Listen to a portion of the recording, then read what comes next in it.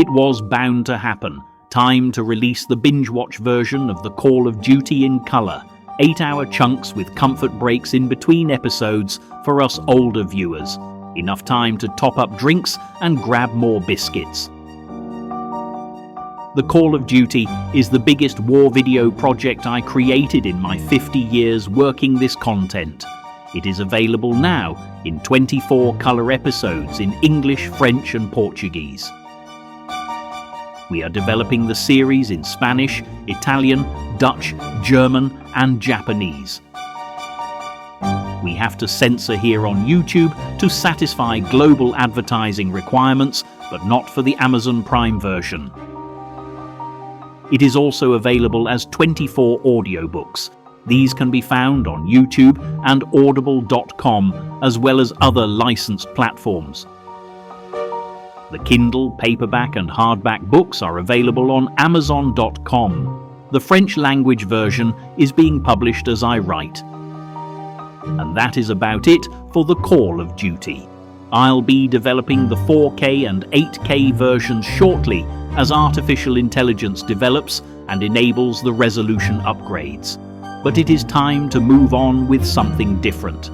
I am worn out in reality and in the changing world of 2025 with more conflicts and more threats. I am sincerely hoping my tiny effort at reminding the world about the tragedy of massive human conflict can enlighten a new generation who has no idea of the history other than what they see in movies.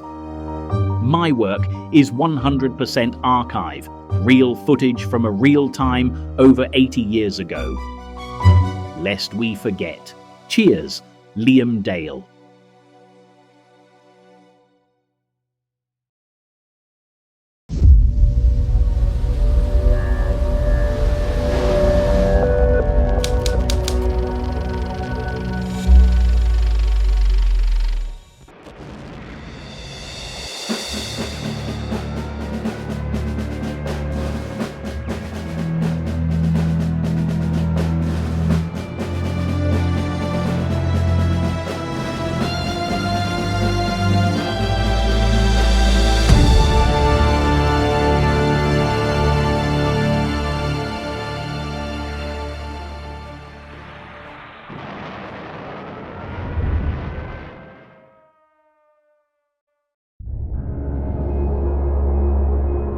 By the winter of 1941, war had been raging across Europe, Asia and Africa for over 2 years. Millions were living in fear throughout occupied Europe, while many were suffering unimaginable atrocities in concentration and prison camps.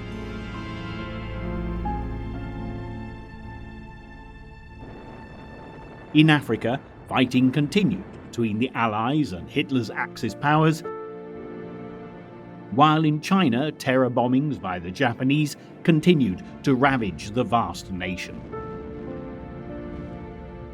Meanwhile, Britain had survived the onslaught of German bombs rained down upon them during the Blitz, and taking advantage of some much-needed respite, Winston Churchill and the British people looked on as Hitler turned his attention to the Eastern Front and the Soviets.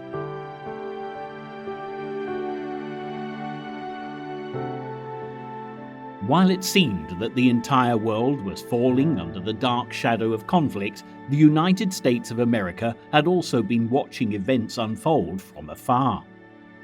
Despite the fact that preparations had been underway to join the Allies in battle for some time, it wasn't until December 1941 that events drew President Roosevelt and the American people into the war.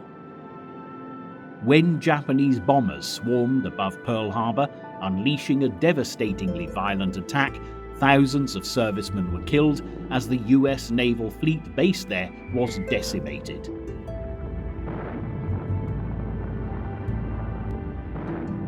The reaction from Washington was swift, and the Empire of the Rising Sun had woken a sleeping giant, opening a new chapter in the history of the Second World War. That since the unprovoked and dastardly attack by Japan on Sunday, December 7, 1941, a state of war has existed between the United States and the Japanese Empire. From the drama of the Japanese attack on Pearl Harbor to the battles in the jungles and islands of the Pacific, this chapter reveals the reasons behind America's late entry into the fight against the Axis powers and how their economic and military strength shone a ray of hope on those fighting desperately for freedom all around the world.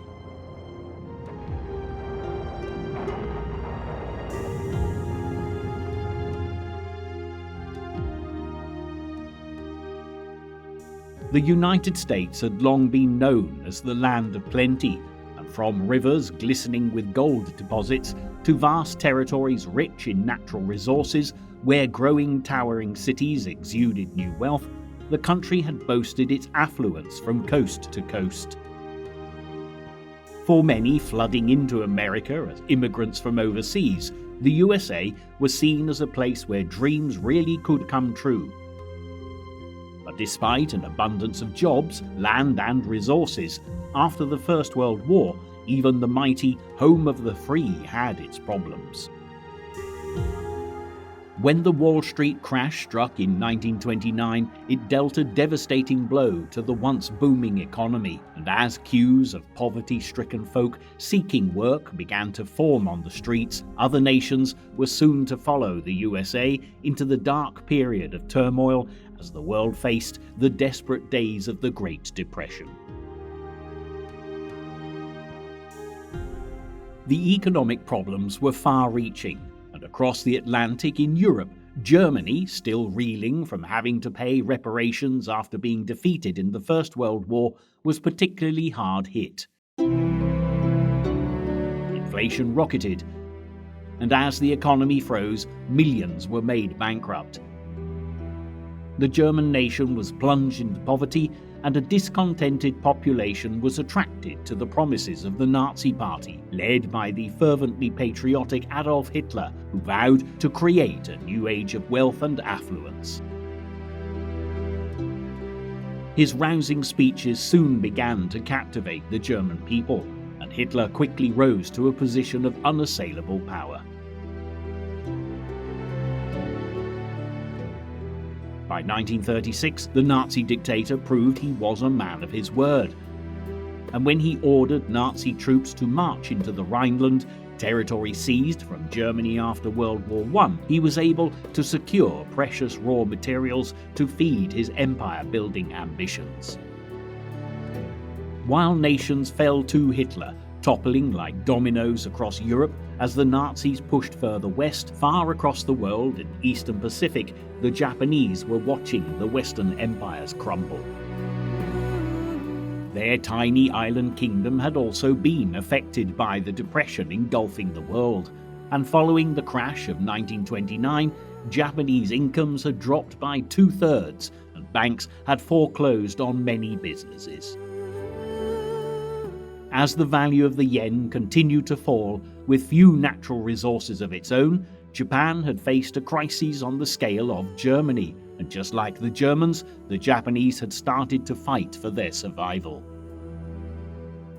Right-wing propagandists began pressing for the invasion of Manchuria in eastern China to ensure a supply of raw materials to feed the economy, and in 1931, the Imperial Army of Japan took their first steps towards creating a great Eastern Empire.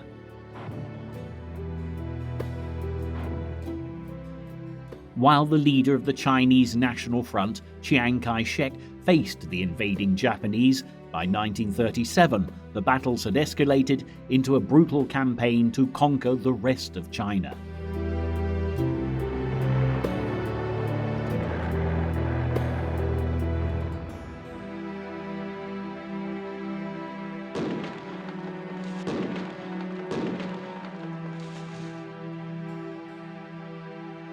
As 1938 drew to a close, Japan had within its grasp 9/10 of the nation's railway system and controlled the entire coastline of China. Chinese cities had also been devastated by Japanese terror bombings, leaving a trail of horror in their wake. massacres and atrocities perpetrated by the Japanese in China began to reach the West, and after more than 5,000 civilians were killed in Chongqing in May 1939, America imposed its first economic sanctions on Japan.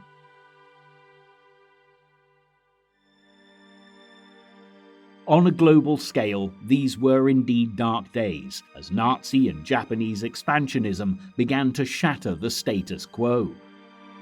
And although America had passed a policy of non-intervention, it was becoming increasingly difficult to sit by and watch the emerging powers of Germany and Japan claim one victory after another.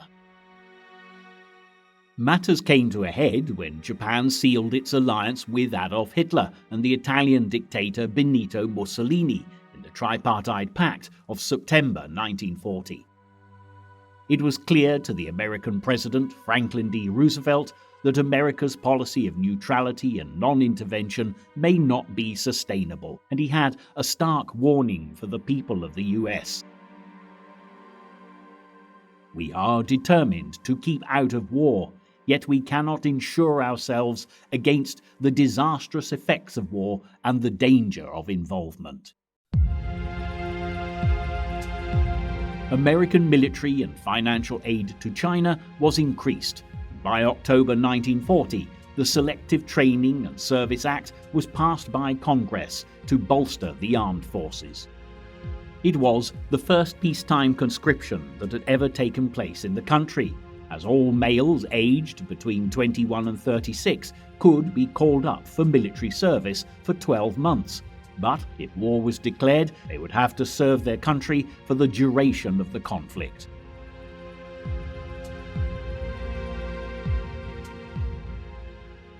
Also, with American territory, such as the Philippines and Guam to safeguard in the Pacific, a program was also embarked upon to increase military presence in the area. With the influx of men into the American forces, during the next year, further moves were made by the US to halt Japanese expansionism. In the summer of 1941, the White House decided to freeze Japanese assets so they could no longer purchase oil in America. With 80% of their oil imports being met by the United States, this was disastrous news for the Japanese. Emperor Hirohito was informed that the nation's oil stockpiles would be completely depleted within 2 years, which in turn, of course, meant that the Japanese military machine would no longer be able to function. Matters deteriorated for the Japanese yet again when they saw British Prime Minister Winston Churchill meet America's President Roosevelt on a warship anchored off Newfoundland to discuss the situation in Europe and the Pacific in August 1941. This gave rise to the treaty known as the Atlantic Charter and advocated freedom from wanton fear, the disarmament of aggressor nations, and stated that all people had a right to self-determination. To the West, this was a blueprint for the brave new world that the Allies prayed would emerge after the war had ended. But to the Japanese, it was a blueprint for Anglo-American world domination, and even a formal declaration of war couldn't have been more provocative. With the future looking increasingly dire for Japan, at an imperial conference in Tokyo on September 6, 1941, it was decided that unless America agreed to withdraw all political and economic support for the Chinese nationalist government and to lift their economic and oil embargoes on Japan, negotiations with the country would come to a close. The deadline given was for mid-October, and in the meantime the Imperial Army began to prepare their battle plan. They were already well placed to launch attacks on the colonies of the British, Dutch, and the Americans, having already invaded French Indochina. From here, the military could occupy territories rich in raw materials, such as tin and rubber, along with many other commodities. But most important of all, from here they were within easy reach of a rich and sustainable oil supply. With war looming on the horizon, the people of Japan were encouraged to support a battle with the West, which was glorified as a fight for the Great East Asia Co-Prosperity Sphere. It was an enterprise that intended to free the people of Southeast Asia and China from Western domination. They would be under the protection of Japan, which would reign with justice and morality throughout a new kingdom. But although the principles of the co-prosperity sphere appeared to be noble and just, once the Pacific War began, the reality would be very different. Civilians throughout the East would discover that Japanese brutality was considerably worse than Western imperialism, which had for so long dominated their countries, and the horrors of war would soon destroy any illusions that Japan's intentions were honorable.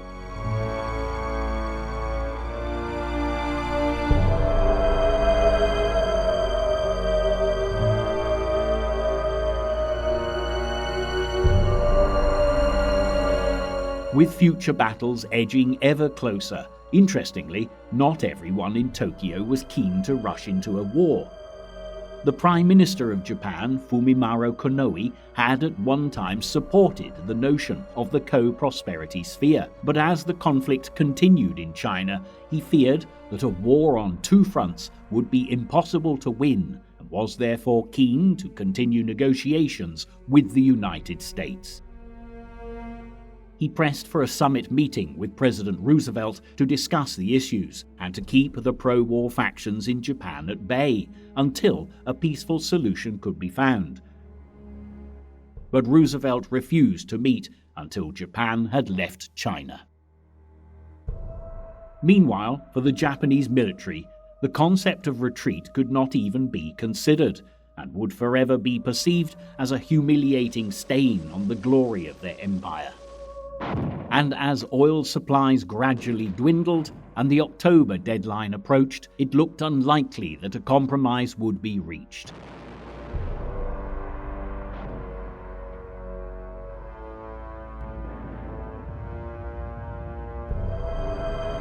Anxious to begin their conquests of territories across the Pacific, the Japanese military machine once again pressed for war, and at a cabinet meeting on October 14th, the Army Minister, Hideki Tojo, announced that negotiations had failed and the deadline for an agreement had passed.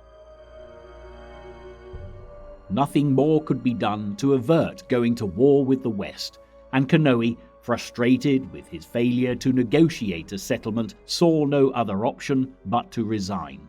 On October 18th, as the warmongering General Tojo replaced Konoe, and the militarists assumed total control of Japan, the time for negotiating was over and the battle was about to begin.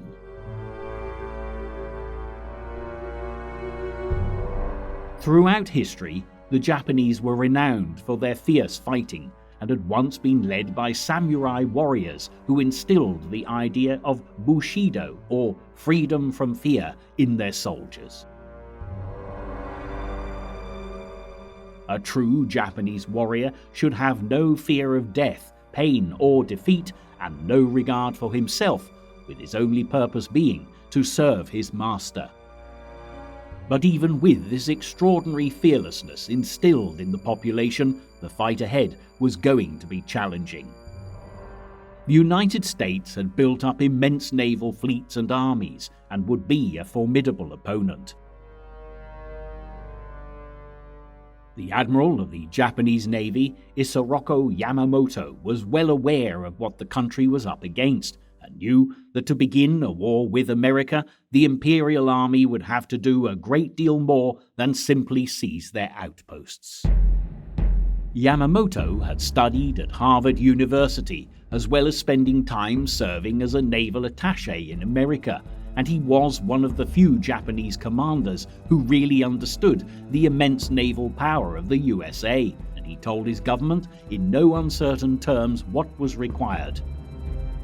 It is not enough that we take Guam and the Philippines, or even Hawaii and San Francisco. To make victory certain, we would have to march into Washington and dictate the terms of peace in the White House. But despite his well-founded concerns about picking a fight with such a powerful nation as America, Yamamoto was loyal to his empire and dutifully began searching for the best way to overcome the US Navy.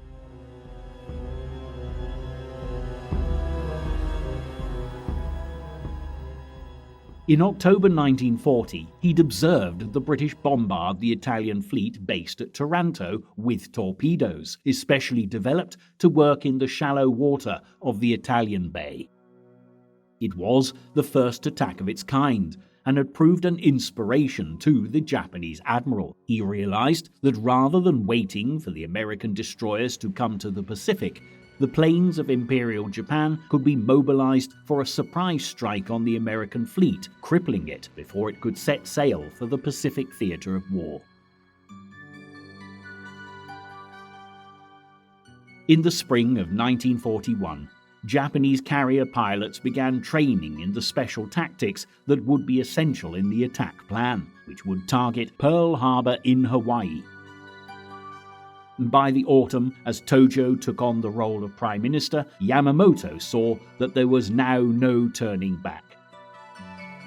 At the beginning of November, he assigned Vice Admiral Chuichi Nagumo as commander of the mission and set a date for the planned attack, December 7th, 1941. Earlier, back in Washington, President Roosevelt was concerned about deteriorating relations with Japan and the risk this posed to American territory in the Pacific, and had elected to move the American fleet from its base in California to Hawaii, where it would be closer to the Pacific arena. Here, on the largest island of the archipelago, at Pearl Harbor, the sailors soaked up the sun and enjoyed the beaches, with little idea that they were far closer to the troubles brewing overseas than they could possibly have imagined.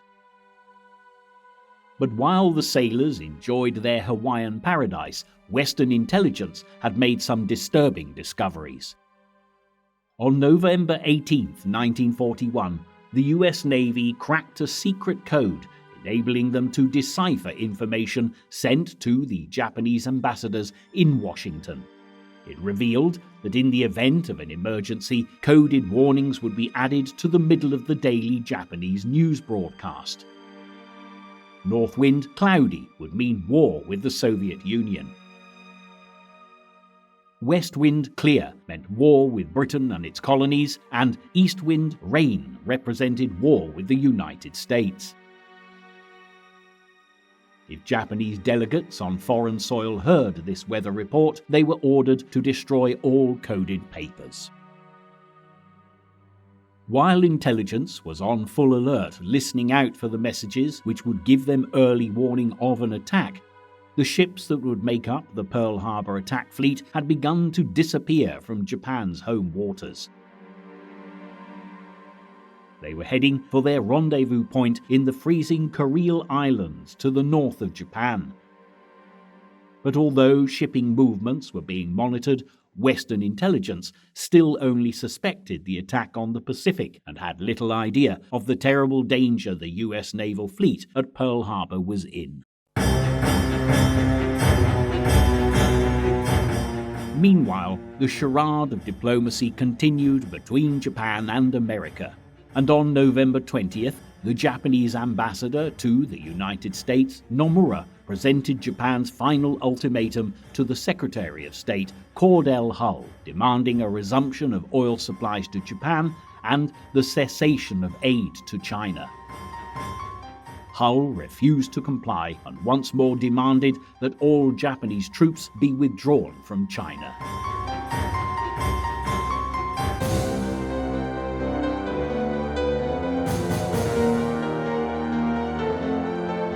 With negotiations coming to a close, on November 26th, the Japanese task force, comprising of 6 aircraft carriers, accompanied by 24 supporting vessels, departed from Tankan Bay in the Kuril Islands in the strictest secrecy.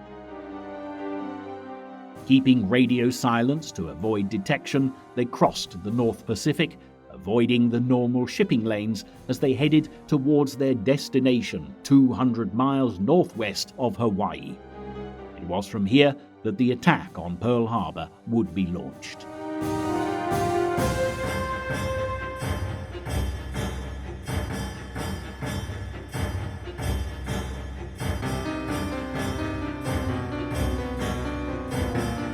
Having received Cordell Hull's reply on December 1st, the Japanese Emperor Hirohito held an imperial meeting to announce that the decision to go to war with America had been taken, and that the time for negotiation was over.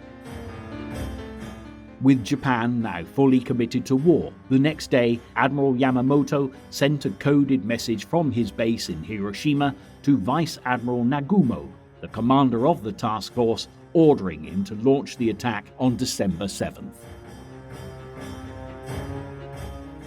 With intelligence services desperately deciphering communications around the globe, suddenly Japanese diplomats in Washington, London, Manila, Hong Kong and Singapore were ordered to burn their codes. This not only meant that diplomatic relations had been severed, but war was about to begin, and for the Allies, the all-important question was where. While the British and Americans watched for the first sign of belligerence from the Far East, in Nazi Germany, officials were jubilant about the prospect of a Japanese attack on Allied territory.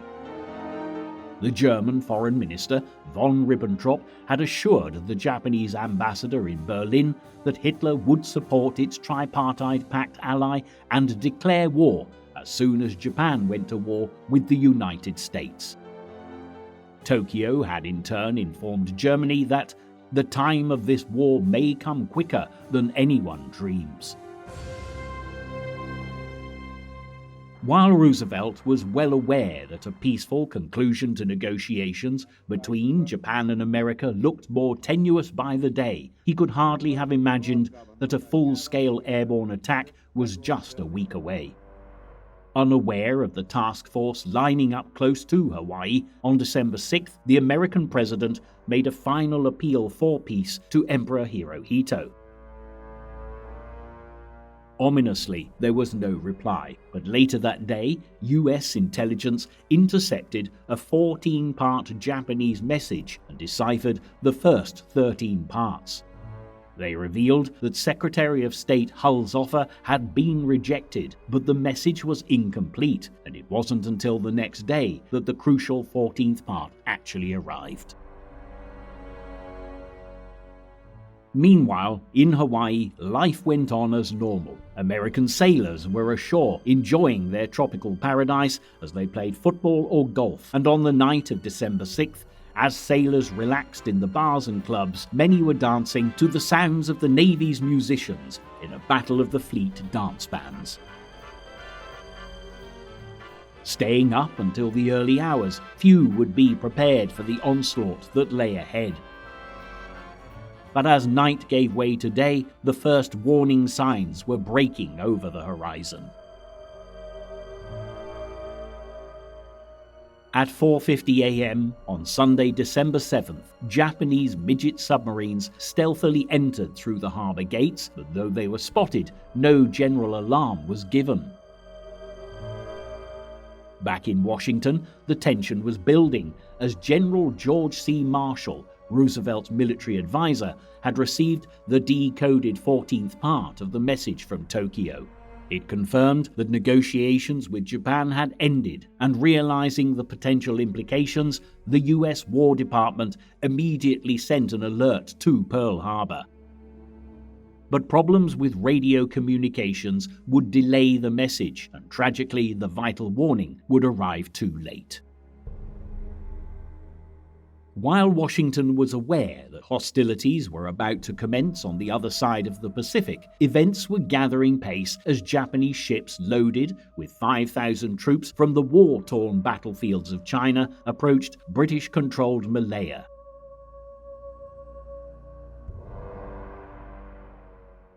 Soon soldiers were storming onto the beaches and onto Allied territory, and the war on the West had begun.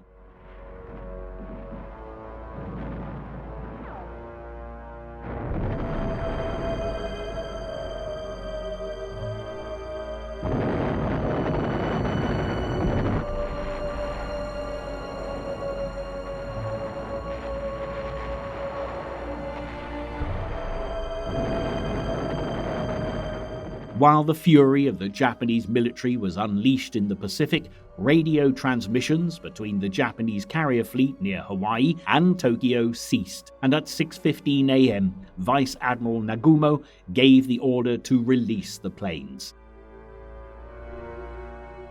As the aircraft carriers pitched and rolled on the stormy seas, the first wave of 183 fighters, bombers and torpedo planes, commanded by Captain Mitsuo Fuchida, took to the sky.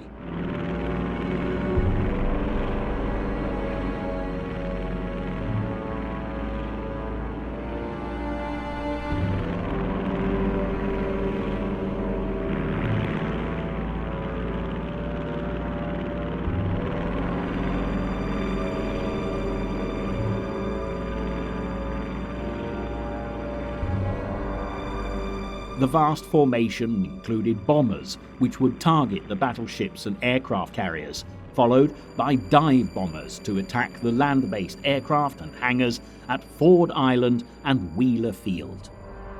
Then came the Japanese fighter aircraft, assigned the task of destroying the planes on the airfields before they could take off and defend the harbour. Using music from a Honolulu radio station as a guiding beam to navigate, the enemy planes began to close in on their target. Meanwhile, at the Hawaiian Naval Base, the alarm still had not been raised, and people were either asleep or enjoying the tranquility of a lazy Sunday morning. Then, to the amazement of those at the harbour, just before 8 a.m, the first Japanese assault wave darkened the skies and the calm was shattered.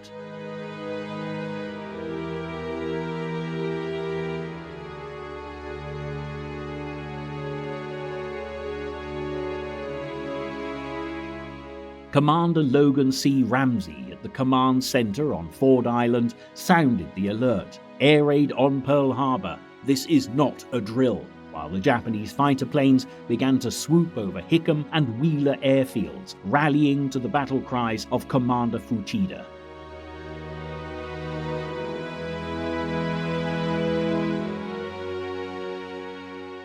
The Americans, believing there was no imminent threat, had made little effort to prepare themselves for attack, and the aircraft were neatly parked out in the open, wingtip to wingtip. Ammunition lockers were locked, and even the guns that could have provided some protection against the aerial onslaught were unmanned.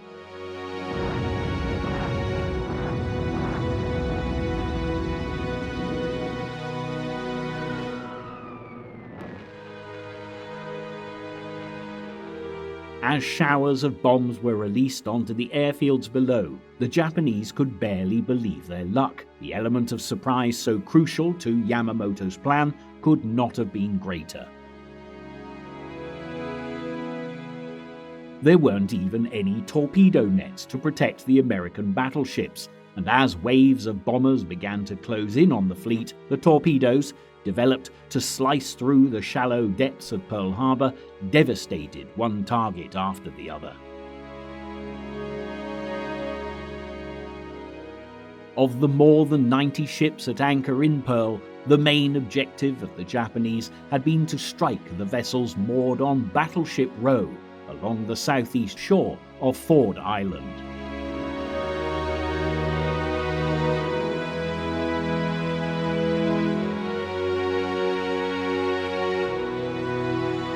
As tornadoes screamed through the air, hitting their targets with precision, the men aboard awoke to a tumult of smoke, fire, and deafening explosions.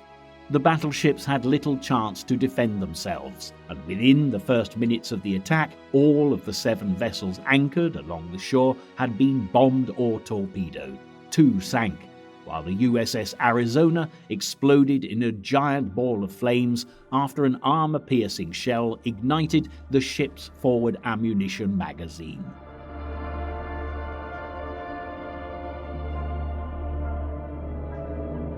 Although a lucky few were able to jump overboard and swim to safety, as the ship was engulfed in flames, over 1,000 crewmen were killed, including one of the bands that had competed the night before.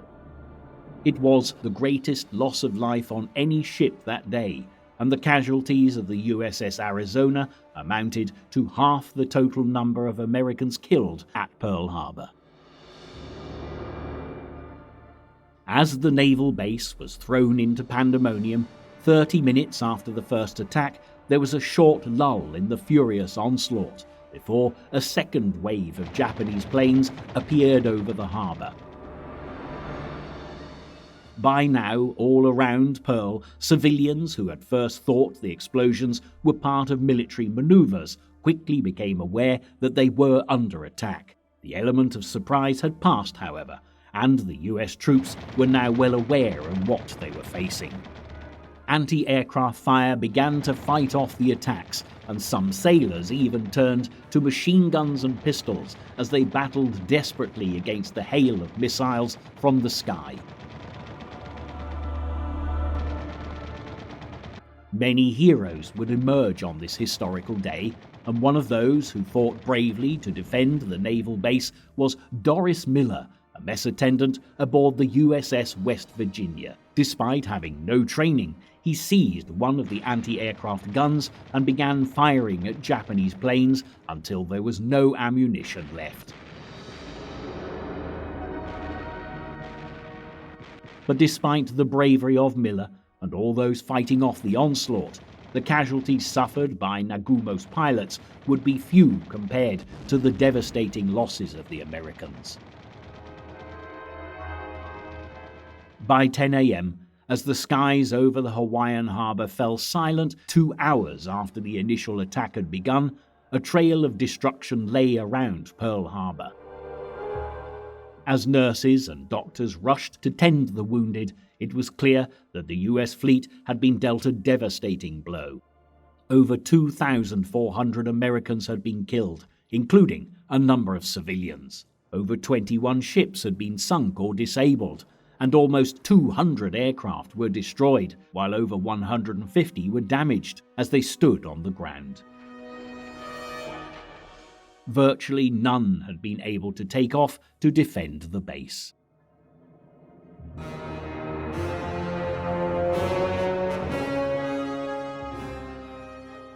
However, the US could well have suffered much greater losses had Nagumo's junior officers had their way. When the second wave of planes returned from Hawaii, they had pressed for a third wave of attacks to destroy the American fleet's repair capabilities and the vast oil reserves that remained untouched. But with fuel running low and the risk of American bombers retaliating, Admiral Yamamoto was reluctant to incur further losses and had ordered the ships to turn around and head for home.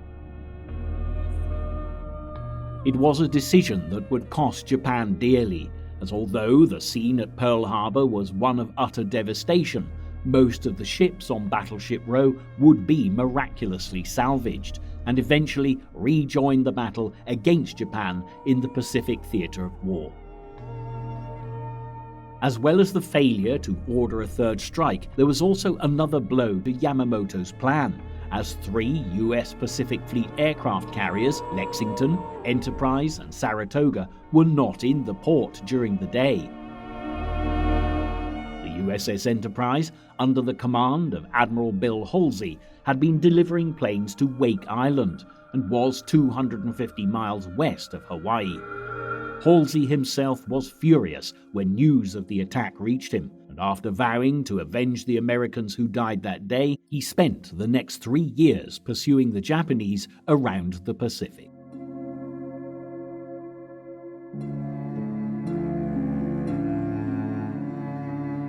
Far away in Washington, news of the attack at Pearl Harbor had reached Roosevelt and the Secretary of State Cordell Hull.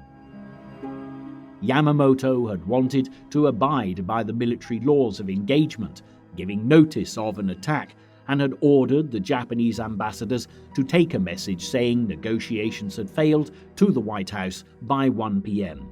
This would mean 7 a.m. in Hawaii, giving a full hour's notice. The message arrived 1 hour late, however, and as envoy Nomura presented the formal document, the planes were already swarming above the Hawaiian naval base. Secretary of State Hull was furious and announced, "In all my 50 years of public service, I have never seen such a document that was more crowded with infamous falsehood and distortion." Soon the American public joined the Secretary of State in his fury as they heard of the sneak attack on radio bulletins, with many popular Sunday afternoon entertainment programs being interrupted to announce news of the tragic events at Pearl Harbor. The news stunned and angered America, but finally the nation was united behind the president and the United States was ready to go to war. On December 8, 1941, as crowds gathered outside the White House, the moment the Allies had been waiting for had come. President Roosevelt made an address which was broadcast around the world, and the global conflict was now truly underway. We will not only defend ourselves to the uttermost, but will make it very certain that this form of treachery shall never again endanger us.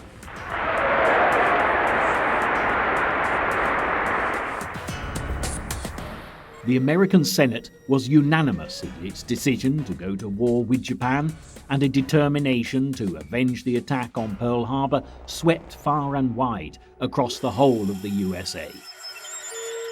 The anti-war and isolationist movement collapsed. Even President Roosevelt's fiercest critic, Charles Lindbergh, declared, "Our country has been attacked by force of arms, and by force of arms we must retaliate." Recruiting stations were jammed with a surge of volunteers, inspired by the words of the president. As the country rushed to mobilize troops, soon news of Japanese aggression and Roosevelt's declaration of war made a dramatic impact on the battles raging in Europe.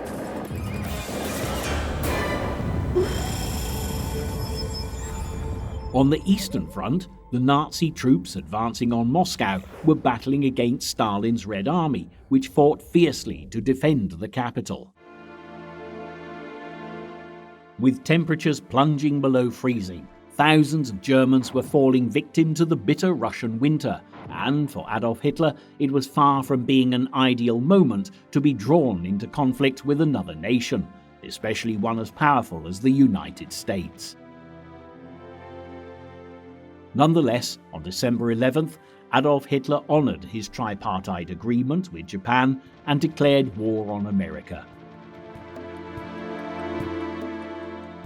Speaking out at the Reichstag in Berlin, he furiously insulted President Roosevelt and blamed him for the outbreak of war in 1939 and of even plotting to invade Germany. Confident of the backing of Imperial Japan, he boldly announced that Germany could never lose a war with an ally that hadn't been conquered in 3,000 years, which the Japanese so proudly boasted. The hopes of the Nazi leader were at the very least naive, and his rash decision to take up arms against the United States would ultimately see his hopes of a 1,000-year Reich crushed and destroyed. While Germany remained apprehensive about Hitler's decision, the third member of the Axis, the Italian dictator Benito Mussolini, also declared war on America, standing proudly on the balcony over the Piazza Venezia in Rome. As the crowds cheered, he pledged that the powers of the Pact of Steel were determined to win.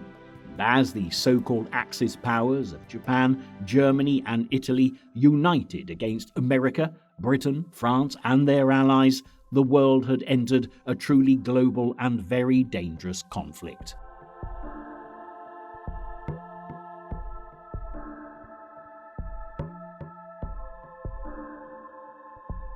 For the British, who had been struggling against the might and terror of the Nazi onslaught for over 2 years, there was immense relief at the news that America had joined the war. Finally, there was a real possibility that the Allies could defeat the Axis, and the borders of Europe could be rebuilt once more.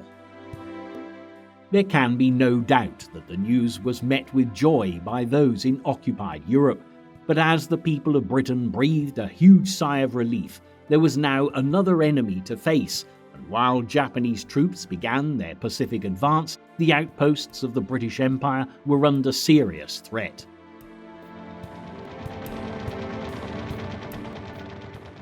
After the Japanese invasion of Malaya, the Royal Navy had dispatched the valuable battle cruisers HMS Repulse and HMS Prince of Wales from Singapore to offer support. However, the Japanese intercepted the advance, and on December 10th, an air attack destroyed and sank both ships. The British Prime Minister received the unhappy news, and his concern was evident when he said, "Over this vast expanse of water, Japan is supreme, and we everywhere are weak and naked." There was little doubt that the situation was grave for the future of the British Empire, and as the Japanese marched unchallenged across Malaya, soon more outposts were under attack. On December 11th, the Japanese invaded the British territory of Burma from their stronghold in Thailand, and 2 days later they made their way to Borneo. The news from the Far East was getting more worrying by the day. As the relentless Japanese advanced closer to the precious outposts of Hong Kong and Singapore, Churchill's concerns that the empire was swiftly slipping from Britain's grasp were now a stark and unavoidable reality.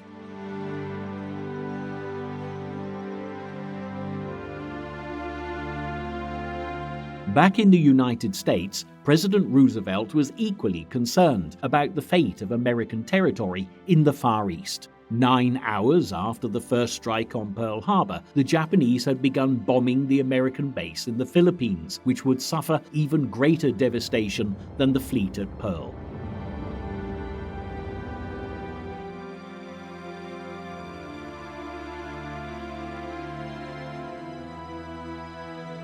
As the Japanese won the battle for control of the skies above the islands, thousands of troops began pouring onto the northern beaches and the gulfs of the western coast.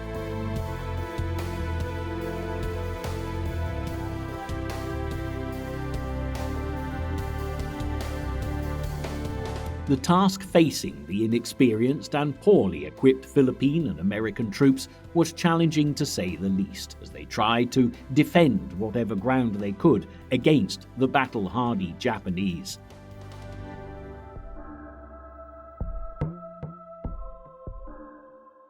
The Philippines was of vital importance to Japan, and by seizing the island nation, they could prevent the Americans using it as a base of operations. But more than this, with the string of islands under their command, Imperial Japan could control all lines of communication between the Philippines and other Japanese-occupied territories in the region. Their position of strength, while providing the perfect stepping stone to reach the Dutch East Indies. It was on Dutch territory that precious oil reserves could be found, and within weeks the Japanese would be making their advance to snatch the supplies they so desperately needed to ensure a successful campaign. For the time being, though, Japanese troops marched further inland, as the American commander charged with the defense of the Philippines, General Douglas MacArthur, prepared to resist with all the forces he could muster. However, as the enemy advanced on the capital, Manila, the situation was looking increasingly dire.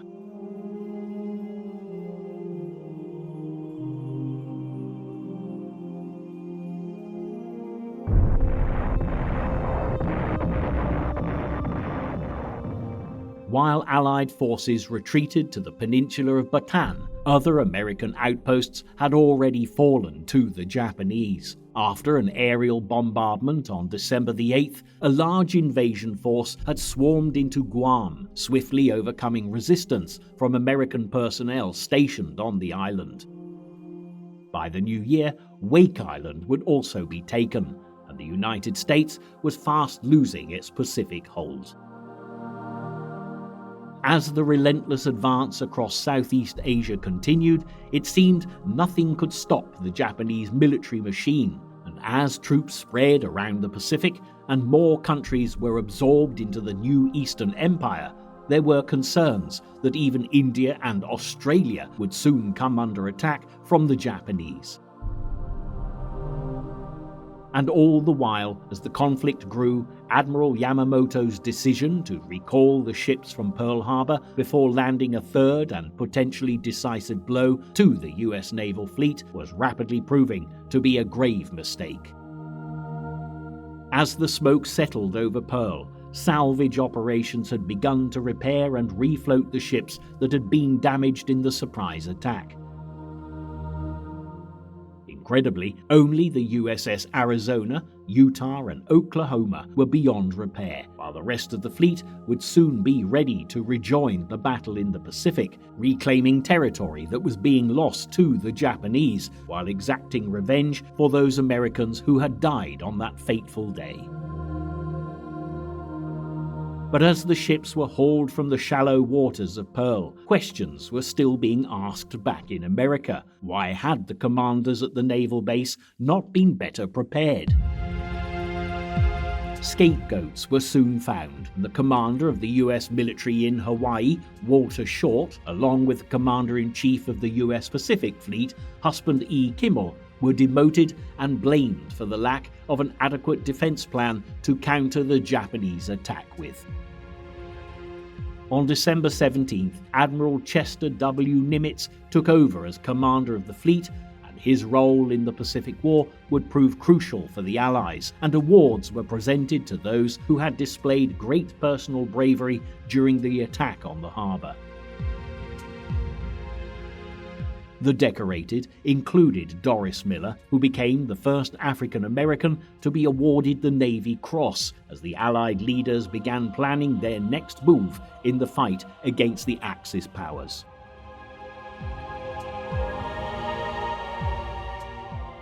On December 22, 1941, Winston Churchill flew to Washington to attend the Arcadia Conference and discuss strategies with President Roosevelt. The situation in the Pacific was deteriorating by the day, and just as the Prime Minister had feared, the Japanese were now marching on Hong Kong. Despite the domestic pressure to avenge the Japanese attack on Pearl Harbor and all the outposts falling into Japanese hands in the Pacific, the US government believed other issues needed to be dealt with first.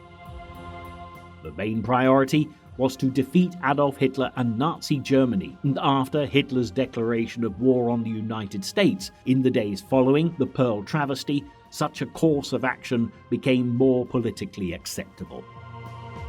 Churchill would remain at the White House until January, but while strategies were perfected and the weeks passed, the people living and fighting in the Pacific were all too aware of the terror that the Greater East Asian co-prosperity fear was beginning to symbolize.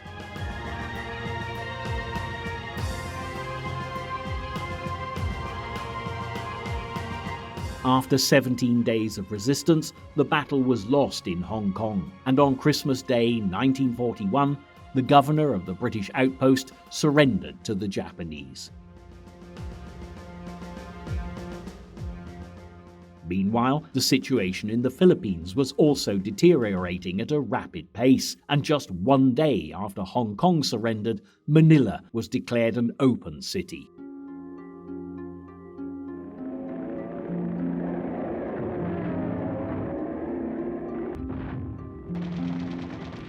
As 1941 drew to a close, the major military powers of the world were lining up against each other in a territorial battle to the death, and over the next 4 years, armies comprising of millions would fight it out in the air, at sea, in cities, and in the jungle.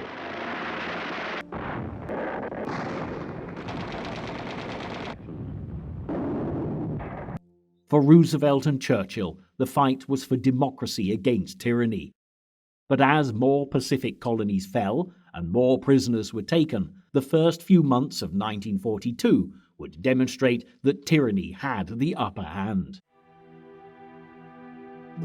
However, once the vast American military machine was let loose into the theaters of operation, while GIs flooded into the Pacific and Europe, It was clear that the Second World War had truly gone global, and for the first time since the outbreak of hostilities, the Allies were in with a real chance of stopping Hitler and his axis of evil once and for all.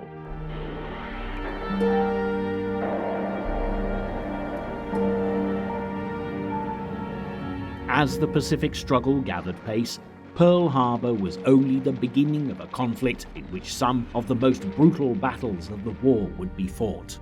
But while the diminutive Japanese Empire had achieved small miracles in their fight against the Western giants in the winter of 1941, Admiral Yamamoto, the man who had masterminded the attack on Pearl, was all too aware that the dreams of Imperial Japan would soon be shattered, and in point of fact, their war was already lost.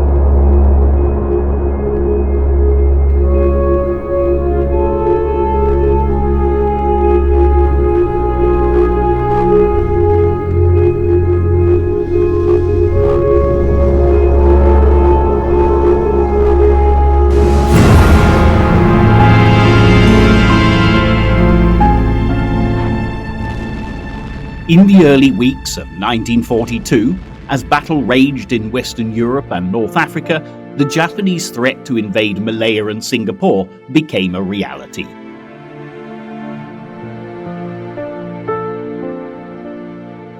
It was unthinkable to the British that the island they'd nicknamed the Gibraltar of the East could fall, and yet fall it did with dire and terrible consequences.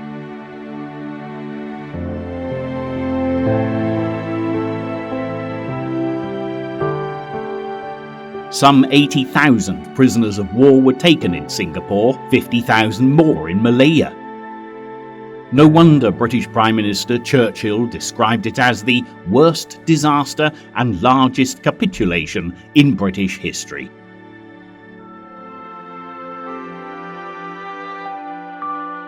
But before the events of 1942 unfolded, the Japanese had had to neutralize the possibility of American intervention. They were thirsty for resources. They had no source of oil to speak of, having lost a shattering 93% of their supply after US President Franklin D. Roosevelt ordered an embargo in July 1941. Although the Japanese enjoyed an oil treaty with the Dutch, that too was broken as the Netherlands joined the embargo. Starved of oil, metal and other resources, Japan could either draw back and lose face or seek to find the resources it needed elsewhere. Those resources lay in the South Pacific. The US Pacific Fleet was the only force capable of challenging Japan's navy. The Americans had bases in the Philippines, which could threaten lines of communication between the Japanese home islands and the East Indies. Every oil tanker heading for Japan would have to pass by American-held Luzon. On December 7, 1941, the Imperial Japanese Army Air Force laid waste to much of the American fleet and Air Force stationed at Pearl Harbor.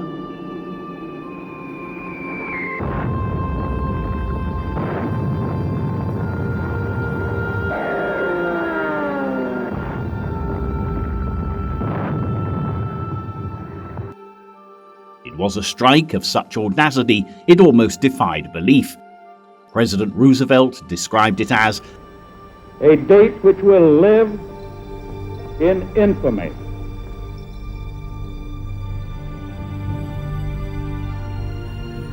No longer could America take an isolationist view. The war could no longer be seen as a purely European conflict. On December 8th, the US Congress had voted that a state of war existed between the United States and Japan. On December 11th, the Axis countries of Germany and Italy declared war on the United States. Congress immediately recognized the existence of a state of war with Germany and Italy. The US was now at war on all fronts. The conflict in the Pacific and the war in Europe had different causes. Part of the reason they became entangled was Adolf Hitler's decision to declare war on America in the hours after the Japanese attack on Pearl Harbor. And yet, the Japanese had requested no help from him, and even if they had, he had none to offer. There were those in America who did not relish the prospect of fighting in the Pacific and in Europe.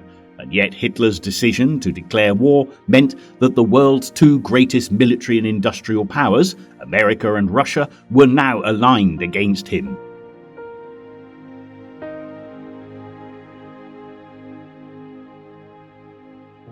The main cause of war in the Pacific, as we shall see, was Japan's decision to spread its empire further.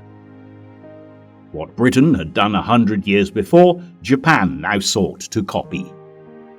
For the Japanese, there was no such thing as the Second World War. For them, it was the Greater East Asia War, a conflict that had begun not in 1939, but in 1931 with the invasion of Manchuria. China was the great enemy. With 65 million mouths to feed, Japan's military decided the only way to support the population was expansion.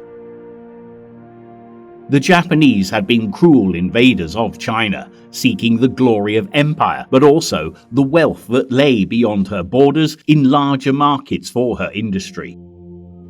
However, the wealth Japan sought to take by invasion belonged at that time to European colonial powers. The French were in Indochina, the Dutch in the East Indies, and Britain in Malaya, Singapore, and Burma. With the colonial powers fighting a war in Europe, their military capabilities were stretched. Japan chose this moment to pounce. But if Japan was to be successful in moving against these old colonial powers, it had to keep the American Pacific Fleet from coming to their aid. The assault on Pearl Harbor gave them the edge they sought.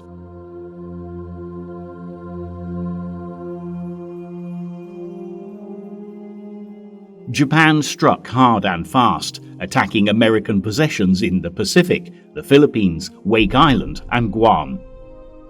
Midway Island was shelled by Japanese warships. It was a pattern to be repeated over and over again. They then moved on mainland Asia. Hong Kong, what the Japanese called the citadel of British imperialism in China, was hit by air and sea. Airfields in Malaysia felt the full force of the Imperial Japanese Army Air Force. Singapore was bombed.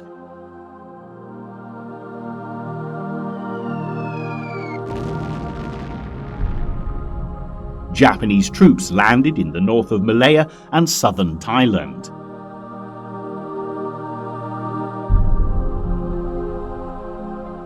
America's main airbase in the Philippines, Clark Field, came under attack.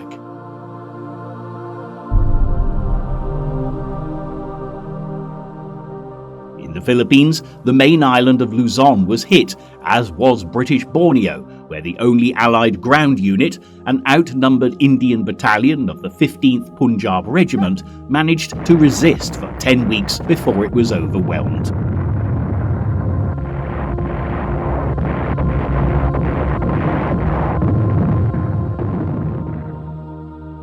After a week of fighting, on Christmas Day 1941, the British garrison at Hong Kong fell.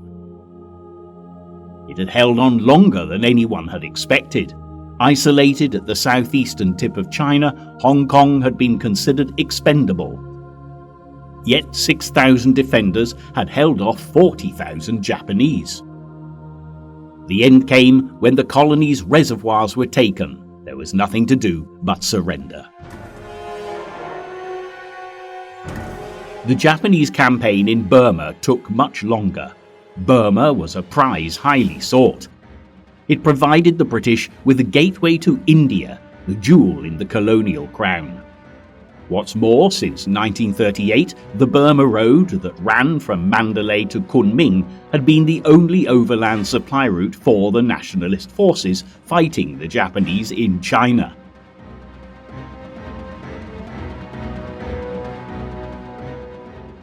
With the Americans wrongly believing that China would contribute a mighty force to help the defeat of Japan, it was essential that the road remain open and China was kept supplied.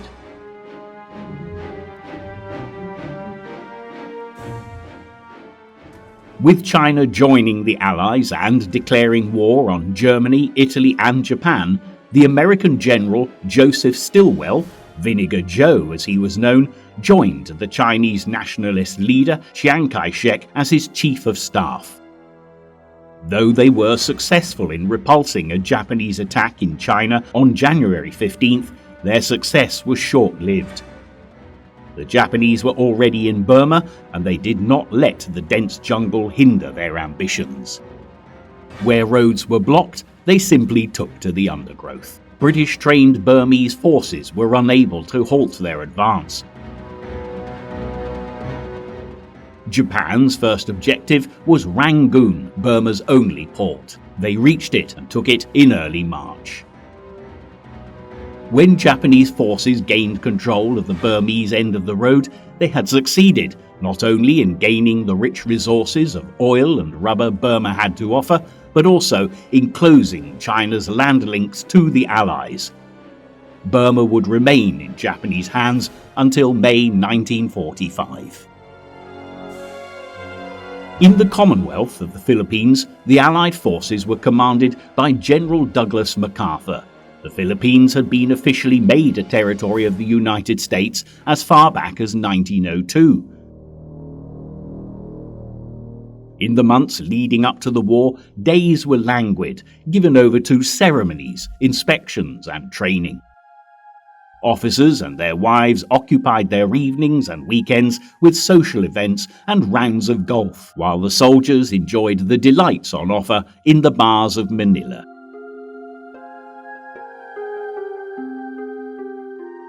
Defending the thousands of islands that comprised the Philippines was a nightmare.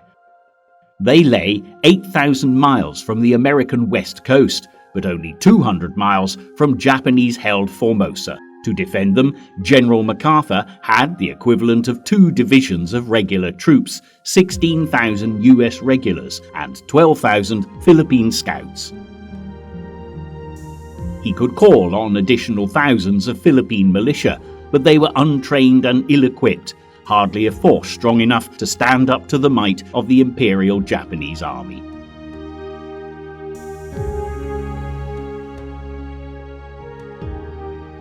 American strategists had developed 2 plans to counter possible Japanese aggression, one for the Navy, another for the Army. The Navy planned to fight across the Central Pacific for a climactic and decisive battle with the Japanese fleet.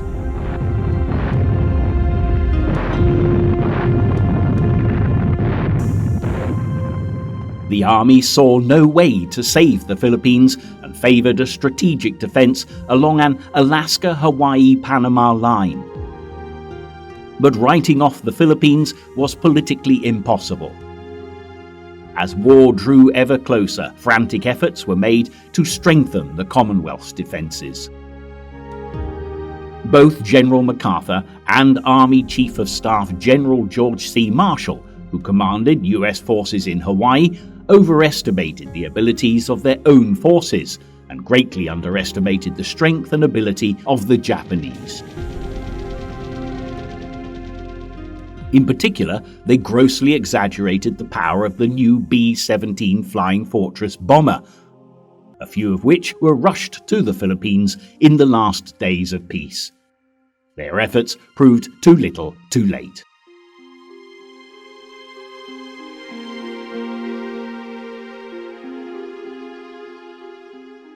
With the US Pacific Fleet paralyzed at Pearl Harbor, the Japanese Imperial Army Air Force now turned their attention to the Philippines and caught the US Air Force on the ground.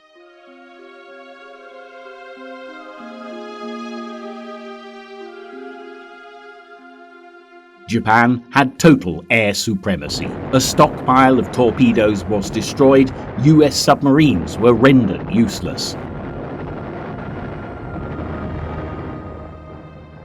Only MacArthur's beleaguered American Filipino army held out on the main Philippine island of Luzon. The Japanese army landed in the north on December 22, 1941, and began to push southward toward Manila. At first, MacArthur was inclined to meet the Japanese on the beaches, but with no air force and only able to call on the Navy's tiny Asiatic fleet, he was in no position to challenge Japan at sea. Though the US regulars and Philippine scouts were excellent troops, the reality was they were truly outnumbered.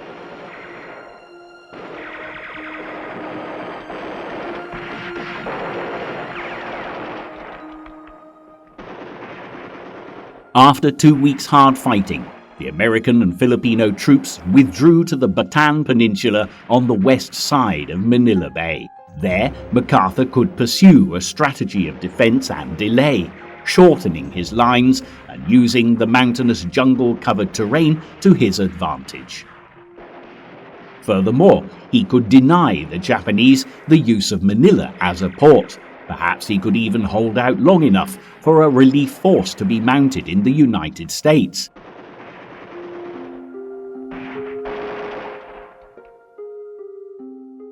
But it wasn't just bullets and shells the Allies were faced with. The Japanese launched a propaganda war in the skies over the Philippines, dropping thousands of leaflets on Allied troops, insisting they had no hope pressing for their surrender. But there was no capitulation. On 26th of December 1941, MacArthur declared Manila an open city. It would not be fought over. On January 2nd, Manila and the US naval base at Cavite were captured. MacArthur directed operations from his base on the island fortress of Corregidor. Though the Bataan Peninsula was well fortified, it was horribly overcrowded, 106,000 troops and civilians.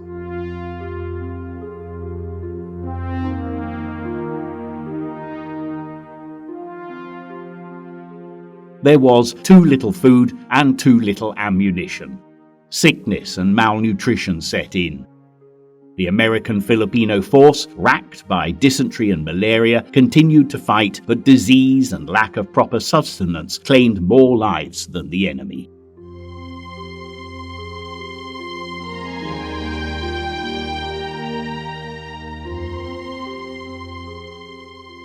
By March, it was clear that help from the United States was not coming. Nevertheless, the Allies valiantly held out for 4 months.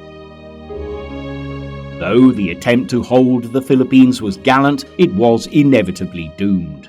In February, General MacArthur received the order from President Roosevelt to leave. On the 12th, he boarded a motor torpedo boat under new orders to take command of the communications lines between Australia and America that were now coming under threat. As he left the Philippines, he famously declared, "I shall return." The phrase became a rallying cry for the Allies. From his boat, MacArthur boarded a plane for Darwin. His B-17 Flying Fortress staggered into the air from Del Monte Airfield, Mindanao, with one engine spluttering. The 5-hour flight took him and his staff over the captured enemy islands of the Celebes, Timor, and the northern part of New Guinea. Somehow they'd managed to avoid enemy Zero fighters. As they finally reached Darwin, they found that it was under Japanese attack, so they diverted to Bachelor Airfield, about 50 miles away.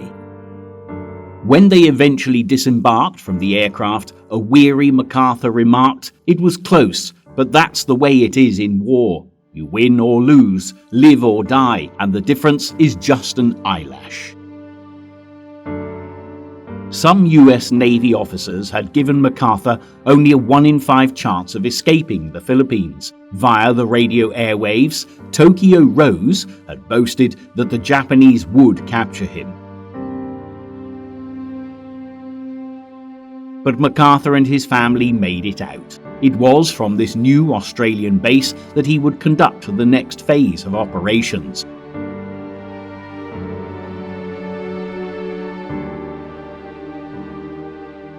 It would be over 2 years before he could make good on his vow. In October of 1944, he returned to the Philippines at the head of the American invasion force.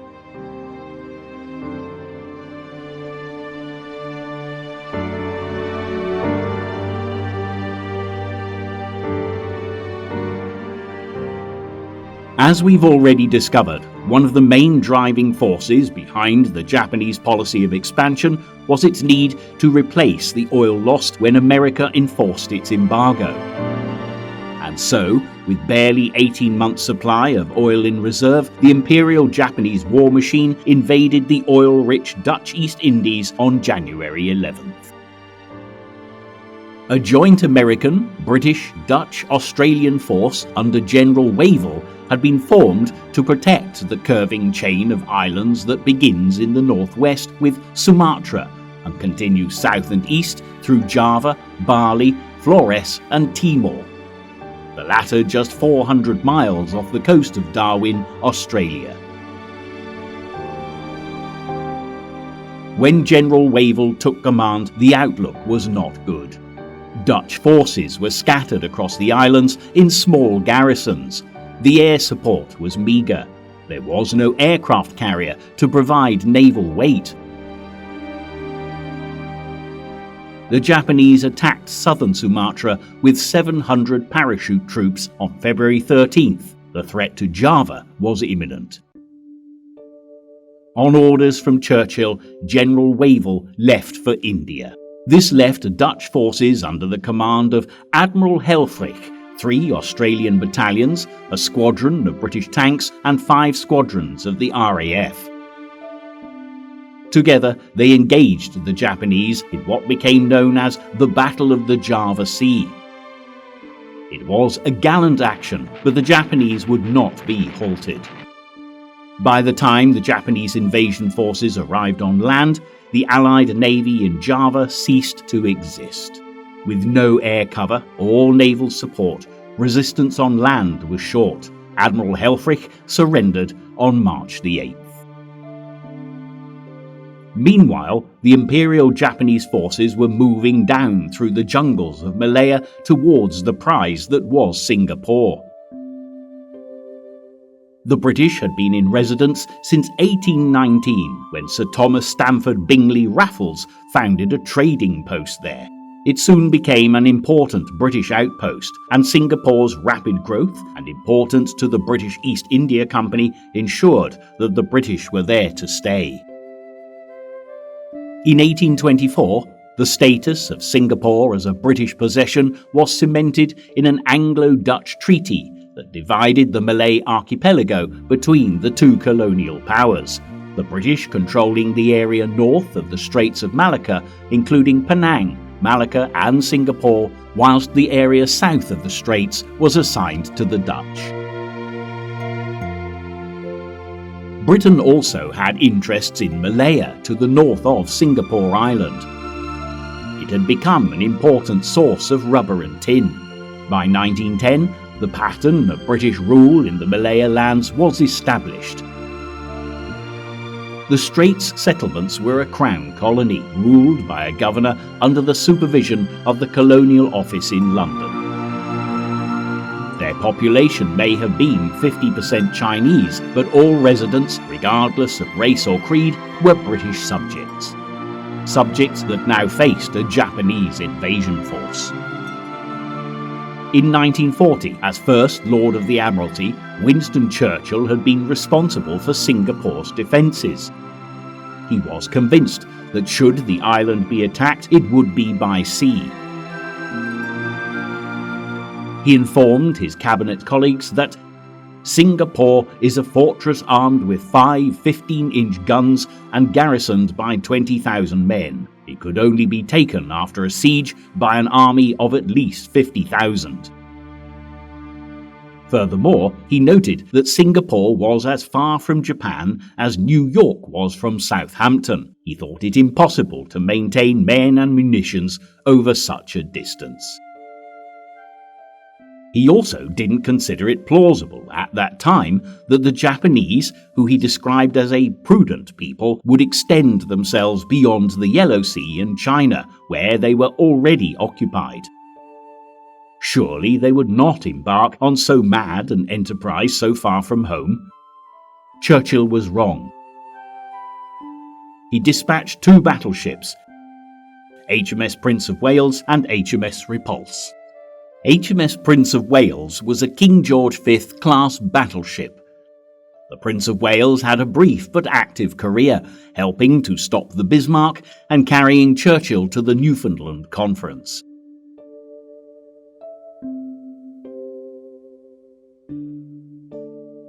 HMS Repulse was a renowned class battle cruiser, the second to last one built.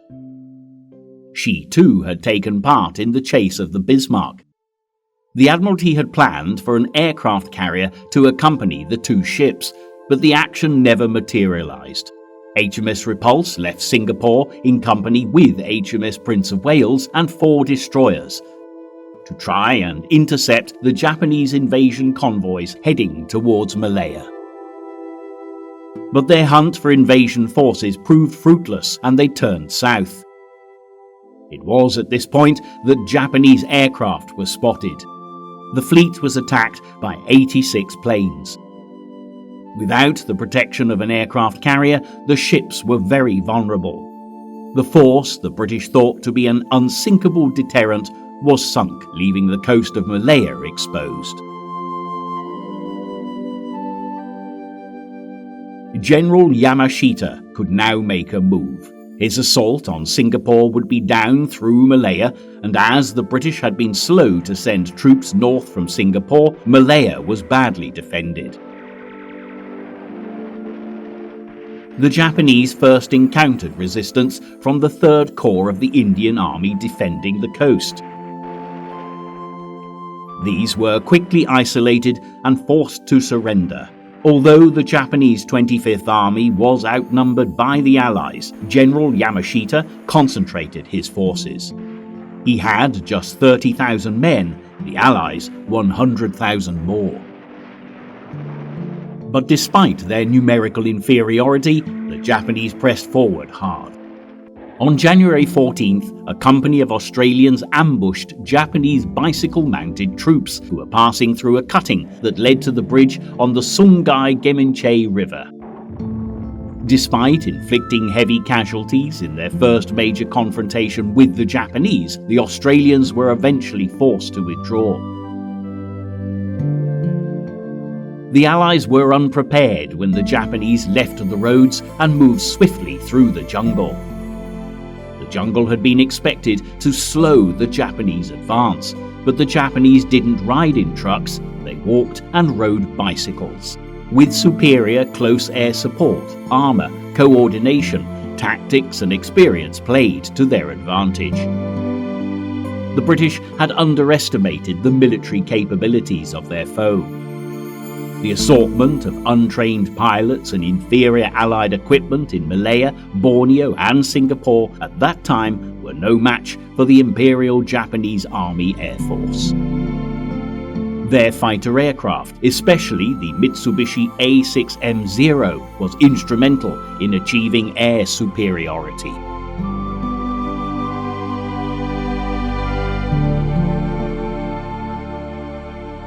Whilst fighting continued in Malaya, the Japanese continued the strategic bombing of Singapore.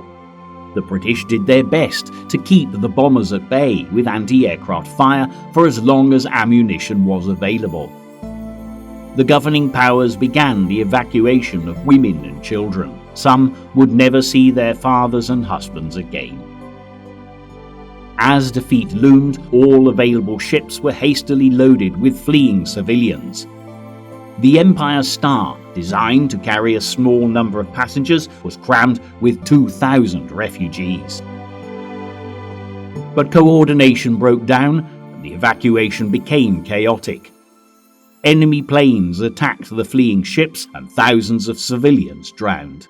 Others survived drowning, only to be murdered by Japanese troops as they struggled ashore on Bangkar Island.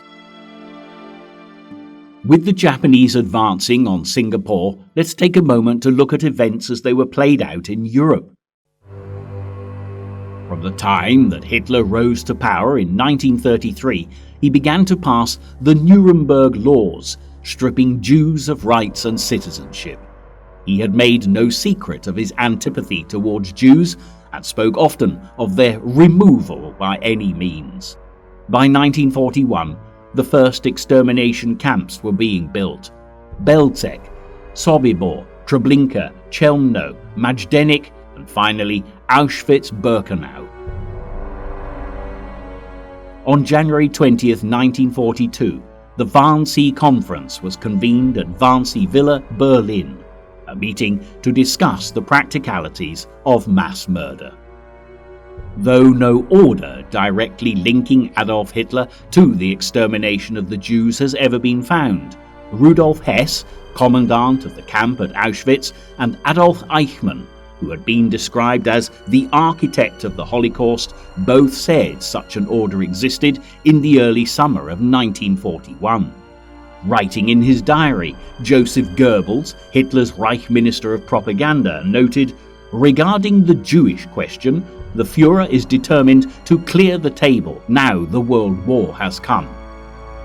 The destruction of the Jews must be its necessary consequence. We cannot be sentimental about it. It is not for us to feel sympathy with the Jews." At Wannsee, the plans for the final solution were laid. The mass extermination of Jews began soon after. But the Nazi war machine would soon have an expanded Allied force to reckon with. The Americans were already fighting the Japanese in the Pacific, and now they were about to enter the fray in Europe, with some 4,000 troops landing in Northern Ireland.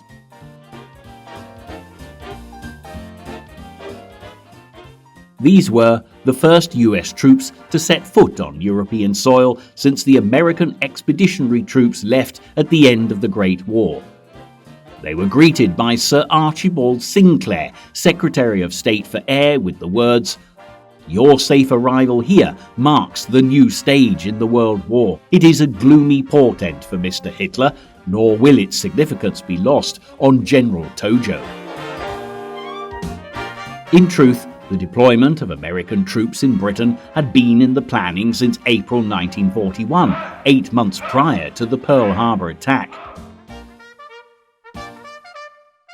US contractors had already been hard at work building bases for the 87,000 Americans the US War Department planned to send. For the GIs, life in Britain took some getting used to. For a start, they drove on the wrong side of the road, and the BBC's wireless programmes were not exactly what they'd been used to. The United States War Department distributed a handbook, instructions for American servicemen in Britain, to advise them on the peculiarities of the British, their country, and their ways. The guide was intended to alleviate the culture shock for soldiers taking their first trip to Great Britain, or for that matter abroad. One passage read, "The British don't know how to make a good cup of coffee. You don't know how to make a good cup of tea. It's an even swap." There were explanations of everything the GI might encounter, from weights and measures to money, rationing and sports. Baseball may have been the national pastime back home, but in Britain, cricket was the summer sport. For some Americans, the nuances of the game were just a little too exciting. Very well played, sir. The arrival in Britain of rich relations from across the Atlantic meant the arrival of American supplies. Suddenly, Brits, especially young women, were being offered items that had been rationed since 1940: butter and bacon, sugar, jam and eggs. Cheese and canned fruit appeared on the kitchen table, and suddenly there was a plentiful supply of nylon stockings and chewing gum.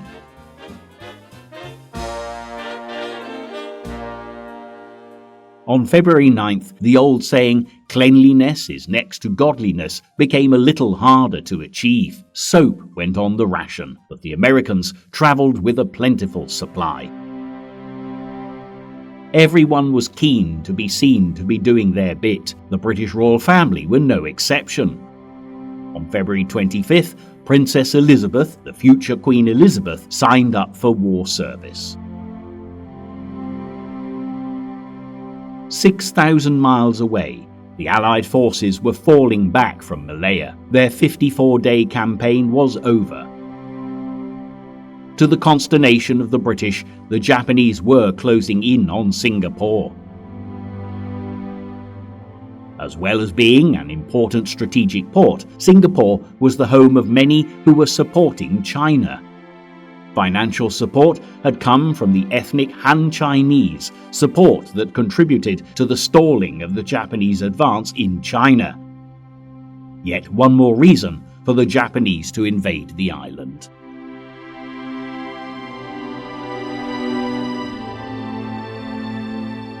The Allies hung on, facing a determined Japanese assault.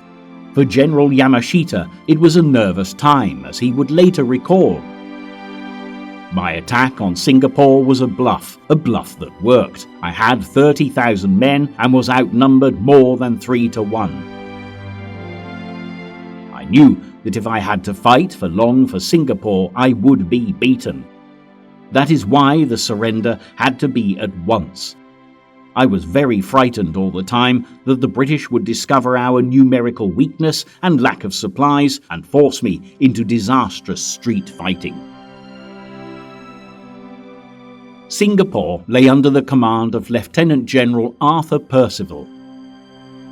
At his disposal, he had roughly 100,000 military personnel from Australia, Great Britain and India, as well as soldiers raised in Malaya and Singapore. They prepared their defence. The Japanese strategy was a wily one. At midnight on February 7th, Japanese troops landed unopposed on Singapore's northeast coast, and they gave the impression of an impending attack from that direction. However, the next day they began a strategic air and artillery attack on the northwest coast instead. By 9:30 that night, the first Japanese amphibious assault on Singapore was launched. Undeterred by heavy casualties suffered from Australian machine gunners, wave upon wave of Japanese troops landed successfully. By midnight, the Australian defence was broken. The following day, the Tengah airfield fell to the Japanese. Singapore turned her famous large-caliber coastal guns inland, at least those that were capable of turning. But the guns were supplied with mainly armour-piercing shells, necessary to penetrate the hulls of armoured warships, the very reason the guns were there. Had the guns been well supplied with high-explosive shells, the Japanese attackers would have suffered heavy casualties. The guns would have helped repel the Japanese advance. They didn't. With his troops well established on the northern shores, Yamashita's next objective was Bukit Timah, commanding the northwestern approach to Singapore town. Yamashita called upon Percival to surrender. Percival had strict orders to fight till the end. A bitter battle was fought where the Japanese 18th Division faced the 1st and 2nd Battalions of the Malay Regiment, supported by men from the Australian forces. The Allies fought stubbornly and kept the Japanese onslaught at bay until midnight of February 12th. But as the odds grew too great, the Malay Regiment retreated. Up on Bukit Chandu, Allied soldiers ran out of ammunition but refused to give up. They engaged the Japanese in hand-to-hand combat, but it was no use. By the afternoon of February 14th, Bukit Chandu was taken. By this time, the Japanese advance had forced British troops to fall back to a perimeter around the municipality. This was their last defence. Around this, the Japanese converged. The end was imminent.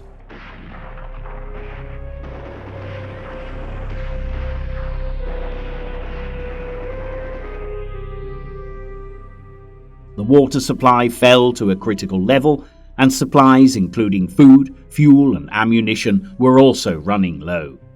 These reasons, along with mounting civilian casualties, led Percival to make the momentous decision to surrender.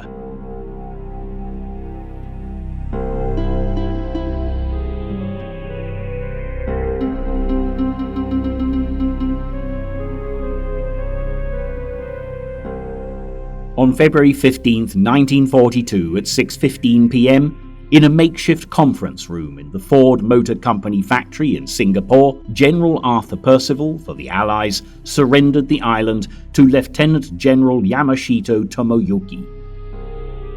It was a magnificent victory for Japan, for the capture of Singapore signalled the end of British power in the Far East. On the part of the British, Percival's telegram to the Supreme Commander of the American, British, Dutch, Australian Command read, "All ranks have done their best." Of the 50,000 white troops captured in Singapore, 18,000 would die of disease or mistreatment in the next 3 years and 8 months. The Japanese made the island the headquarters of the Southern Army, renaming Singapore Shonan, meaning Light of the South. The Japanese now had the riches of Malaysia at their disposal and had gained control of the Straits of Malacca, the main sea lane between the Pacific and Indian Oceans.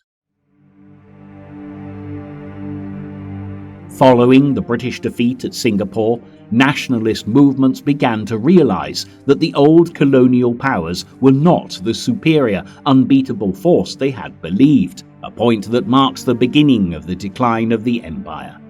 From here, we can trace the downward spiral of British colonial powers. With Singapore fallen, elsewhere the British Empire was under attack. Just before 10 o'clock on February 19th, 188 Japanese planes descended upon Darwin in what was to be a precision strike. It marked the beginning of raids against Australia that would last into 1943. The Australians saw it as their Pearl Harbor, and although Darwin held nothing like the same significance as the American target in Hawaii, a greater number of bombs were dropped. Darwin was unprepared. 8 ships in the harbor were sunk, including an American destroyer, the USS Peary. A further 35 ships were damaged. None of the small number of available Allied planes managed to take off. All were destroyed or damaged.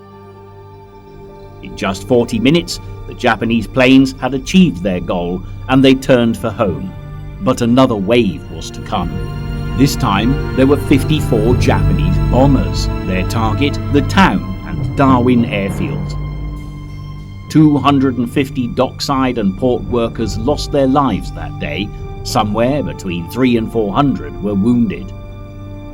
The true casualty figures were suppressed by the Australian government for fear of mass panic, but nonetheless chaos ensued. Although February 19th was a day for Japanese rejoicing, before the summer was out, the 4 Imperial aircraft carriers involved in the attack would in fact be sunk during the Battle of Midway. Whilst the Japanese forces were winning the day in the Pacific, their countrymen were experiencing something very different in America, where thousands of their citizens had made their home.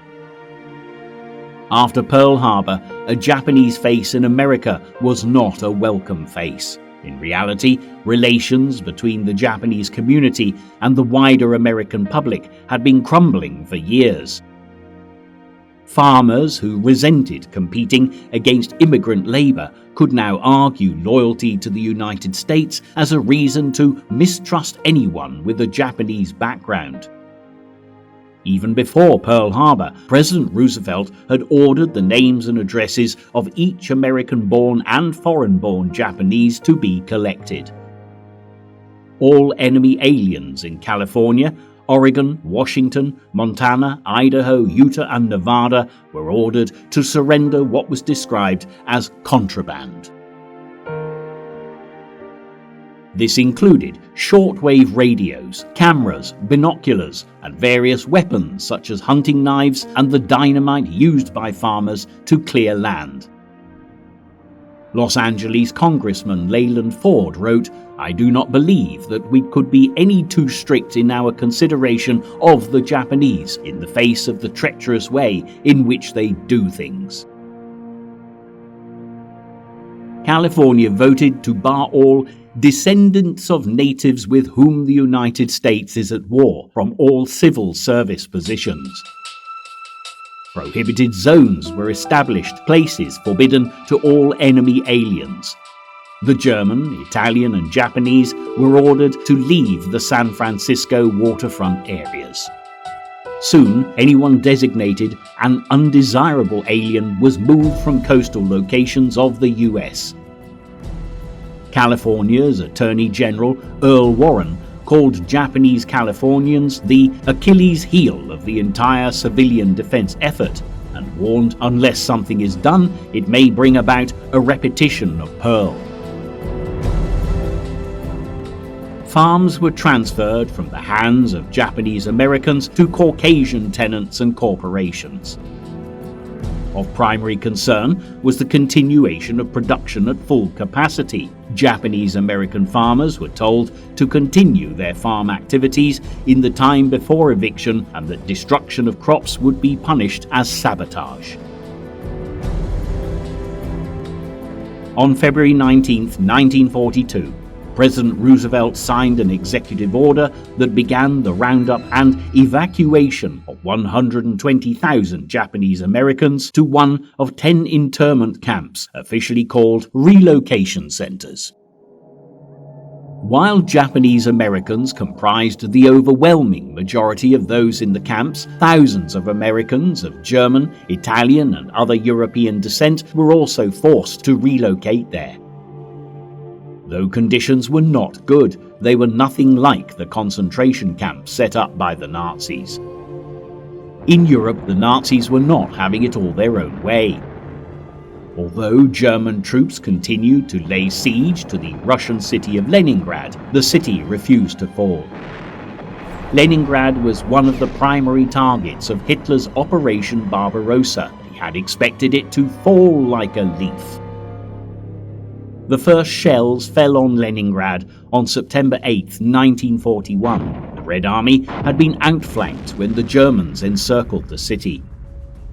But the city did not fall as Hitler imagined it would. It fought back and continued to fight back for 900 days.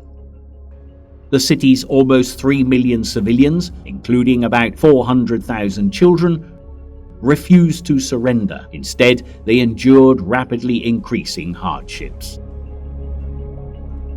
January and February saw Leningrad plunged into the depths of an extremely cold winter.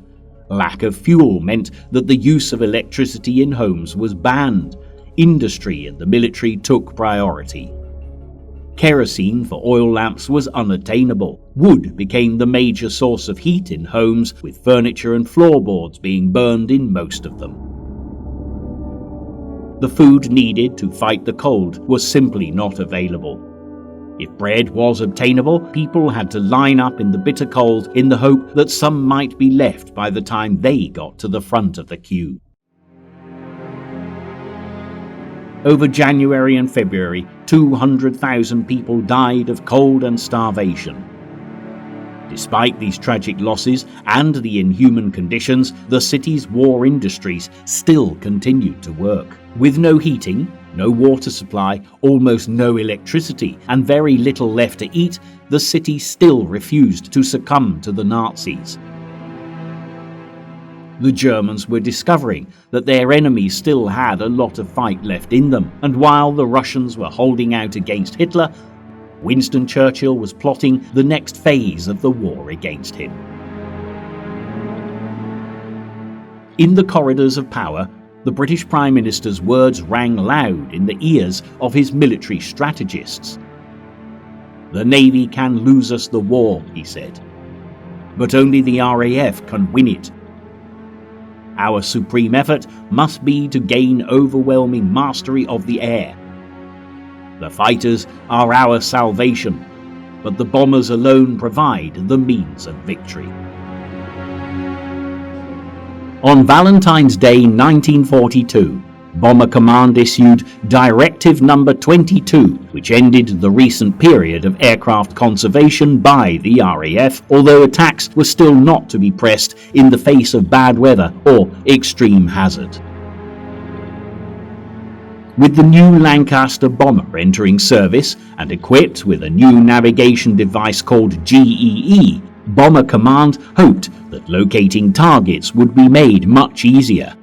9 days later, one of the most influential figures of the Second World War took up his new command. Air Marshal Arthur Bomber Harris was appointed Commander-in-Chief of Bomber Command. Harris had a reputation of being a determined and forceful character.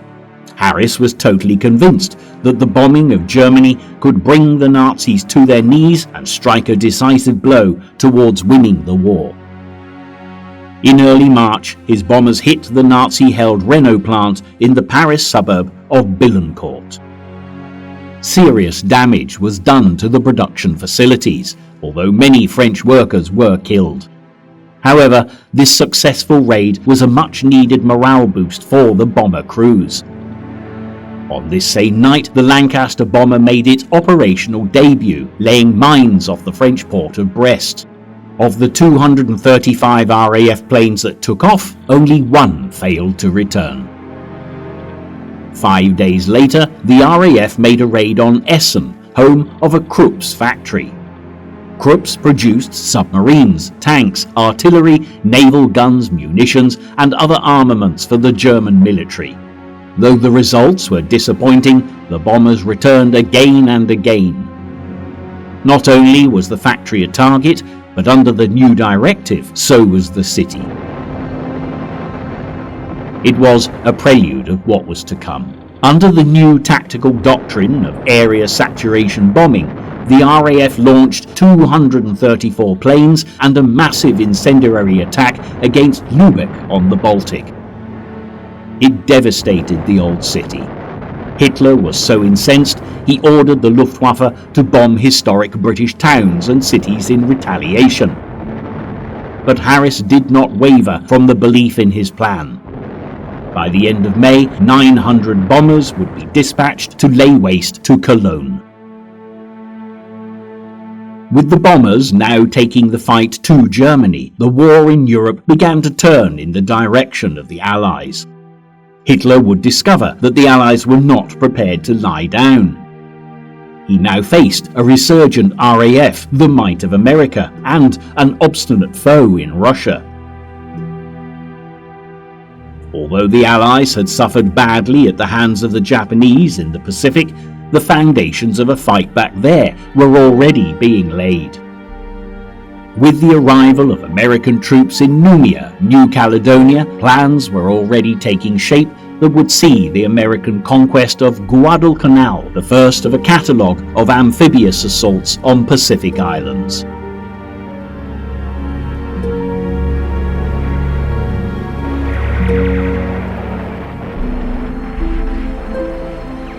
With both the Battle of the Coral Sea and the Battle of Midway on the horizon, the Japanese would soon realize that the relatively easy ride they had in taking their new possessions would come to an end.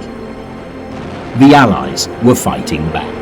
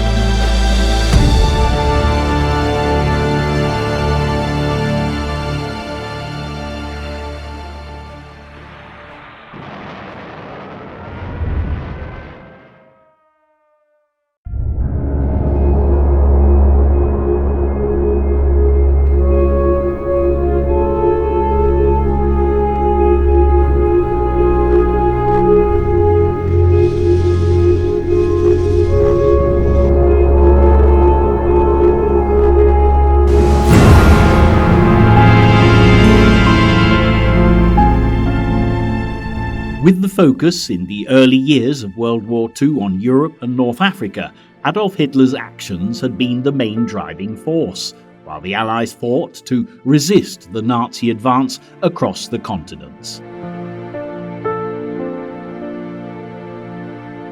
However, as 1942 progressed, the Second World War was taking on global proportions, with the ramifications of the surprise Japanese attack on the American Navy at Pearl Harbor in December 1941 becoming increasingly evident.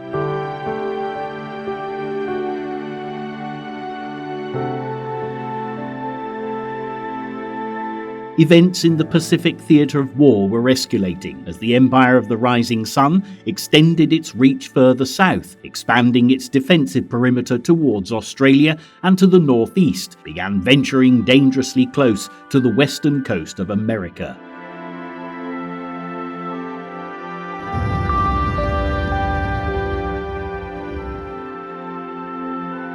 The seemingly unstoppable force of Japanese expansionism was nevertheless about to face a serious challenge, and as we look a little more closely at the months of April to June 1942, you'll discover that the Japanese didn't have things their own way for long.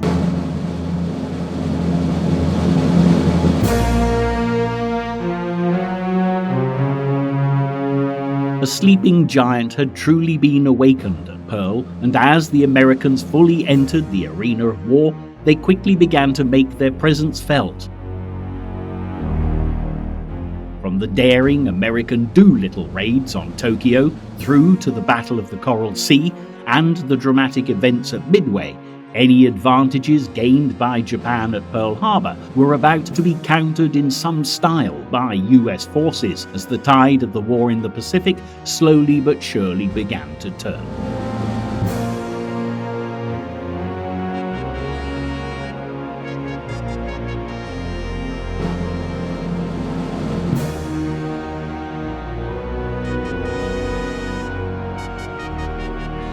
The creation of an East Asian co-prosperity sphere, free from the shackles of the Western empires, had long been the desire of those ruling Japan. By April 1942, it seemed that the Empire of the Rising Sun was vaster than it had ever been before. The war in Southeast Asia and the Pacific had been highly successful. The Japanese were now in control of the most strategically important parts of the Chinese coast and had occupied Malaya, Thailand, the Dutch East Indies, and most of Burma. In the Pacific, they held Wake Island, New Britain, the Gilbert Islands, and Guam. And while the drive to seize new territory continued, the outlook was grim for the Allies. In the first few months of the war with Japan, valuable British and American outposts had swiftly fallen to the invading forces, and thousands of people were now prisoners of war, helplessly caught behind enemy lines.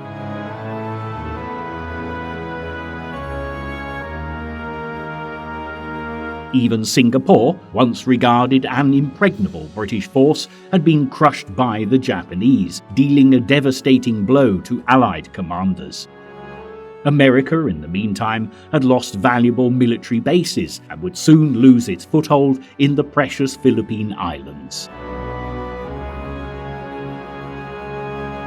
After invading the capital, Manila, the Japanese were now advancing further south, hot on the heels of the retreating Allied troops. And there seemed to be little in the way of halting Japan's drive to completely dominate the Pacific. With a string of victories to boast of, many of the Japanese troops were in fact so satisfied with what they'd accomplished so far that in some regions of the new empire they took time out to relax.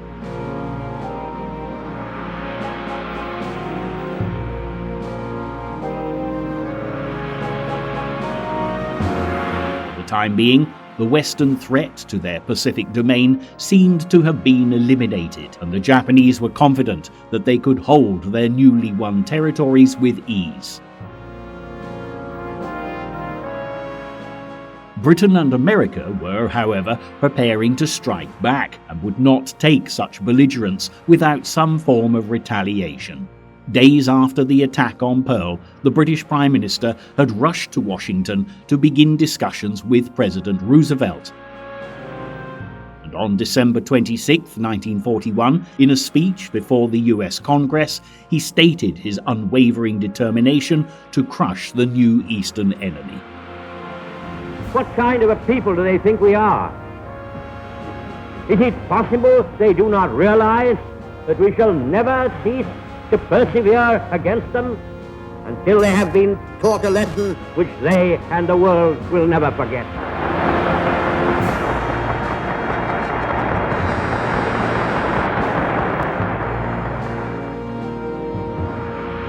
Britain had been alone in its fight against the Axis since the fall of France in the summer of 1940, and the entry of America into the global conflict had been met with great relief by Churchill.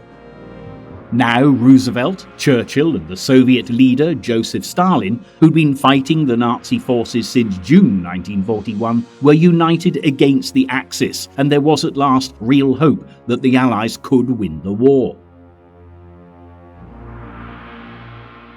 As commanders were allocated to the Pacific theatre of war, however, there was no doubt that the challenges that lay ahead were great. Fleet Admiral Chester W. Nimitz had assumed command of the Pacific Fleet 2 weeks after the Japanese attack on the American naval base in Hawaii, and with many battleships and destroyers sunk during the raid, he was well aware it would take time to salvage the ruins and reinstate the US fleet to its former glory.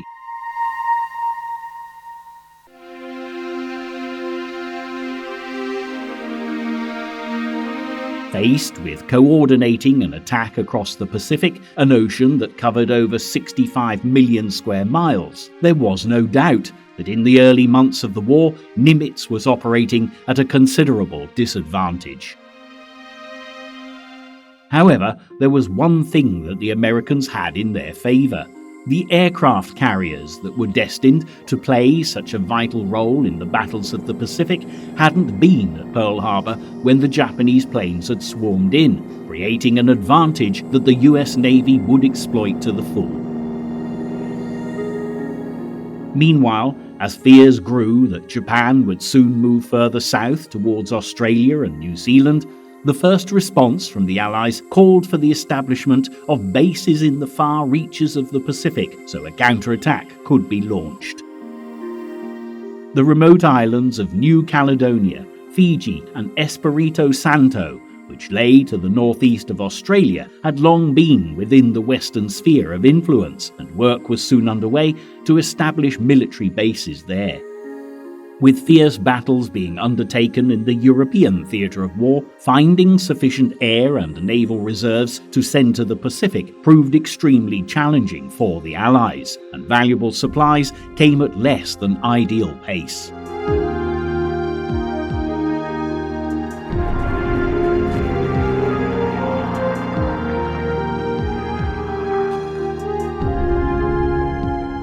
And all the while, the Japanese raced to expand the boundaries of their empire, as Allied engineer units raced against the clock to complete their work, often attempting to accomplish the impossible as they negotiated the difficult terrain.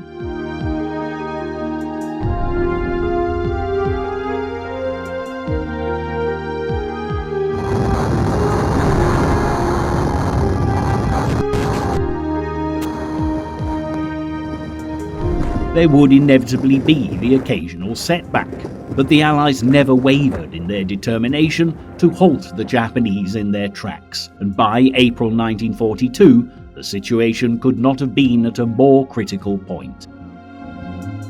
Since the invasion of the Philippines on December 8, 1941, American and Philippine forces, led by General Douglas MacArthur, had been fighting a desperate battle against the Japanese invaders. As the situation had deteriorated, President Roosevelt had ordered MacArthur to leave to take command of operations in the Southwest Pacific from the relative safety of Australia, and although he had been reluctant to leave his men, MacArthur finally obeyed his president's orders on March the 11th, but not before he had vowed to return.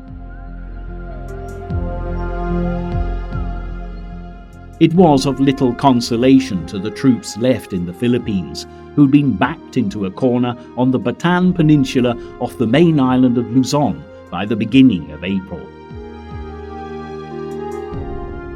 Allied naval forces in the area had been destroyed in a series of battles around Java, and with almost all neighbouring territories under Japanese control, the troops were now cut off from most of their supplies and surrounded by the enemy.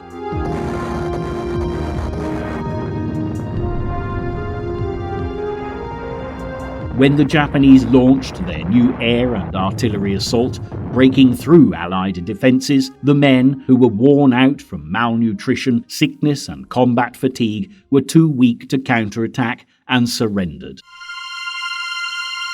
Some of the Allied servicemen managed to escape to Corregidor Island to the south of Bataan, but battalions of Japanese infantry swiftly moved in and pushed the defenders back to Malinta Hill. To the despair of all those left fighting, the American flag was soon lowered, and General Jonathan Wainwright, who had taken over from General MacArthur, had no choice but to accept General Masaharu Homa's terms of surrender. As a result, by May 8, 1942, the Philippines had been officially lost. But there was an even greater tragedy for the Allies to face as the Philippines fell. The Japanese had captured 80,000 Allied prisoners, all of whom needed to be transported to prison camps, and faced with such a huge task, it was decided they should walk 60 miles to a railhead at San Fernando.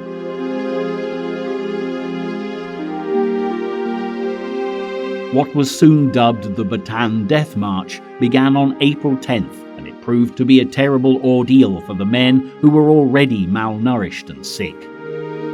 Thousands lost their lives as a result of exhaustion, hunger, dehydration and sickness, while many others were brutally murdered by their captors. It was the stark warning that going to war with Japan would be costly in terms of casualties, as the POWs were treated with bitter contempt by the Japanese soldiers, who regarded surrender as dishonourable. Meanwhile, as the news of the brutal treatment of the men in Bataan reached America, posters were circulated to advertise the atrocity, and emotions were soon running high amongst the American population.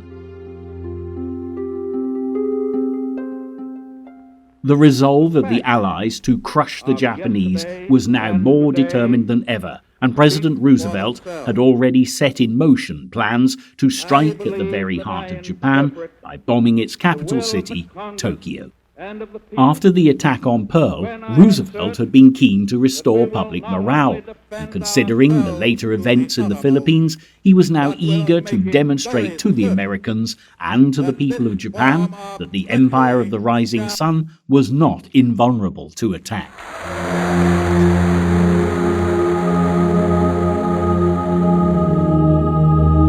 With such an ambitious project in mind, Lieutenant Colonel Jimmy Doolittle, one of the most famous aviators and aeronautical engineers in America, had been chosen to plan and execute the attack.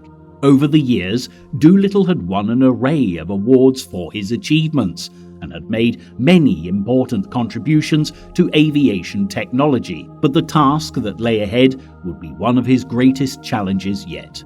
The main problem he faced was that America had no bases within bomber operating range of Tokyo, and although an attack could be launched from aircraft carriers, planes which were typically used with these ships would not be able to cause a great deal of damage. After long deliberation, an idea was eventually conceived to adapt giant B-25 bombers so they were light enough to take off from carrier decks. By the beginning of April, these highly modified planes were aboard the USS Hornet and on their way to the Pacific. Vice Admiral Mark Mitcher captained the carrier from which Doolittle would launch his attack, while the task force would be led into enemy waters and protected by Vice Admiral William Halsey aboard the USS Enterprise.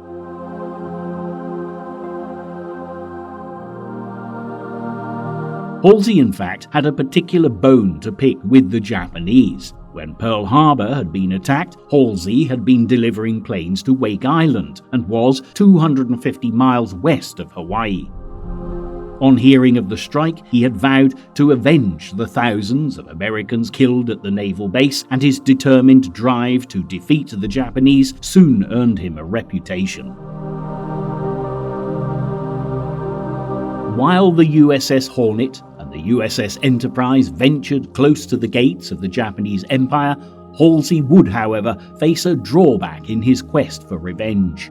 On April 18th, a Japanese picket boat spotted the task force, and while warning signals were sent back to Japan, there was now the danger that Japanese land-based planes could be launched, putting the precious American carriers at risk. Halsey decided that the attack on Japan should commence immediately, and soon the crew aboard the USS Hornet were rushing to prepare their planes. The aircraft had less than 470 feet of runway, and none of the pilots, including Doolittle, had ever taken off from a carrier before. In fact, no one had ever attempted to launch a bomber the size of a B-25 from the deck of a carrier, making the task a challenge to say the least.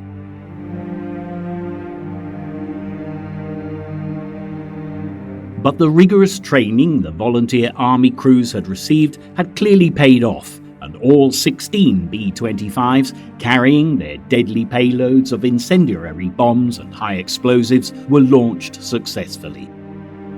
Although the Japanese alert meant the planes were now setting off 180 miles from their original launch site, favourable weather would help them along the way, and the bombers would soon be closing in on their targets with Doolittle's plane at the helm.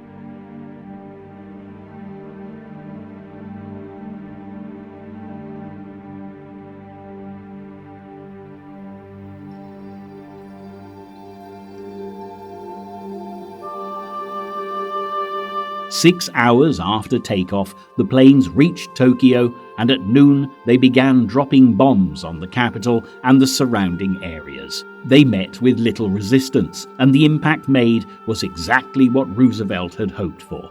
The Japanese were so shocked by the attack that high-level military commanders began blaming each other, and the mortified commander of Tokyo's air defense was shamed into committing suicide.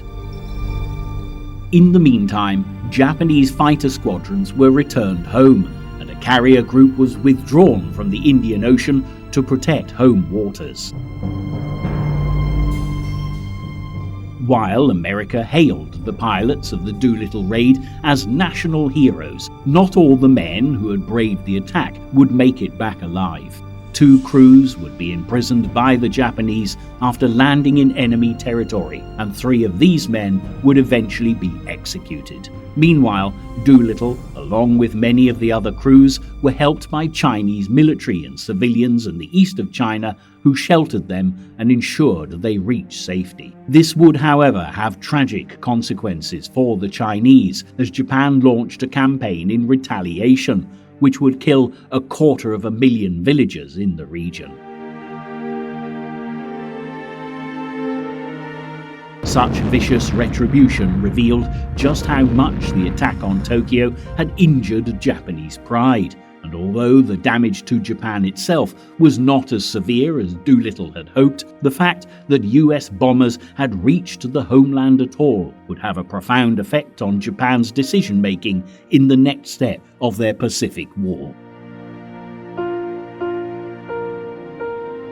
As the boundaries of the empire had grown ever greater in the early months of 1942, there had been much disagreement among senior Japanese commanders over the next course of action to take. Fleet Admiral Osami Nagano, head of the Naval General Staff, had keenly supported spearheading further territorial gains, a strategy which had the full support of the Imperial Japanese Army. They wanted the next attack to be centered on isolating Australia, which could be used as a potential American base, and it was proposed that as part of its empire building, Japan should occupy Port Moresby in New Guinea and Tulagi in the Solomon Islands. This would strengthen Japanese defensive positions in the South Pacific and provide a base from which to attack Australia, which would then be within the range of land-based aircraft. The Japanese had already begun edging closer to the Australian mainland, and after seizing New Britain, the largest island in New Guinea, back in January 1942, they had established a major base at the city of Rabaul. The Australians were well aware of the dangers that this posed to their country.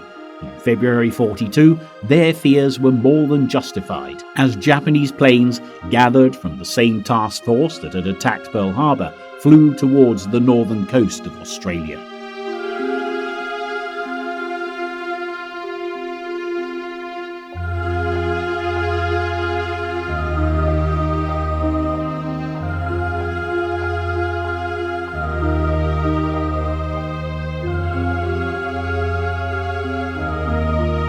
These were soon joined by powerful land-based bombers, and as they closed in for the attack, the port of Darwin faced a bombardment which would be even more devastating than the attack on Pearl.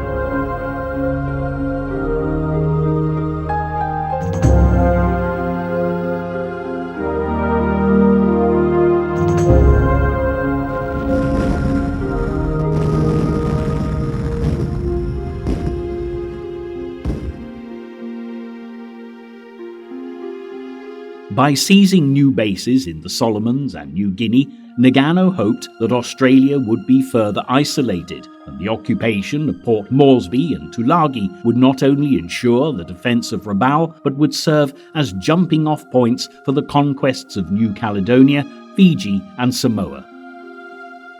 This in turn would cut supply and communications lines between the United States, Australia and New Zealand. Not everyone in Japan was in accordance with Nagano, however, and Admiral Isoroku Yamamoto, who had masterminded the attack on Pearl Harbor, believed that rather than continue to drive for more territory, Japan should concentrate on creating a defense buffer for their new empire. There was now an endless supply of resources at the disposal of the Japanese, which could be gathered from the territory they held around the Pacific and beyond. The supply routes between the Japanese mainland and the occupied countries needed to be protected, however, and to do this, Yamamoto was eager to eliminate the threat of American intervention. The Japanese admiral was aware that the failure to destroy valuable carriers at Pearl had been a fatal mistake, and to ensure the survival of the empire, and indeed of Japan itself, it was essential to finish what he had started in December 1941 and complete the destruction of the American fleet. Yamamoto began to conceive a plan to lure US carriers within range of a Japanese task force for a monumental battle which would ensure Japanese control of the Central Pacific. He selected as his target Midway Atoll, two tiny coral islands which lay on the extreme northwest of the Hawaiian island chain.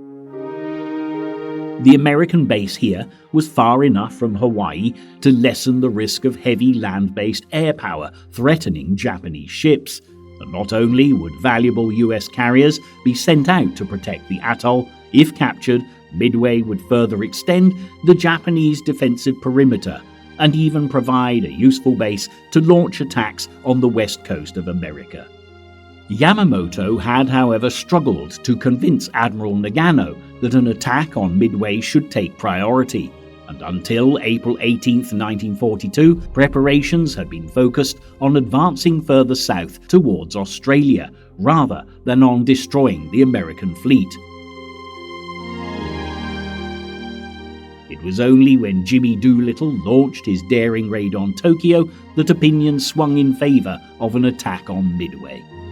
With fears growing that the homeland was vulnerable to air attacks, the Prime Minister of Japan, General Tojo, agreed that resources should be focused on the defence of the empire and the elimination of the American threat. Nevertheless, by mid-April, it was too late to withdraw the forces preparing to advance on Port Moresby and Tulagi, and for the time being, the Battle of Midway would have to wait.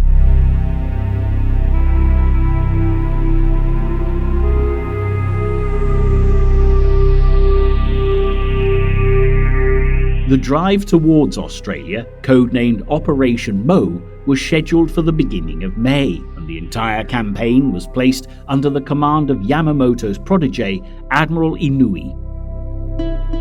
He in turn would coordinate several groups, which included a carrier strike force commanded by Vice Admiral Takagi, a Tulagi invasion force commanded by Rear Admiral Kiyohide Shima, and there would also be a Port Moresby invasion force.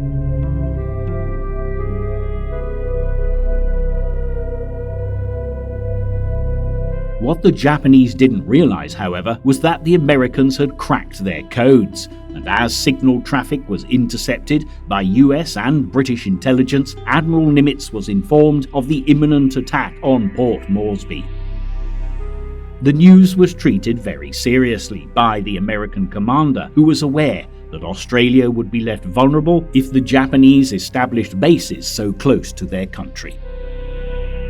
After consulting Admiral Ernest King, head of the US Navy, it was decided that the invasions should be opposed with all the aircraft carriers the Allied forces could muster. A fleet centered on 2 carrier groups was rapidly assembled and included Task Force 17, based around the carrier USS Yorktown, and Task Force 11, based around the carrier USS Lexington.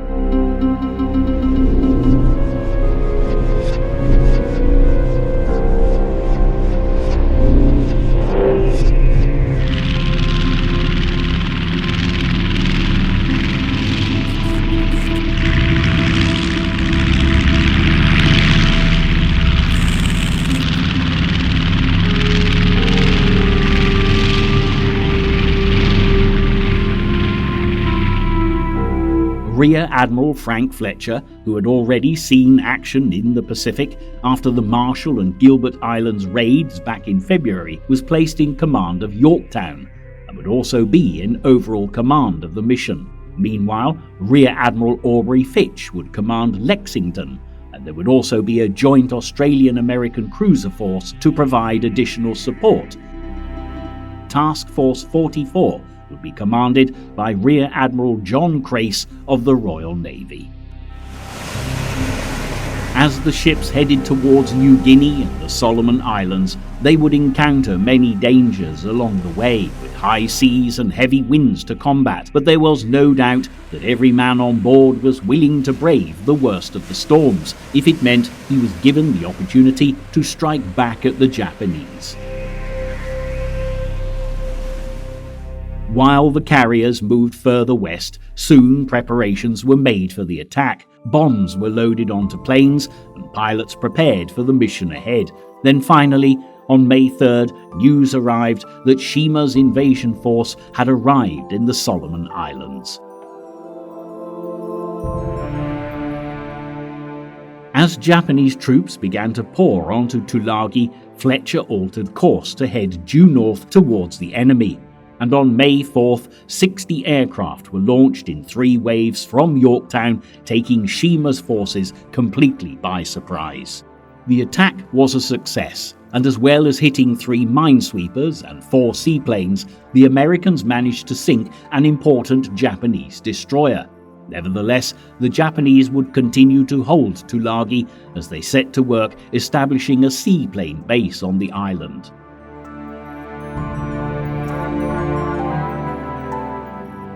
After inflicting a considerable amount of damage on the Japanese fleet, Fletcher took his task force due south to meet up with Crace and Fitch's ships, but now the Japanese were aware of the presence of American carriers in the area. Eager to accomplish what Yamamoto hoped to do at Midway, it was now Admiral Takagi's turn to take part in the action. He led his carrier strike force from its position 350 miles north of the Solomon Islands and entered the Coral Sea to hunt for the Allies. It was a journey into the unknown, as the scene was set for the first ever aircraft carrier battle in history.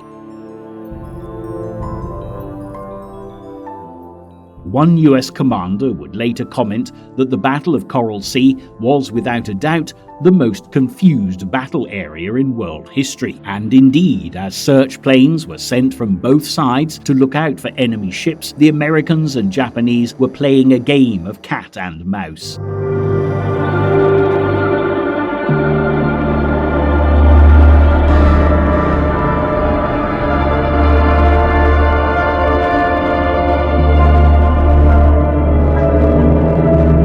In the confusion of the hunt, some planes would fire on their own forces, others would try to land on enemy ships, but finally on May 8th, the decisive battle was fought.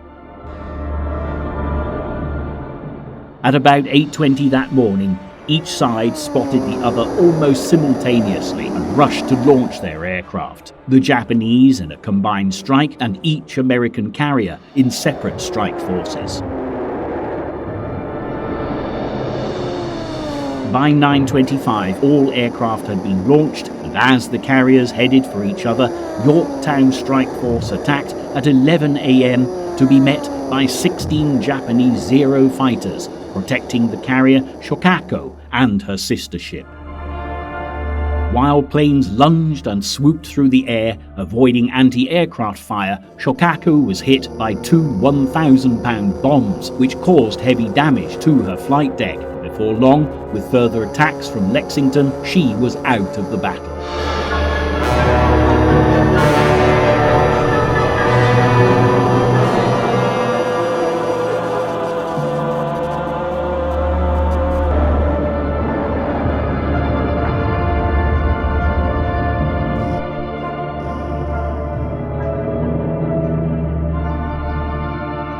But the Japanese soon struck back, and 14 planes swept in to attack USS Lexington in a pincer movement. She was hit twice by torpedoes before dive bombers moved in, hitting the ship again. Meanwhile, a bomb exploded on Yorktown's deck, but while Fletcher's carrier would survive another day, the Lexington would not be so lucky. The bombs had ruptured a fuel tank, and as sparks ignited the fumes that had built up in the carrier, a series of dramatic explosions followed, leading to uncontrollable fires. As ships were called up to help with the evacuation, over 2,500 men rushed to escape from Lexington. By this stage, each side had suffered considerable damage, and as survivors were pulled to safety, both the Americans and Japanese decided to withdraw their forces.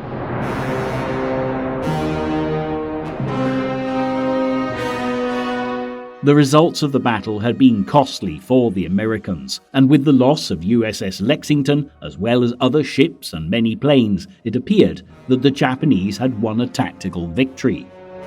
However, the Battle of Coral Sea would in fact give the Americans the greater advantage. With a strong Allied force in the area, and with two of their carriers damaged, the Japanese now feared that many of their landing crafts might be destroyed if they went ahead with the invasion of Port Moresby.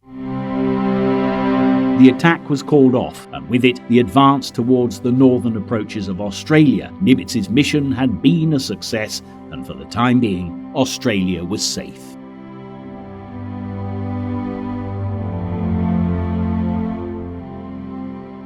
Although Japanese progress had been checked in the South Pacific, in the Southeast Asian theatre of war, the advance continued. The British Eastern Fleet had already been driven out of the Indian Ocean by the Japanese, allowing the Empire to further extend its western defensive perimeter, and while Japanese submarines now prowled freely throughout the area, the Allies could do little to stop the enemy from pushing further west through the British colonies of Burma and towards India, the crown jewel of Britain's Asiatic empire. By now, Britain had lost a great deal of territory to the forces of the Axis, and Winston Churchill was clearly concerned about this additional threat to British colonialism.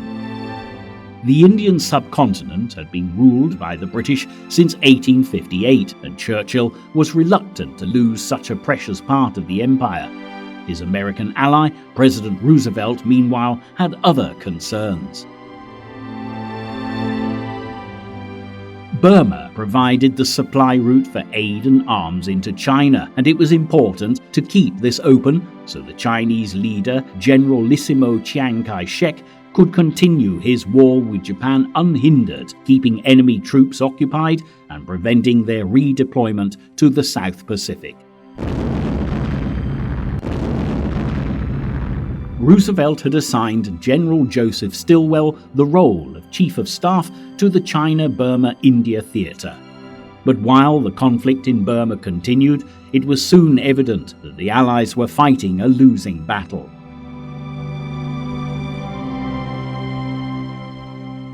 By the end of April, Lashio in northeast Burma had been taken, cutting off the Burma Road, and Stilwell had no choice but to order an emergency evacuation. On May 6th, the American general began to retreat toward India on foot, while British troops tried to slow down the progress of the advancing Japanese soldiers before crossing over to India themselves. Before long, all hope of holding Burma had been lost, and as the country fell, the buffer protecting India was no more. Despite Churchill's fears of losing more British terrain, the Japanese actually had no intention of invading India, and as May drew to a close, it was clear that there were other more ambitious plans to occupy their commanders. Yamamoto was by now finalizing preparations for the Battle of Midway, and it would soon be time for the next stage of Japan's attack on the American fleet. Although Yamamoto's superior fleet Admiral Nagano had finally agreed to the attack on Midway, there were still disagreements between the Japanese naval commanders. Nagano had decided that Yamamoto should launch a separate mission at the same time as the Midway battle to capture some sparsely inhabited volcanic islands which extended over 1,000 miles west of the Alaskan Peninsula. The Aleutian Islands lay far to the north of Midway, and Yamamoto realized that the extra mission would extend his vast battle zone to unmanageable proportions. But Nagano would not be dissuaded. The Aleutian Islands appeared to have little economic, military or strategic value because of their barren mountainous terrain and harsh weather, but seizing them would further extend the defense of Japan and make it harder for ships to slip through the northern Pacific. There was also the hope that launching this second attack far from Midway might serve as a distraction, leading some American ships north and therefore weakening the US fleet. Yamamoto must have eventually seen that there were some advantages to Nagano's plan, and though reluctant, he finally agreed to extend the area of battle to incorporate the islands near Alaska. The Japanese admiral now faced coordinating the most challenging naval conflict ever undertaken by the Japanese, set to work gathering the largest fleet to have ever sailed the Pacific Ocean for the mighty battle that lay ahead. The element of surprise was a vital part of Yamamoto's plan, so he split the immense fleet into 4 separate groups so the Americans would have no idea how vast the Japanese forces actually were when the battle commenced. The first carrier striking force would be led by Admiral Chuichi Nagumo, who had led the attack on Pearl Harbor in 1941 and had also forced the British to abandon the Indian Ocean after successful attacks on their fleet in early 1942. Nagumo's force would operate in close support of the Midway invasion force commanded by Vice Admiral Kondo. Meanwhile, the main force, which followed behind these other two, would be led by Yamamoto himself and would attack the American carriers once they had been lured out into the open. Finally, the 4th section of the naval fleet, Northern Force, was to detach from the main body and head north for the Aleutians before the Midway battle commenced. Unfortunately for Yamamoto, the disposition of his forces would be the greatest flaw in his plan, as the groups would be too far apart to support each other. Yamamoto's ships would in fact sail 300 miles behind Nagumo's striking force and be of little help when the Americans launched their defense. Meanwhile, far across the Pacific Ocean, the US Navy's Combat Intelligence Unit at Pearl Harbor had, once again, intercepted Japanese codes, and all Yamamoto's efforts at deception would be in vain. By May 1942, Admiral Nimitz had been provided with confirmation that Midway was the next target for the Japanese. He even had the complete Japanese order of battle, as well as the dates of the attack, which were expected on either June the 4th or the 5th. While the Imperial fleet set sail for Midway, with little idea that their mission had already been revealed to the enemy, US forces rushed to prepare for the battle that lay ahead. Midway was second only to Pearl Harbor in the defense of the west coast of America, and after the devastating raid on the Hawaiian base, the Americans would ensure that this time they were more than ready for the impending attack. Unlike the Japanese, they had the advantage that Midway itself could be used as a launching platform, and as well as their own planes, additional air power had been sent from Hawaii, further strengthening defences. The aircraft carriers were also called up to protect Midway, and Fletcher's Task Force 17 was immediately recalled from the Coral Sea.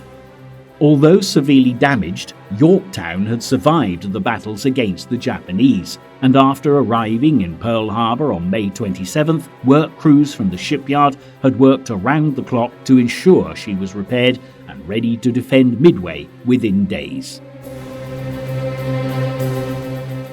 Halsey's Task Force 16, with the carriers USS Hornet and Enterprise, were already at Pearl, although Halsey himself would not be well enough to take part in the battle. He would be replaced by Rear Admiral Raymond Spruance, who would operate under the overall command of Admiral Fletcher. As well as calling on as many Army and naval personnel as he could muster, Nimitz requested photographers so the events at Midway could be recorded.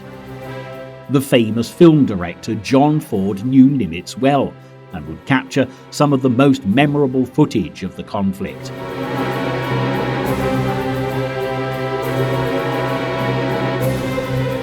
By the end of May, all possible preparations had been made for the battle that lay ahead, and with defences in place, American forces could do little more than watch and wait for the Japanese offensive to begin. Air Corps units searched the skies for the first signs of a Japanese attack, while far out to sea, Yamamoto's armada edged ever closer to the naval base.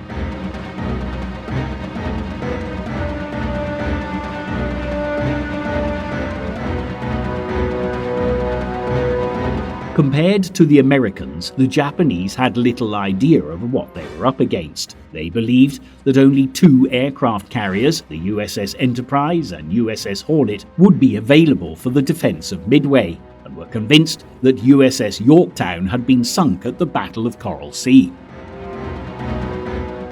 Underestimating the strength of their opponent would be an expensive mistake, as in reality, Japanese faced not two, but three American carrier groups, and the challenge that lay ahead would be much harder than Yamamoto had imagined.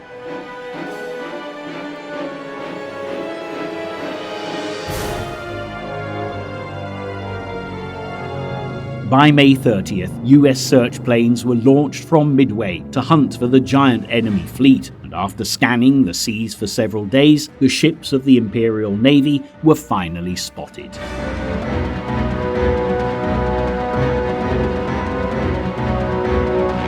As the alarm rang out across Midway in the early hours of June 4th, Nagumo ordered dive bombers, torpedo bombers and Zero fighters to launch their attack on the American base, and within less than 2 hours, the onslaught had begun.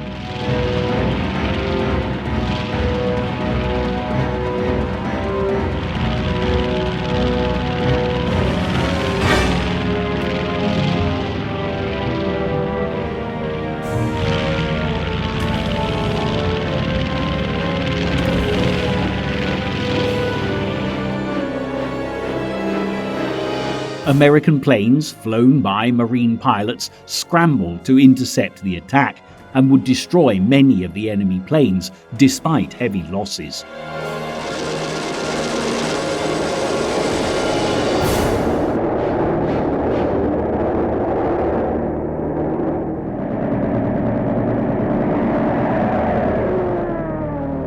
Meanwhile, as dive bombers from Nagumo's attack force swooped across the island, those defending the ground fought back fiercely, and the anti-aircraft fire would prove much deadlier than the Japanese had expected.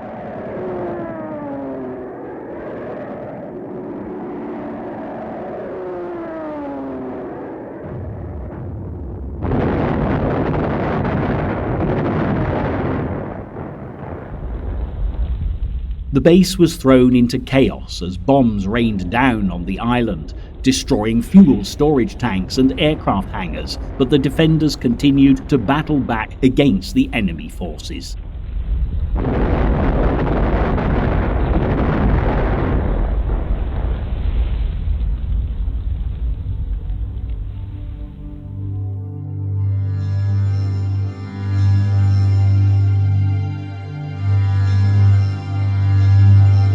As the first attack on the island ended, it was the Americans' turn to strike back, and 2 torpedo squadrons headed for the Japanese carriers.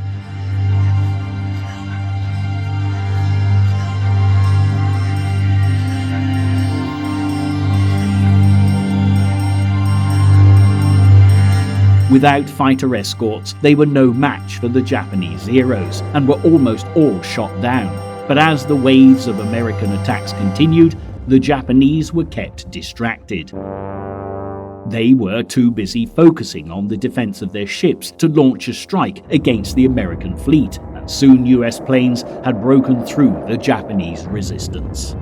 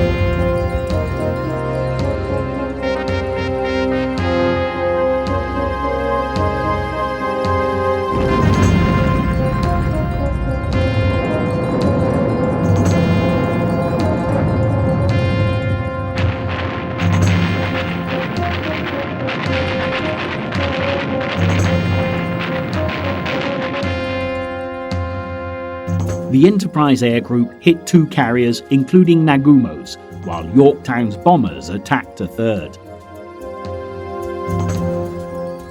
Before long, there was only 1 Japanese carrier still operational, and she counterattacked, sending a wave of dive bombers towards Yorktown.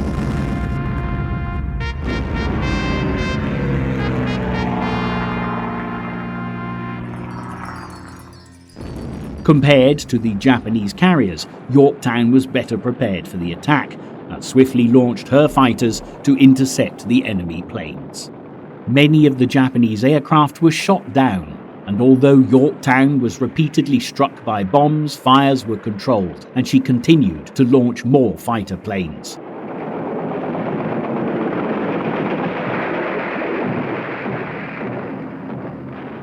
While a second wave of Japanese bombers headed for the American carrier, Rear Admiral Spruance launched a final strike on the Japanese fleet with 40 dive bombers. Within an hour, they found the last Japanese carrier, and despite desperate attempts to defend her, American planes delivered a deadly blow which left her ablaze and sinking.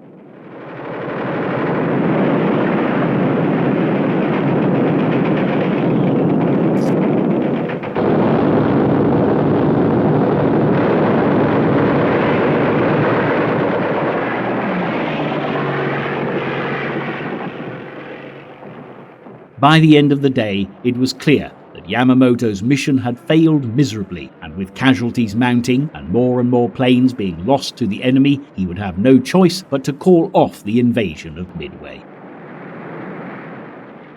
4 Japanese carriers had been destroyed, and their loss would have grave consequences for the Imperial Navy, throwing the balance of power firmly in America's favour.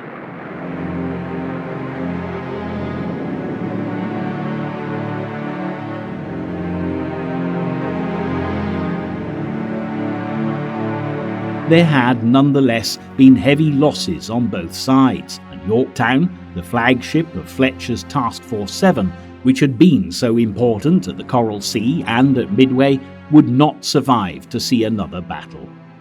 After being hit by torpedoes, the crew was forced to abandon ship amidst fear she would capsize, and after a final deadly blow from a Japanese submarine, Yorktown sank on June 7th.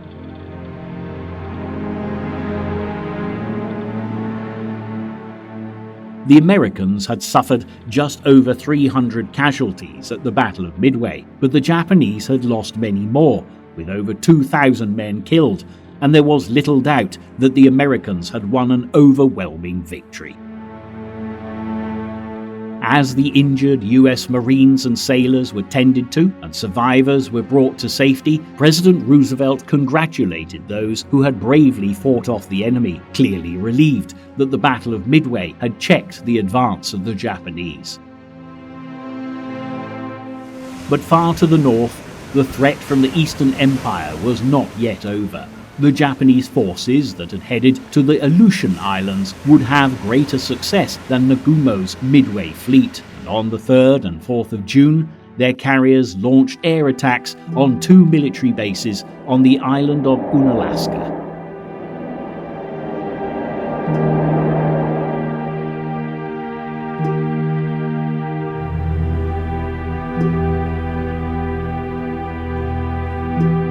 Hindered by bad weather, the planes hadn't caused as much damage as hoped, but on June the 6th and 7th, the Japanese had landed at Kiska Island and Attu Island, and had soon established bases there. This now placed the Japanese dangerously close to US territory, and with fears that attacks could now be launched on the west coast of America, every precaution was taken for the defense of the mainland.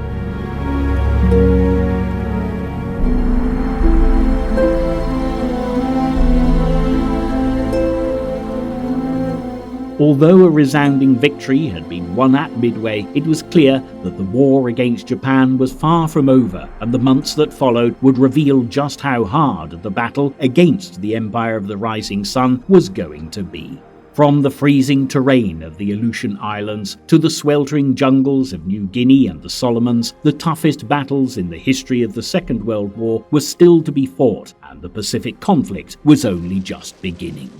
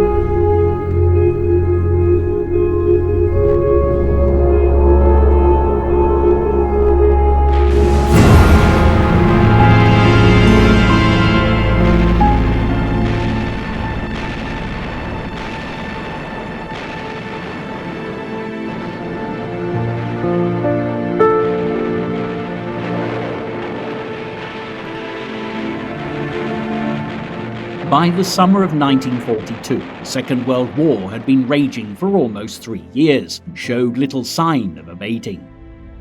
The conflict that started back in 1939 when Nazi Germany invaded Poland had now spread far beyond the confines of Europe, and as the Axis powers sought to expand their vast empires, the battlefields of war stretched from Africa to Asia. With Germany, Italy and Japan now united against the Allies, fighting had broken out in every corner of the globe, and the struggle continued across the war-torn continents, while at sea, naval battles were being fought for control of supply routes.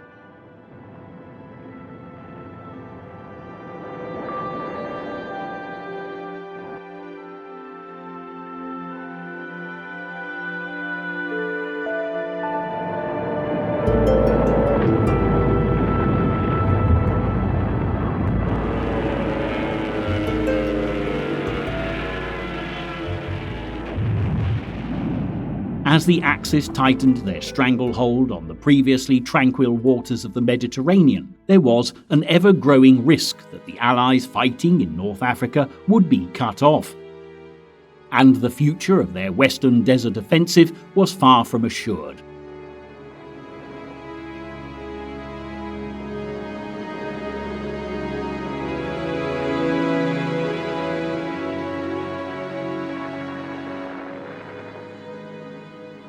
Italian and German troops were now posing a very real threat to British interests in Africa, as they struck deep into the desert landscape of Egypt, reaching El Alamein just outside Cairo. Within the shortest of time frames, there was little left standing between the Axis powers and the Suez Canal, which was the pathway to the oil fields of the Middle East. If the Allies were to stand any real chance of victory in World War II, the battles that lay ahead to secure North Africa would be absolutely critical.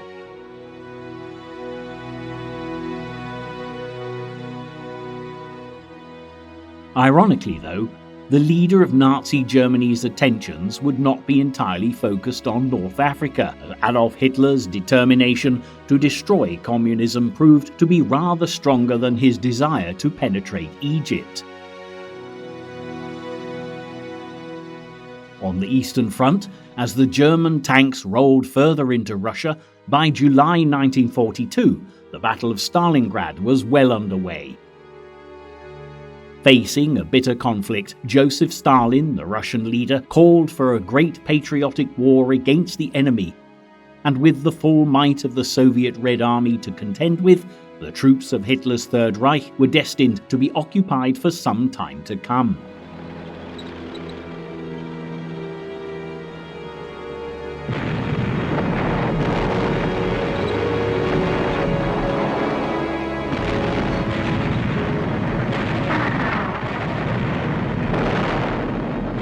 And all the while in the Far East, despite the immense territorial gains of Hitler's Japanese allies, the tide that had so far been running in the Axis favour was slowly beginning to turn against them. Out at sea, the Battle of Midway had proved to be a crucial victory for the Allies in the Pacific theatre of war.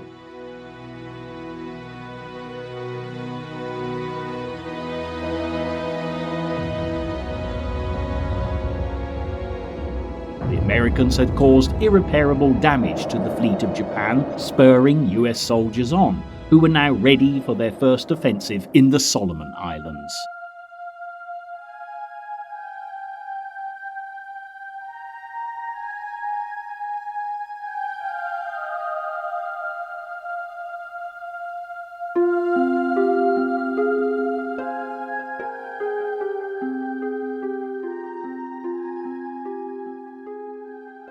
The African continent had been a field of conflict between Western empires long before the outbreak of the Second World War, and while European colonies were established across the continent, by the early 20th century there was little left that the native inhabitants could call their own. The last remaining independent states were the tiny Republic of Liberia to the west and the ancient Kingdom of Ethiopia to the east, but in the 1930s, when the climate in Europe became increasingly unsettled and new leaders hungry for power emerged, the autonomy of these countries would also be under threat.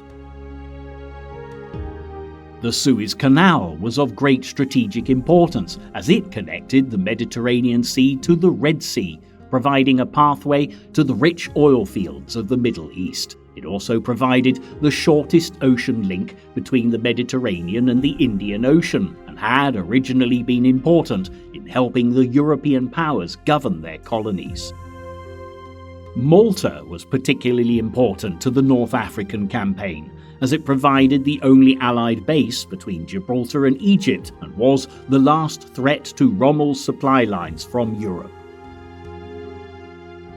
The British Prime Minister Winston Churchill regarded the island an unsinkable aircraft carrier, of course, but as Rommel's troops made progress in Libya, beating back the Western Desert Force and heading eastwards towards Egypt, the Axis hold on the Mediterranean would tighten, and by 1942, almost no ships would be able to get through to Malta.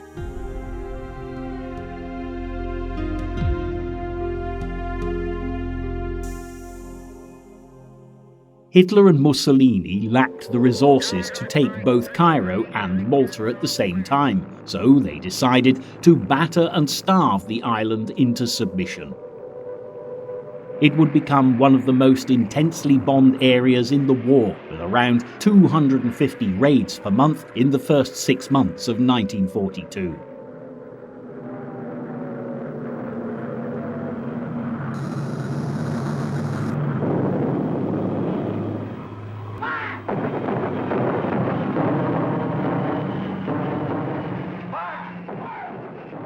The destruction to the island was unimaginable, and thousands of people were killed or injured in the attacks. Their devotion to the Allied cause, however, did not go unnoticed, and they were awarded the George Cross for their heroism, while the American President, Franklin D. Roosevelt, described the island as one tiny bright flame in the darkness. But while supplies dwindled and Allied naval forces struggled to reach Malta, Allied commanders realized it would only be a matter of time before the island surrendered. Rommel, in the meantime, was approaching Egypt, and after weeks of grueling battle, by June 20th, 1942, he had captured Tobruk. 10 days later, his panzers reached El Alamein, a railway station on the coast of Egypt, just 60 miles from Alexandria. While the Allied position deteriorated dramatically, Churchill refused to be beaten by Adolf Hitler and was adamant that the battle to crush the Axis should continue. The day will come. It will come when British and American armies march into countries not as invaders but as liberators, and when from the soil there spring up in passionate hope and valiant effort the peoples who have been held down under a cruelest of barbarian yoke. Though Churchill was determined to defeat Hitler, the British situation was by now critical.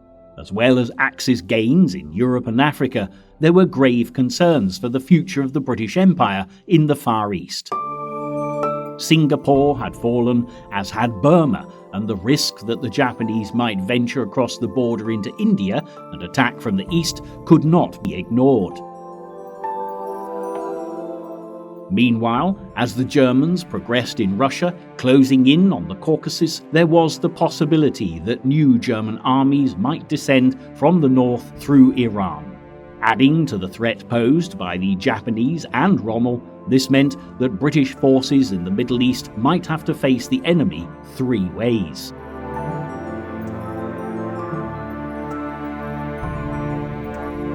By the end of June 1942, in Egypt the panic was already setting in, and in Cairo the British began burning confidential papers anticipating the arrival of Rommel's troops any day. Meanwhile, all measures were taken to stall the enemy by flooding areas around the River Nile and building defensive positions to the west of Alexandria. Wavell, who had originally headed the Middle East Command, had by this time been replaced by Claude Auchinleck, who had previously commanded the Indian Army. Auchinleck had not seen much success since his appointment 1 year earlier, however, and was criticised for having little experience or understanding of British or Dominion troops. The Western Desert Force, which had by now changed its name to the 8th Army, was made up of divisions from around the British Empire, including South Africa, Australia and India. The confidence that both Dominion and British commanders had in Auchinleck was waning by the summer of 1942, however, and relations were considerably strained. Nevertheless, the fate of Egypt now lay in their hands, and Auchinleck's future rested on their success. The Allied Desert Air Force would also play a prominent role in the defence of Egypt, and when Rommel began the attack on El Alamein on July 1, 1942, they would cause considerable damage to the advancing units.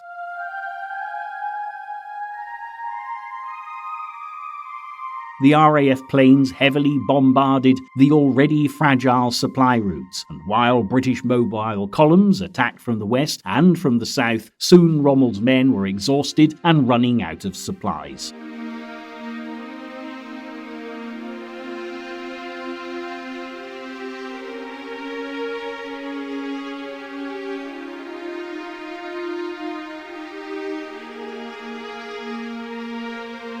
By July 4th, the commander took the decision to go on the defensive, and the German advance was halted.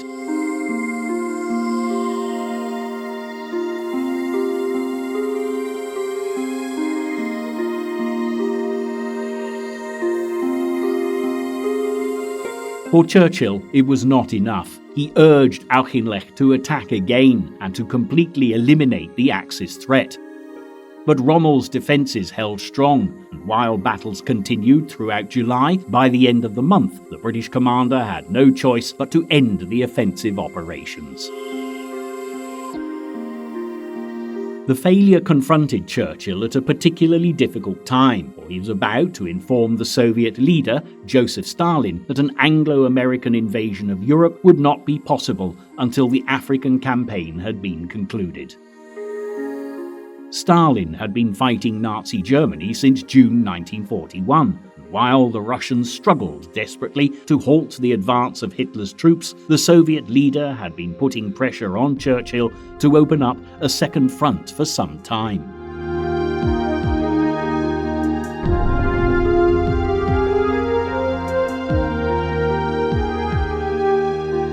While Stalin hoped for an invasion of occupied Europe, British commanders had, however, concluded that an Allied invasion of northwest Africa, where Vichy France held territory in Morocco, Algeria and Tunisia, should be the priority.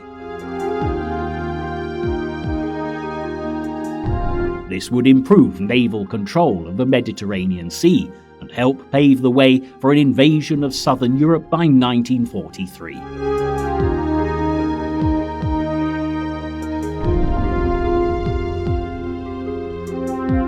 Though the Americans were not as keen as their British counterparts, Roosevelt supported Churchill when he suggested the invasion of North Africa. Nevertheless, with Egypt still under threat, the Allied position in the region was tenuous to say the least. Wary that Stalin would be unhappy with the alternative arrangements, Churchill decided to stop off in Cairo on his way to Moscow in early August 1942, determined to make some changes to the Middle East Command. By now, there was a considerable breakdown of morale amongst those in the 8th Army, and with complaints circulating about Auchinleck, Churchill decided he should be replaced with General Harold Alexander.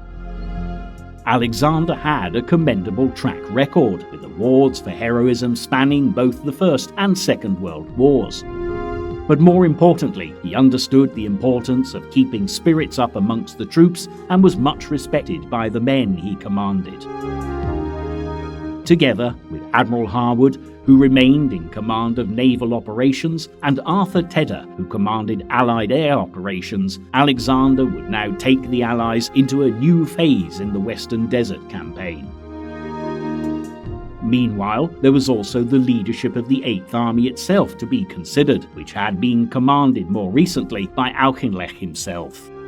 Churchill was keen that one of the 8th Army Corps commanders, Lieutenant General William Gott, take on this role, but when the plane Gott was travelling in on his way to Cairo was shot down by a German fighter ace, Churchill was forced to rethink.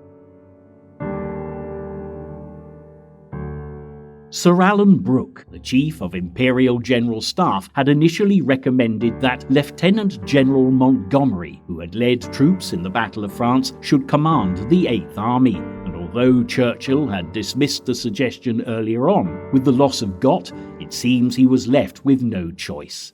On August 7th, Montgomery took on his new role as leader of the 8th Army, and his dedication to his troops and popularity amongst his men would help transform not only the army, but the fortunes of the Allies in Africa.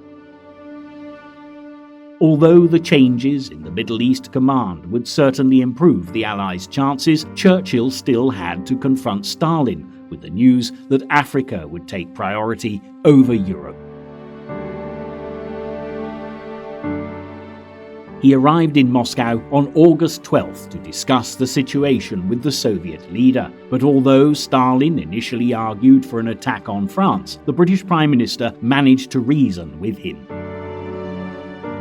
He explained that by taking North Africa, they could threaten the belly of Hitler's Europe by striking at Germany through Italy, and he assured the Soviet leader that in the meantime, American and Commonwealth forces would be assembled in Britain ready for the eventual invasion of France across the Channel.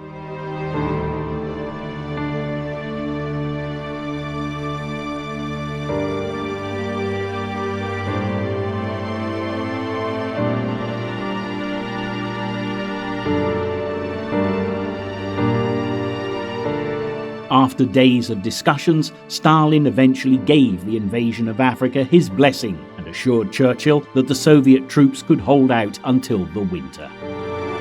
But as Churchill returned to London, the Nazis were already advancing on Stalingrad, and the Soviets were about to face their most difficult battle to date. When Adolf Hitler had ordered the invasion of the Soviet Union back in 1941, he had a number of strategic objectives, which included seizing Leningrad to the northwest of the country, Moscow, the capital of the Soviet Union, to the center, and Stalingrad to the south. But as yet, the conquest of Russia was proving more difficult than the Nazi leader had expected. Although Hitler's troops had reached Leningrad by September 1941, those defending the city had refused to surrender, and the siege of Leningrad would continue for another 2.5 years.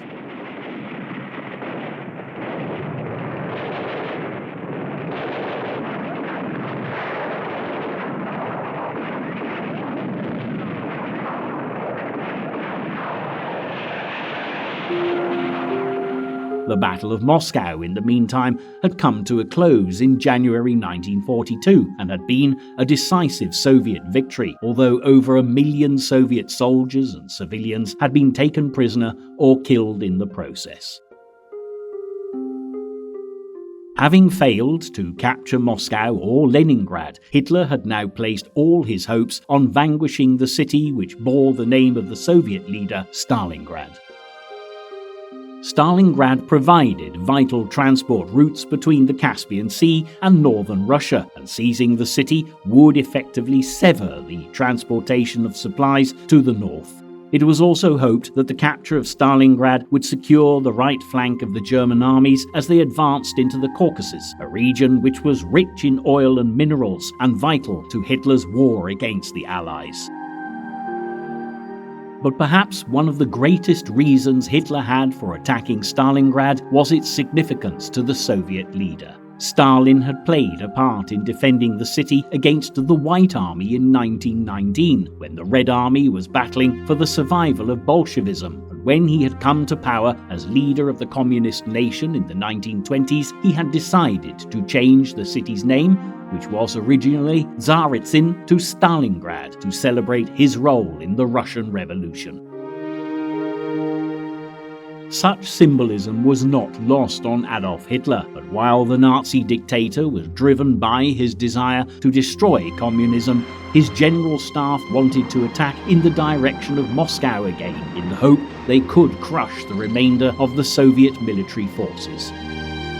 There was little hope of dissuading Hitler once his mind was made up, however, and the attack on Stalingrad and the Caucasus, codenamed Operation Blue, took priority over all other military plans and was scheduled to commence by the end of May 1942.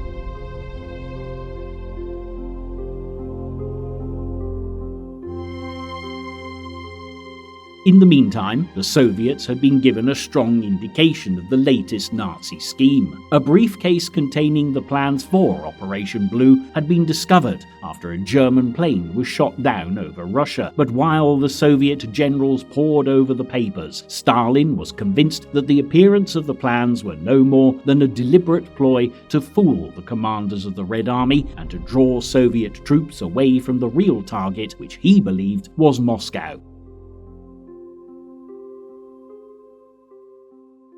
For the time being, the protection of the capital remained Stalin's priority, but while Nazi troops prepared for the advance, Hitler's true motives would soon be clear. 1 month later than planned, on June 28, 1942, Operation Blue had finally commenced, and the troops of Army Group South were thundering across the desolate Russian plains towards their objective.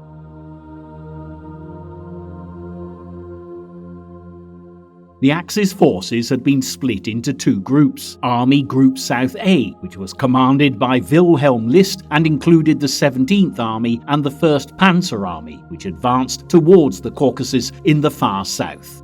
Meanwhile, Army Group South B, which included General Hans von Salmuth's 2nd Army, the 4th Panzer Army, and General Friedrich Paulus's 6th Army, marched east towards Stalingrad and the Volga River. There had been concerns amongst the Nazi commanders that the decision taken to run two operations simultaneously would put a strain on supply lines and put the entire offensive at risk. But in the early stages of the advance, Army Group B's progress towards Stalingrad went so well that Hitler decided to make some changes to the order of battle. Believing that Army Group B didn't need the 4th Panzer Army anymore, he ordered the tanks south to join the troops advancing on the Caucasus.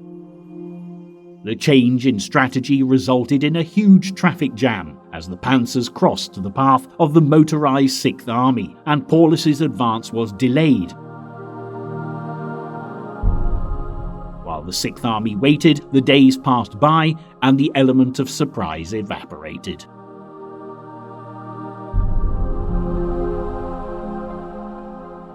With the accumulation of traffic to the south, the Soviets now realized that the target of the next Axis attack was Stalingrad, not Moscow, and all available troops began to rush towards the city to prepare for its defense.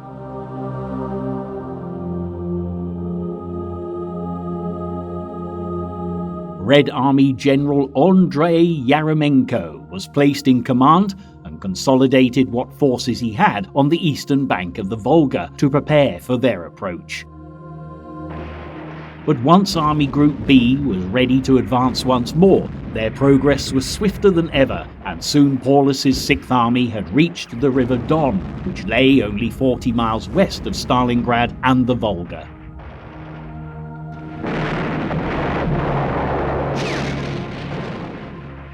Fierce fighting ensued as the Soviet soldiers in the area did all they could to check the Axis advance, but all their efforts would prove futile.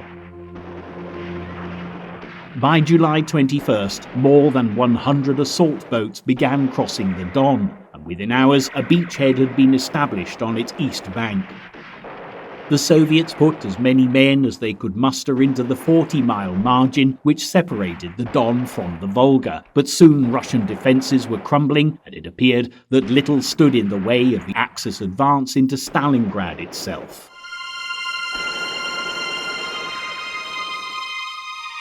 In a desperate attempt to stop the Soviet collapse, Stalin ordered that every granule of Russian soil be defended to the last drop of blood, threatening those who retreated with death. Meanwhile, anyone strong enough to hold a rifle was sent to defend the city, and civilians were ordered to dig trenchworks and fortifications around its outskirts. No one was exempt from the effort to save Stalingrad, and women and children worked as hard as the soldiers to prevent the Nazis seizing their city. However, by the end of August, the battle was about to become harder than ever as the German Air Force, the Luftwaffe, began their attack from the skies.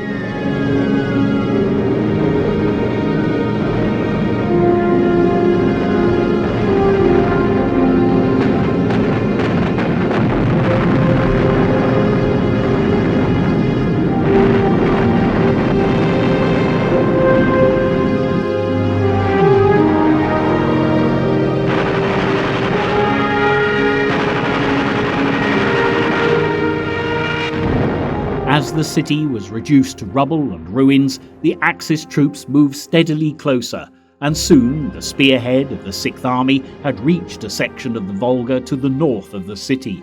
By the beginning of September, Stalingrad was surrounded on three sides, and the real battle was about to commence.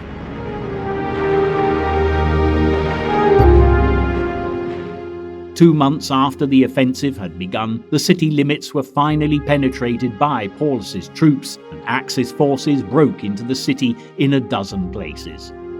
Not long after, the Nazis cut the rail line that travelled across Russia from Stalingrad to Moscow, destroying one of the country's most important supply routes. Troops and supplies could now only reach Stalingrad from across the Volga behind the city.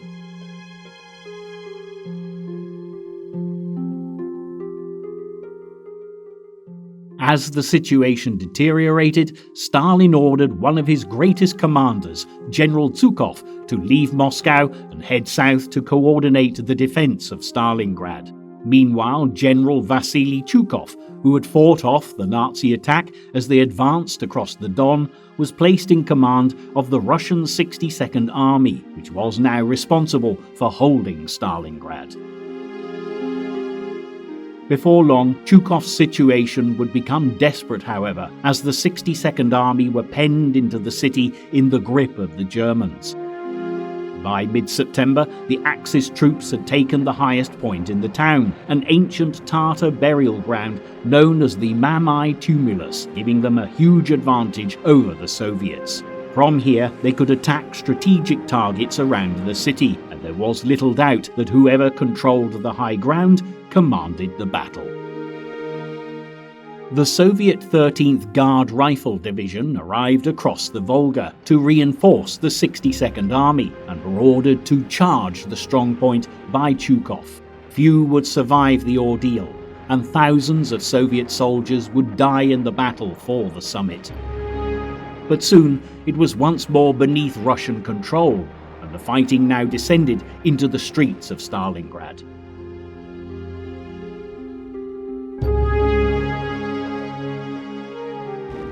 The battle would become one of the bloodiest of the Second World War, as the Axis fought the Soviets for every ruin, cellar and staircase in the city.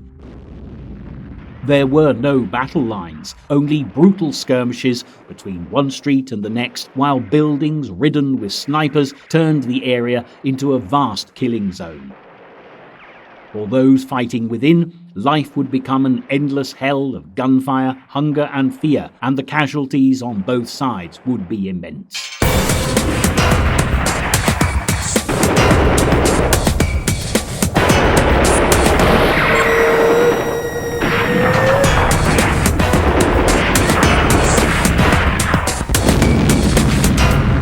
While Stalin's war against the Axis continued, it was clear that a second front to take the pressure off Soviet troops could not come a moment too soon.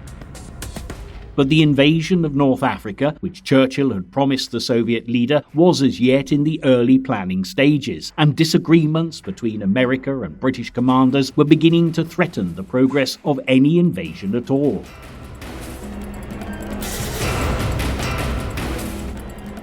Concerns at this stage revolved around where the landings in French African territory should be. Churchill wanted to land troops as close as possible to the base of Rommel's Afrika Korps and advocated landing on the eastern border of Algeria close to Tunisia.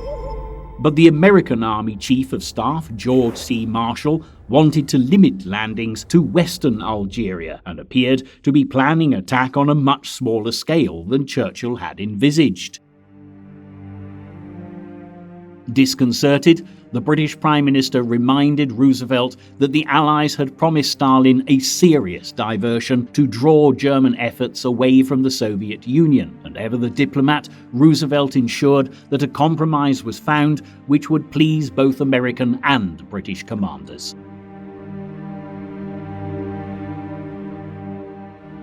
It was decided that there would be 3 simultaneous landings. American forces would land in Casablanca in Morocco, as well as Oran in Algeria, while a combined British and American force would land in Algiers, which lay further to the east of Algeria and closer to Rommel's troops.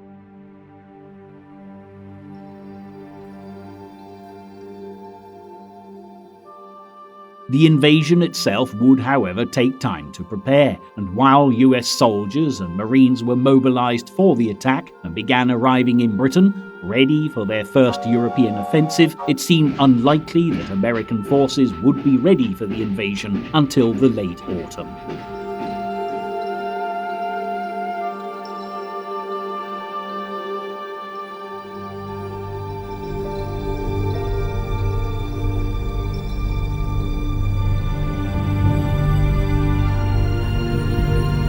In the meantime, American commanders had more than just the European theatre of war to contend with. Although the priority of the United States had been to defeat Nazi Germany when they had entered the war in December 41, in the Far East, Hitler's Japanese allies were posing a considerable threat to Allied interests. During the first 6 months of the Pacific War, the Japanese had conquered hundreds of thousands of miles of territory, spanning from Burma in East Asia to the islands of the South Pacific. But by May 1942, American forces had started to make some progress in checking the Japanese advance. During the Battle of Coral Sea, they had successfully prevented the Japanese from taking further territory in New Guinea, and the following month, a major naval battle had been fought around the island of Midway in the North Pacific, which had inflicted heavy losses on the Japanese fleet.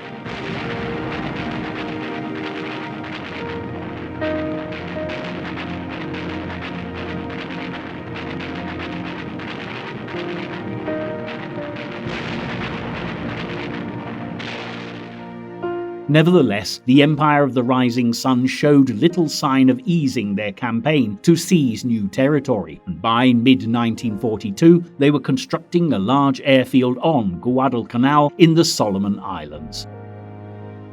From here, they could launch attacks on American bases in Fiji, New Caledonia and Samoa, and threaten Allied supplies and communication lines to Australia, which lay to the south of the Solomon Islands.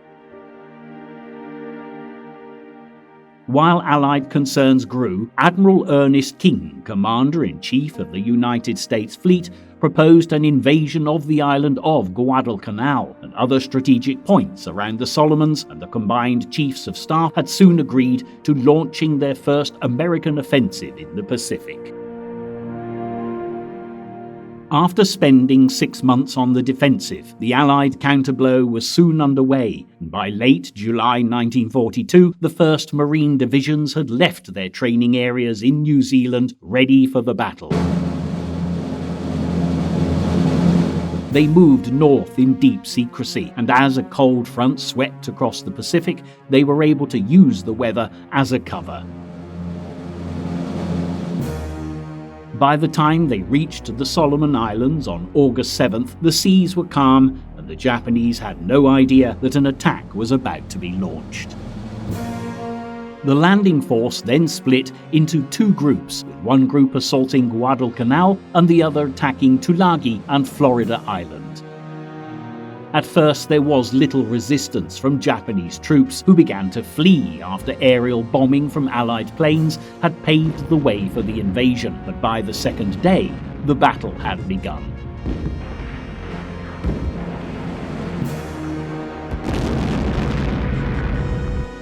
While troops fought back on the ground, there were heavy air attacks from Japanese planes based on Bougainville and other nearby islands. But despite the bombardment, American forces had reached the Japanese airfield on the second day of the offensive. They renamed the airbase Henderson Field after a Marine who'd been killed during the Battle of Midway, and from here the Americans could launch their own attacks on the enemy.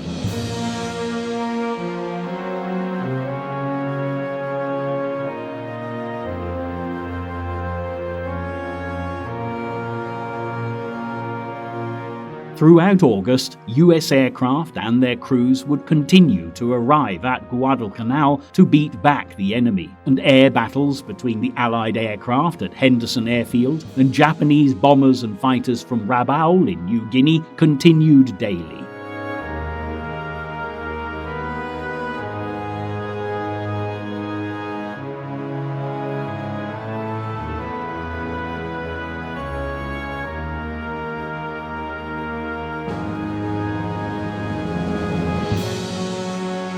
While the Japanese commander defending the island ordered his troops to rout and annihilate the enemy, the battles through the dense and disease-ridden jungles of Guadalcanal would be some of the worst the American GIs would encounter during the Second World War.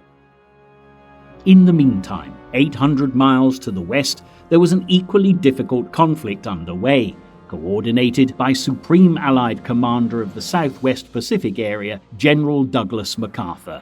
It had been decided that the invasion of Guadalcanal would be carried out at the same time as an Allied offensive in New Guinea, where the Japanese were threatening to seize territory once more. Lessons had been learnt at the Battle of Coral Sea, and rather than launching an amphibious invasion, this time the Japanese decided to mount an overland assault across the towering Owen Stanley Mountains in late July.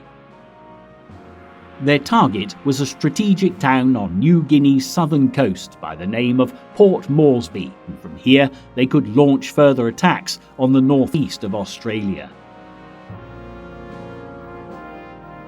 The Japanese had already inflicted severe bombardments on Australia, and MacArthur, who was renowned for his determination, decided to launch a bold counter-offensive which would ensure the country was protected from further attacks. If the Japanese dared to venture across the Owen Stanley Mountains, so would the Allies, and MacArthur ordered the battle-hardened troops of the Australian 7th Division, who had returned from fighting Rommel's troops in Africa earlier in the year, to venture deep into the jungle to beat back the Japanese invaders.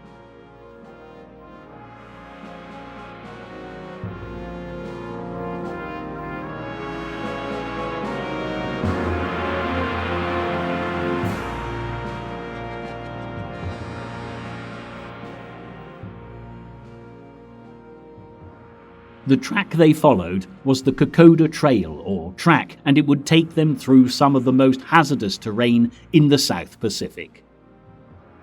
Through disease-ridden swamps, plunging gorges, and dark, humid jungles, the Australians embarked on a deadly mission to fight back the Japanese.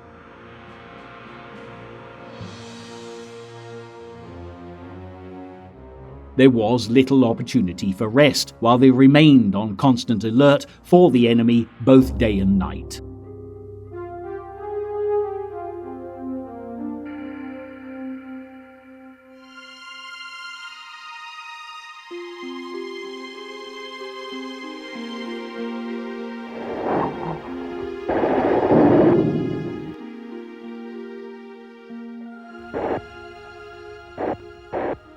In the meantime, US planes flew overhead to drop supplies to the troops battling on the ground, though the smoke signals the Australians sent out would not always be easy to find.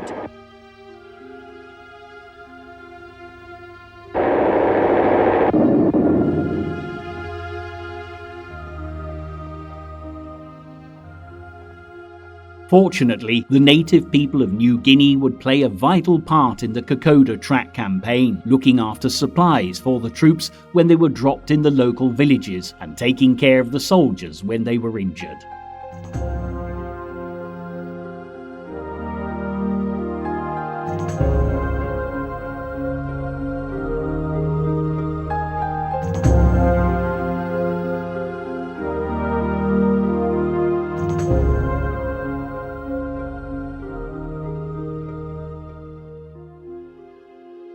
While the campaigns in the Solomons and New Guinea continued into the autumn of 1942, it was clear that the battles to vanquish the Japanese were yet in the early stages.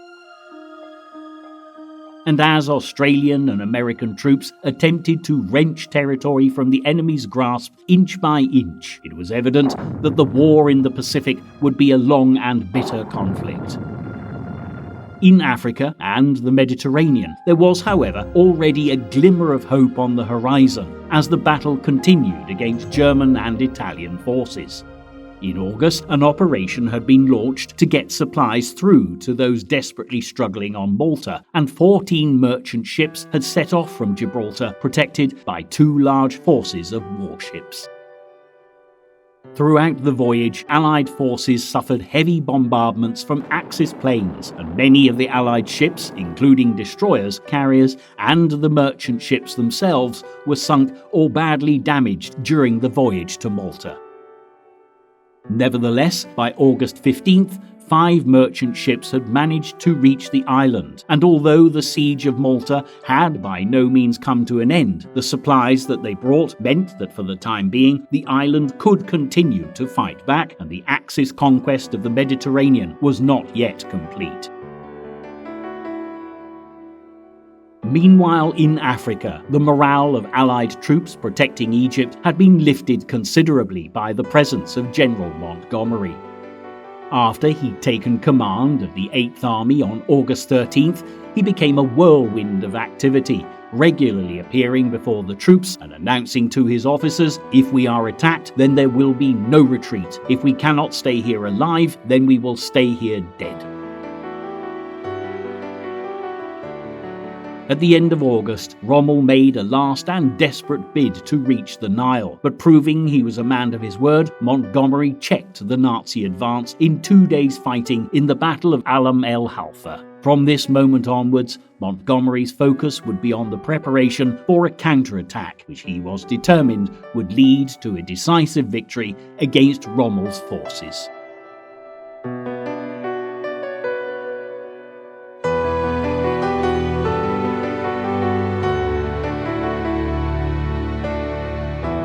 The British commander decided to move his field headquarters closer to the Air Force command post in order to better coordinate combined operations, so the Army, Navy and Air Forces could fight their battles in a unified, focused manner. His aim was to deny Rommel the strength to withstand the 8th Army when they launched their counterattack, and he ordered the Allied Air Force to destroy every enemy strip they could find in the eastern Mediterranean, as well as bombing the sea routes to Rommel's front.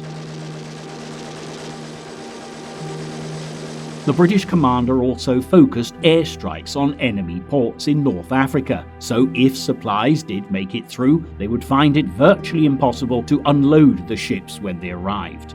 Meanwhile, from Benghazi to Al Alamein, there were regular bombardments of Rommel's troops. The combined effort had the desired result, and within a month, less than half of Rommel's supplies would be getting through.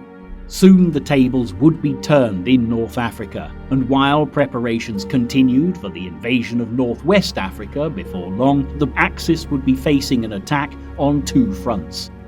Rommel knew full well that the British Commonwealth forces would soon be strong enough to launch an offensive against his army, and his only hope now was that the German forces fighting in the Battle of Stalingrad could swiftly defeat the Soviet troops. The Germans advancing through the Caucasus could then threaten Iran and the Middle East and draw British troops away from his front line. But Rommel's hopes would all be in vain, for in Stalingrad, the Russians were planning a momentous counterattack, and as the winter of 1942 drew near, the tides of war were about to turn.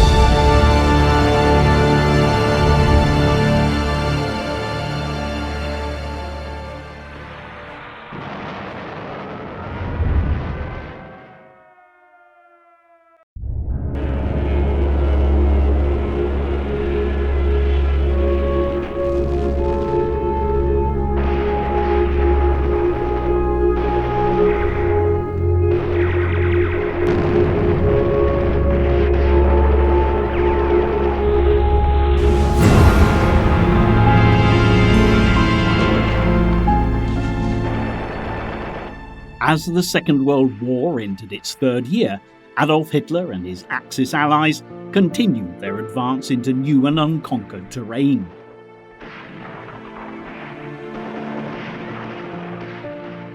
In 1942, the vast armies of the Third Reich were plunging ever deeper into Russia, battling the Red Army in the war-torn streets of Stalingrad, while further south they had reached the icy mountains of the Caucasus.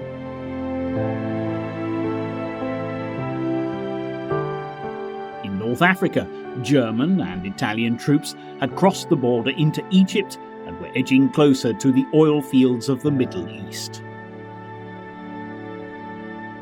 In the Far East, Hitler's Japanese allies had extended their influence far beyond the confines of their tiny island empire and commanded great tracts of land and ocean that stretched from Southeast Asia to the remote islands of the Pacific. Millions of people were to suffer unimaginable horrors as the Axis powers encircled the globe, casting a rain of fear and terror across every nation they occupied. But for those who continued to struggle beneath the shadow of the New Order, by the autumn of 1942, hope lay on the horizon.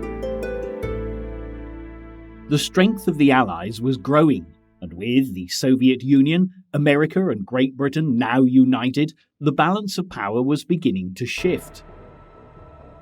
By November, the Allies would finally be ready to launch their invasion of North Africa, and while the Eighth Army beat the enemy back out of Egypt, German and Italian forces in the Western Desert would soon face an attack on two fronts.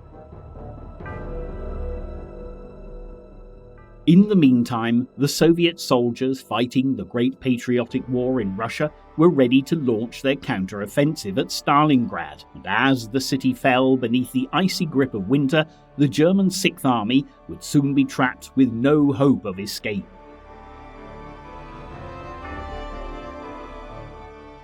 From the frozen plains of the Soviet Union to the darkest jungles of the Pacific, the fight against the Axis was gaining momentum, and at last, the tides of war were slowly but surely beginning to turn in the Allies' favour.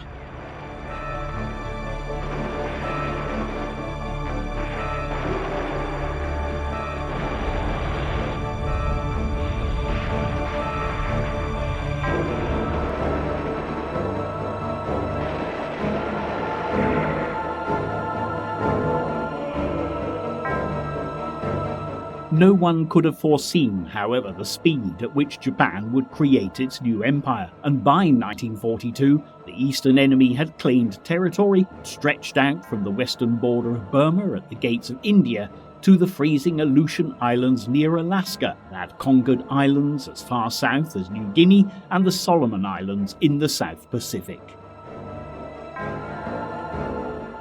While the conquests mounted, by 1942, some felt that more should be done in the Pacific theatre of war, and American naval commanders were particularly keen that the attack on Pearl should be avenged. Determined to strike back at the Japanese, Admiral Ernest King insisted that an offensive should be launched on the island of Guadalcanal, which was part of the Solomon Islands to the northeast of Australia. The Japanese had begun building an airfield here, and their presence in the area was posing a considerable threat to Australian ports. King was concerned that the sea routes between Australia and America would soon be severed, and with troops already arriving in the Pacific, this could have grave consequences for the possibility of an Allied counterattack. Despite the directive that gave the European war zone priority, the Joint Chiefs of Staff in Washington eventually agreed to King's campaign. By August 7, 1942, the first US amphibious landing of the Pacific War had taken place, marking the beginning of America's change from defensive operations to offensive action.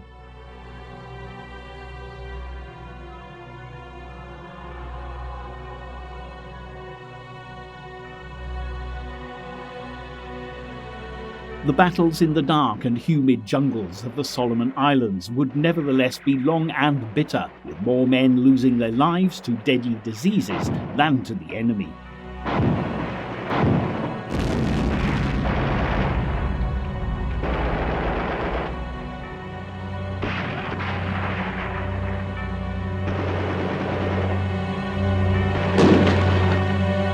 Out at sea, meantime, fierce naval battles would continue to rage, causing heavy losses to both sides.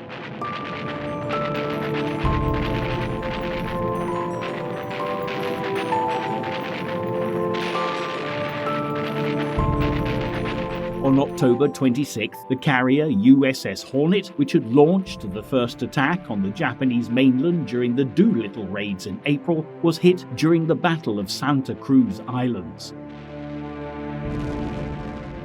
It would be a major loss for the American fleet, but little could be done to save the carrier, which suffered heavy bomb and torpedo damage.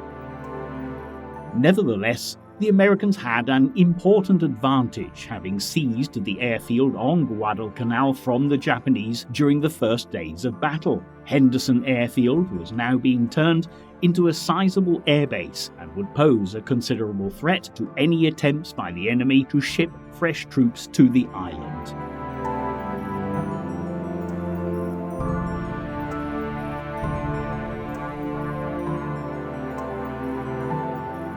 As the Americans continued their grueling battle for supremacy, the Japanese prisoners mounted. By December, it was evident that King's campaign in the Solomon Islands had been a success. While the enemy retreated further back towards the west coast of Guadalcanal, it was decided that the weary US Marines could finally step down and let the Army divisions take over. By the end of the winter, in February 1943, Guadalcanal would be secure, and the Americans would be ready for their next step in the Pacific War.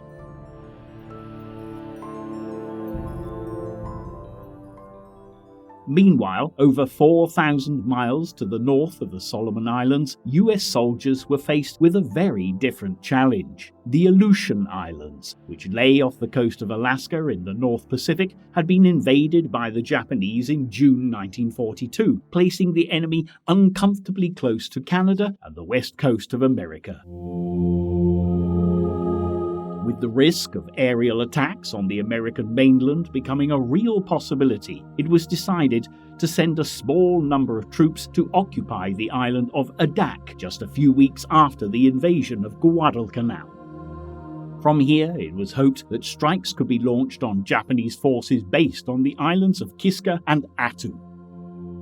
The bitterly cold weather and freezing terrain would pose as much of a problem to the US soldiers in the Aleutians as the heat and disease-ridden jungles of the Solomons had posed to US Marines.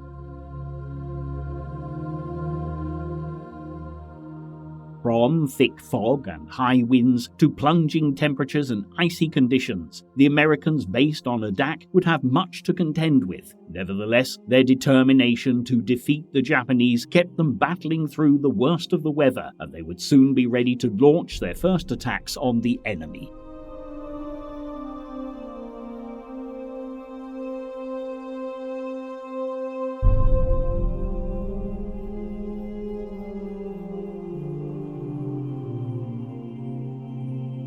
The key to victory in the Aleutians would be air power, so building a suitable airfield to ensure that the bombardment of Japanese bases could begin as soon as possible had been top on the list of priorities.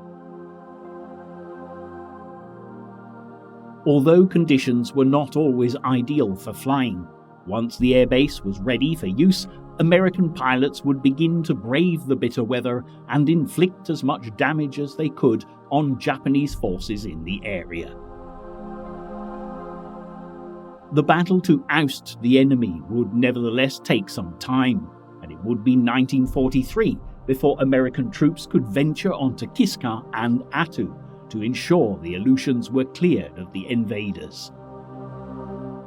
While events in the Pacific focused primarily on the invasion of Guadalcanal, the war in the Aleutians would become known as the Forgotten War. The men who fought here would still play an important part in the global conflict, however, and many lives would be lost as they battled to protect the American mainland and the Pacific sea routes from the threat of attack.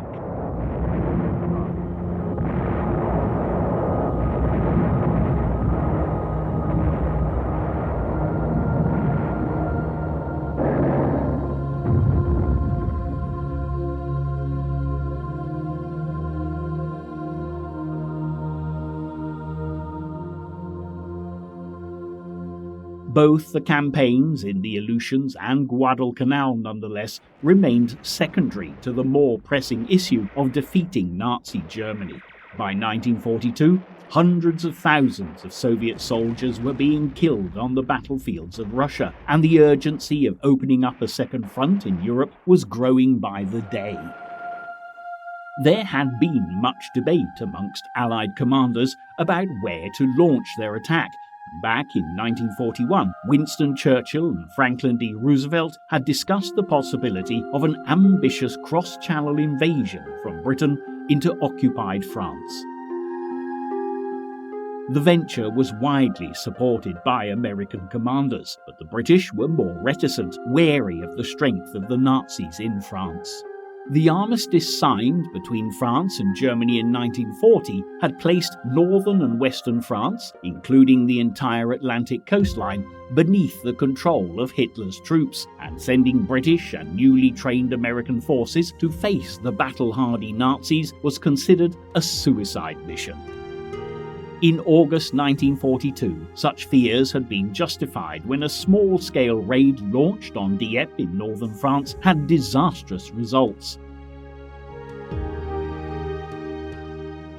The port was fiercely defended by the Germans, and of the 6,000 Canadians and British troops who had taken part in the landings, over 4,000 were killed, wounded or missing by the end of the campaign. The tragedy made it evident that the Nazis would not give up an inch of the territory they had conquered without a tough fight. Although the experiences of Dieppe would contribute to better preparations for the eventual invasion of France, it was clear that more time was needed before a large-scale attack could be launched, and soon an alternative mission began to gain greater popularity. As well as France itself, the Nazis had control of French colonies in Africa.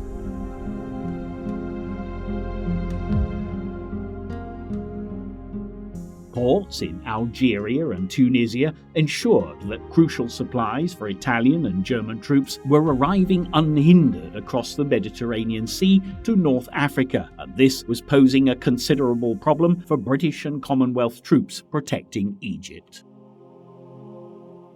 Despite all attempts to stall the enemy advance, by June 30th, Axis troops led by General Erwin Rommel had crossed the Libyan border and had reached El Alamein, just 60 miles from Alexandria. There was now a real danger that the Nazis would seize the Suez Canal, which was vitally important to the balance of power in the Second World War. The Suez connected the Mediterranean to the Red Sea, the rich oil fields of the Middle East, and if seized by Hitler, it could have devastating consequences for the Allied war effort. While the situation deteriorated in Africa, it was proposed that rather than a cross-channel invasion into France, an invasion of North Africa should be undertaken. The plan was to seize key ports and airfields in Morocco and Algeria in a simultaneous attack on Casablanca, Oran, and Algiers. Allied troops would then advance into Tunisia and seize the port of Tunis, which would prove an important move in restricting Axis supply lines. British naval commanders felt that seizing these ports would be a vital step in gaining control of the Mediterranean, which would in turn be crucial if there was going to be any hope of pushing the enemy back out of occupied Europe. It was hoped that after the invasion of North Africa, the Allies would then be able to advance on the soft underbelly of Europe and invade Italy. American commanders were initially reluctant to agree to the invasion of North Africa, fearing that the British wanted to postpone a large-scale invasion of northern France indefinitely, but President Roosevelt had formed a close friendship with Winston Churchill and supported the move. General Eisenhower was selected to coordinate the invasion, which was codenamed Operation Torch, and in the summer of 1942 he arrived in London to commence preparations for the attack. Meanwhile, in North Africa, the fight to stall the Nazi advance continued. General Bernard Law Montgomery, otherwise known as Monty, had taken over the command of the 8th Army in Egypt in August 1942, and was determined that Rommel and his troops would advance no further than El Alamein. The 8th Army had fiercely defended their position in the Battle of Alam el Halfa at the end of August, and now formed a defensive line which stretched from the coast to the impassable Quattara Depression, and this would ensure that the Germans and Italians were held at bay for the time being. There was little doubt that Rommel's troops would soon attack again, however, and Montgomery's focus in the early autumn of 1942 was on preparations for a dramatic counterattack which would expel the Axis from Egypt and drive them back into Libya. Vast quantities of weapons and ammunition were stockpiled to give Montgomery's troops superior firepower. Additional tanks arrived from America, and while more forces arrived to join the 8th Army, Montgomery soon had almost 200,000 men at his disposal. In the meantime, Allied planes were doing all they could to destroy the Axis supply lines.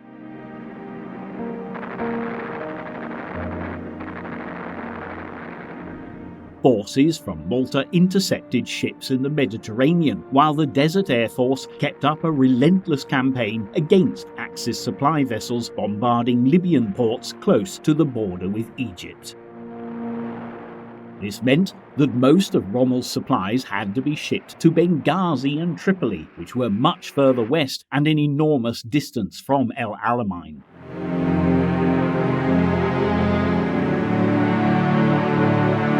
Soon the flow of supplies crossing the Mediterranean to the Axis armies had fallen to a dismal level, and Rommel began to realise that the war in Africa would not be won without more air support.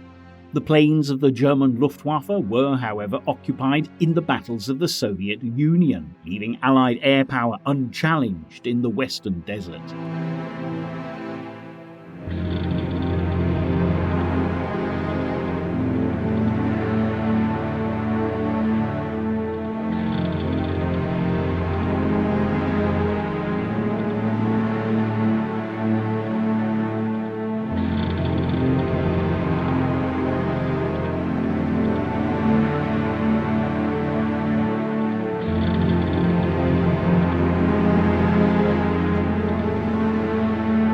By October 1942, less than half of Rommel's supplies were getting through, and to make matters worse, the commander's health had begun to fail. He decided to take sick leave and departed for Germany to recover from his illness, leaving his troops to the command of General Jörg Stumm. But the departure of Rommel couldn't have come at a worse time, because Montgomery was about to launch his counterattack. Months of meticulous planning were finally over, and on October 23rd, the Allied troops were bracing themselves for their greatest battle yet. In the silence of the desert, all took heed of Monty's simple message that each and every officer and man should enter the battle with the determination to see it through, to fight and kill, and finally to win.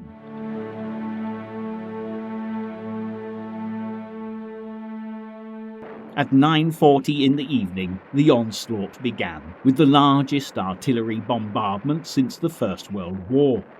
900 artillery guns fired at the Axis lines for 15 minutes, so that the ground was soon shaking with the sheer power of the attack.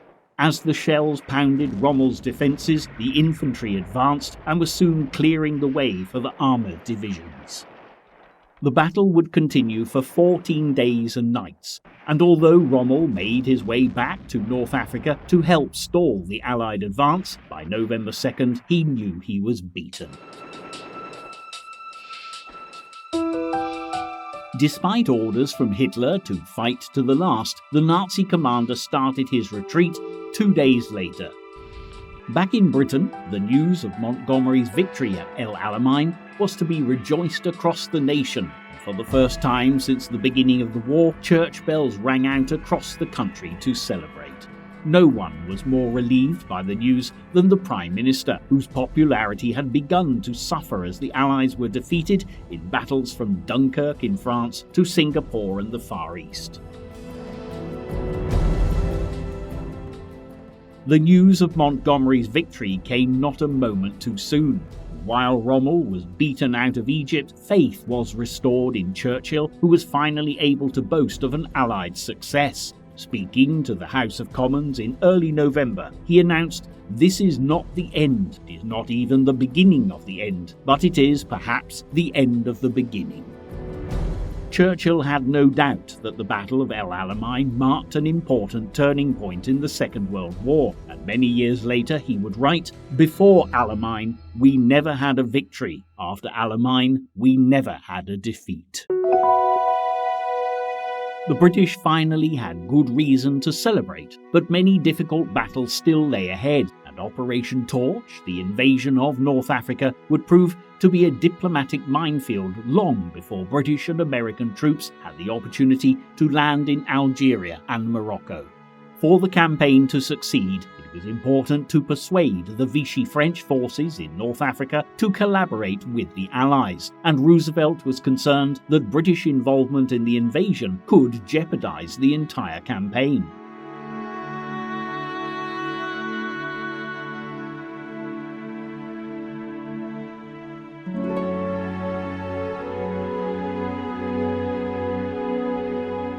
Although France and Great Britain had fought together in the First World War and were allied at the beginning of the Second World War, when Paris fell to the Nazis in 1940, the friendship between the two countries became strained, to say the least.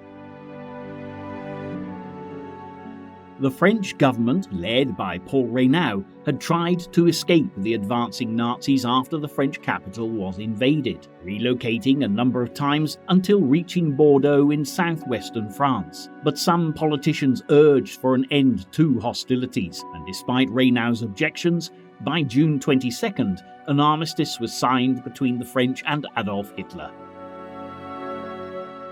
Reynaud resigned and was replaced by 84-year-old Marshal Pétain, who set up a new government in Vichy.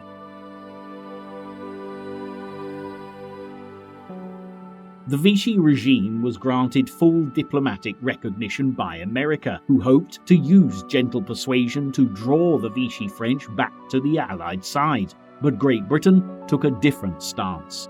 The collaboration of the French with Nazi Germany presented many risks to the country, and there were fears that the French fleet, which was one of the most powerful in the world, would soon be controlled by the Nazis. The repercussions of this would be catastrophic for Great Britain, which was already struggling to survive as the Nazi U-boats tightened their stranglehold on the Atlantic.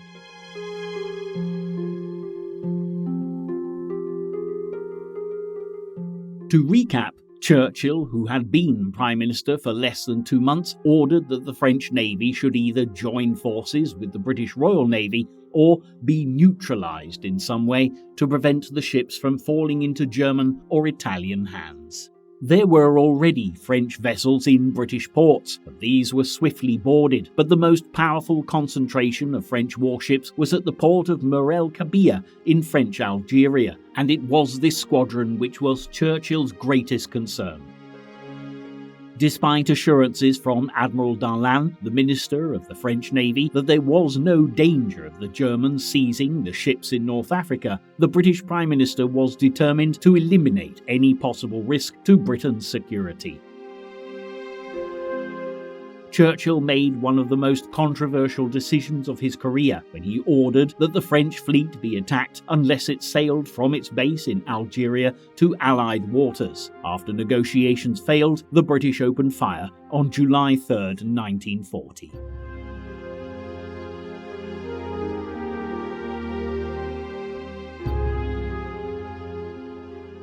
There were many who condemned Churchill's decision.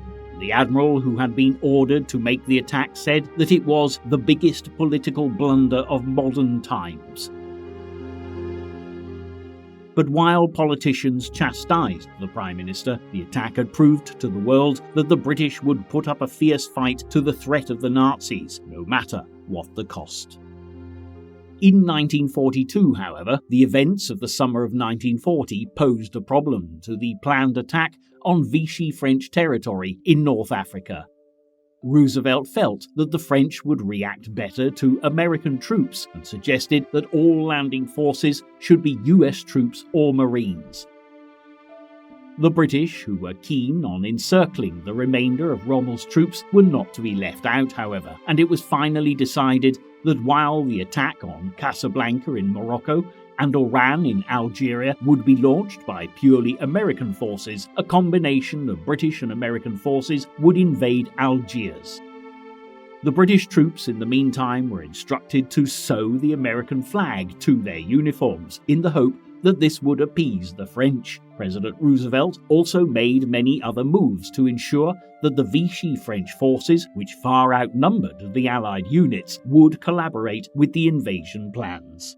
He wrote a personal letter to Marshal Pétain, urging him to support the Allies. He even tried to win over the Arab population in North Africa by commissioning a proclamation stating that the American holy warriors had arrived.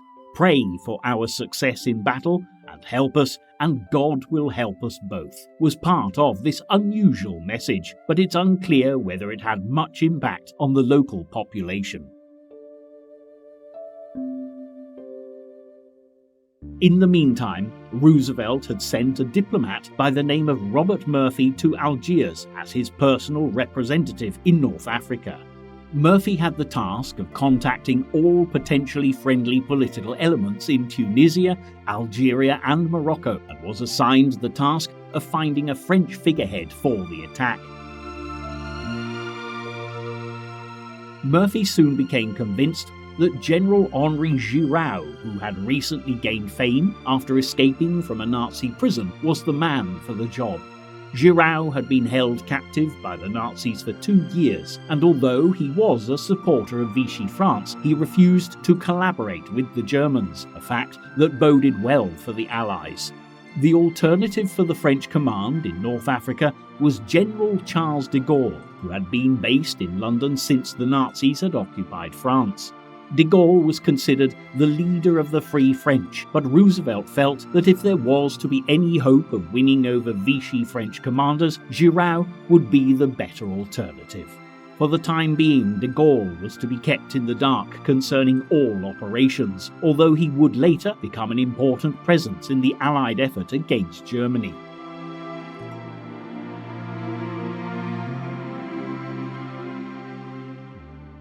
While the delicate political situation was negotiated, hundreds of Allied ships began heading towards North Africa.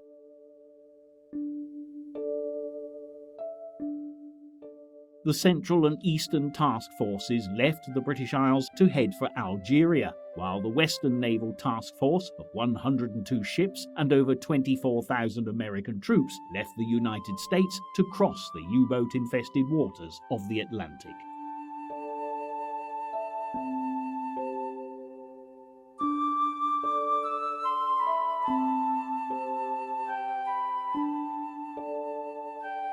Their destination was French Morocco, and virtually all the men aboard were going into action for the first time. Just a few months earlier, they had been working as clerks, lawyers, salesmen and garage mechanics, but soon they would face the overwhelming demands of battle.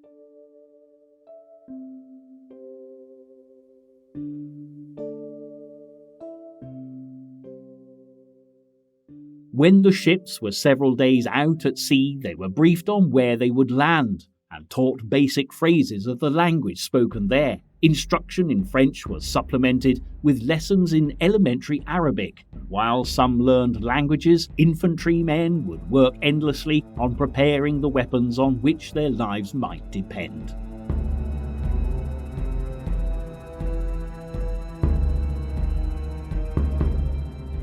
Soldiers and sailors, it is not known whether the French African army will contest our landing, but all resistance, by whomever offered, must be destroyed.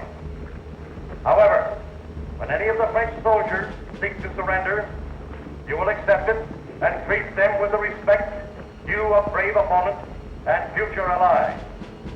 Remember, the French are not Nazis or Japs. All three task forces involved in the invasion were proceeding with the utmost secrecy, and although there were many concerns that U-boats would attack, German command didn't appreciate the significance of the convoys and the threat they posed to North Africa. In fact, some commanders believed that the ships were supply convoys heading for Malta.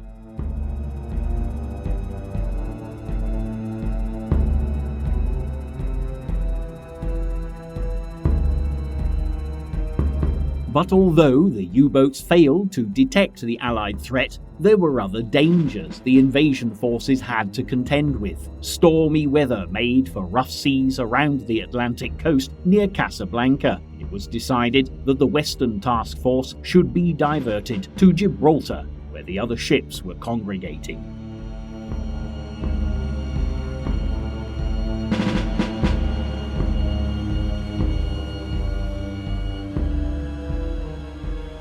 The Allied island base, which lay between Spain and North Africa, was where General Eisenhower had his headquarters buried deep beneath the base of the rock.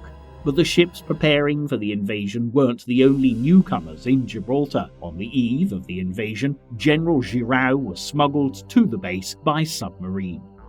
Giraud believed he would be commanding the invasion, and there were moments of confusion while Eisenhower explained the mission through his interpreter. Eventually, Giraud agreed to be a spectator and would be ready to step in later as administrator of French North Africa. By the early hours of November 8th, the ships had sailed to their positions in preparation for the three-pronged attack on North Africa, and the landing forces were launched from their motherships.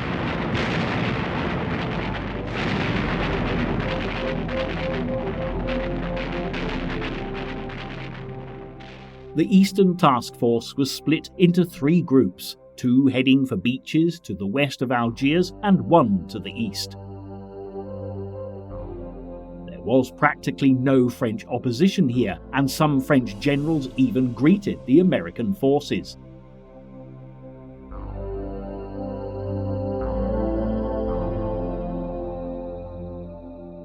In the meantime, 500 American paratroopers had been flown in from the British Isles to aid the attack on Oran. Not all reached their target south of the city, however, and the central attack force was left to deal with the opposition alone.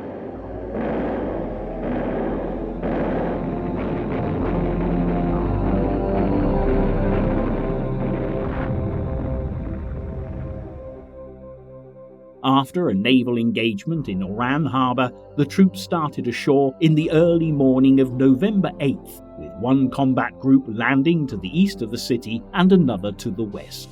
Their aim was to then converge and capture the city by a double envelopment.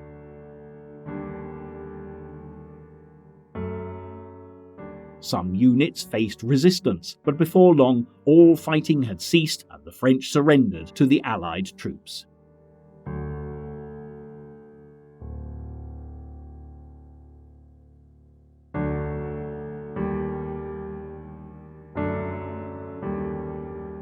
The second part of the three-pronged attack had been successfully accomplished, but the third, landing to the north and south of Casablanca, would be a different story. A coup to overthrow the pro-Vichy commander in Casablanca had failed, and French defences were now in wait for the Eastern Task Force.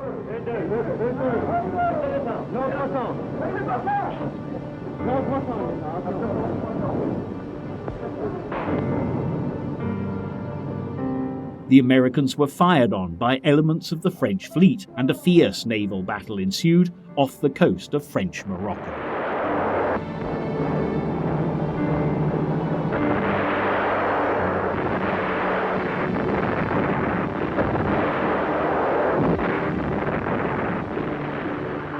Although 4 of the French ships were eventually sunk, in the meantime, the troops landing ashore were encountering heavy opposition. But while the battling continued, there was a turn of events that would have a profound effect on the future of the North African campaign. When the Eastern Task Force had entered Algiers, it had been discovered that the Vichy French commander, Admiral Darlan, was in the city on a private visit. With the opportunity to deal with a senior Vichy representative who had greater authority than Giraud, Eisenhower began negotiating with the Vichy commander and offered him the chance to stay in control of French forces if he joined the Allies.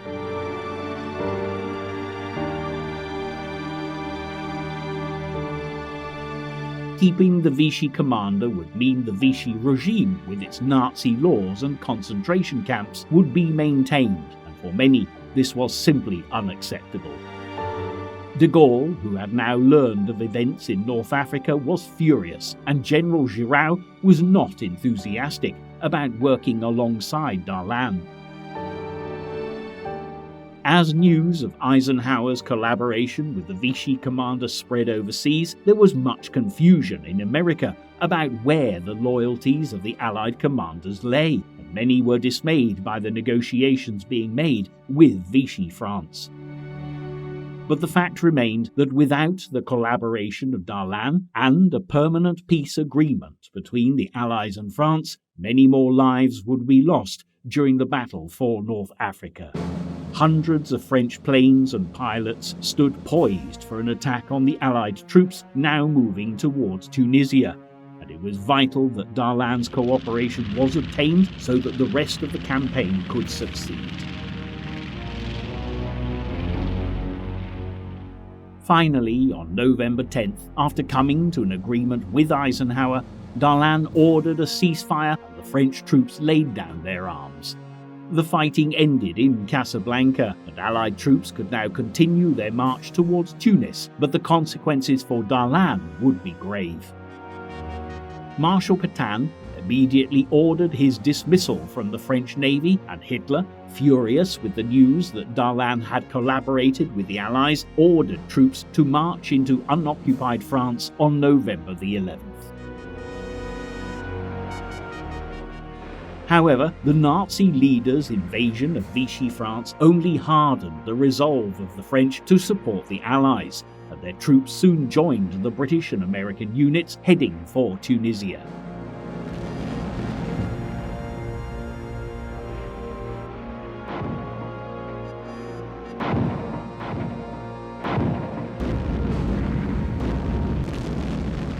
While the Allied tanks rolled further east, 1,200 miles away, the 8th Army were making swift progress from the opposite direction, having driven the Axis out of Egypt.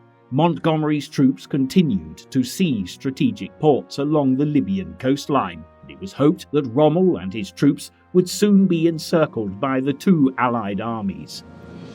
As the battle for North Africa continued, Adolf Hitler feared that southern Europe would soon be under threat, and he ordered thousands of troops and tanks to be sent to Tunisia to fight back the Allied attack. Meanwhile, General Kenneth Anderson from Great Britain was leading the Allied race for Tunis with the 1st Army. His troops were made up of American and British soldiers from the Eastern Attack Force, as well as French soldiers, and their aim was to reach the Tunisian capital before Axis reinforcements arrived.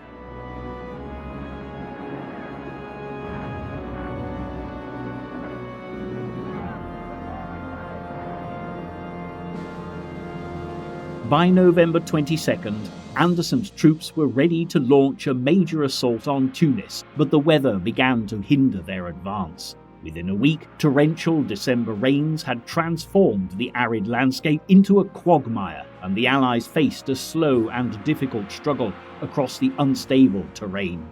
While mud now became as much of an enemy to the 1st Army as the troops of the Axis, the Allies arrived too late to seize Tunis. Nazi reinforcements had already consolidated their positions and began launching their counterattack, and it was clear that the fight for North Africa was not going to be as swift as initially hoped.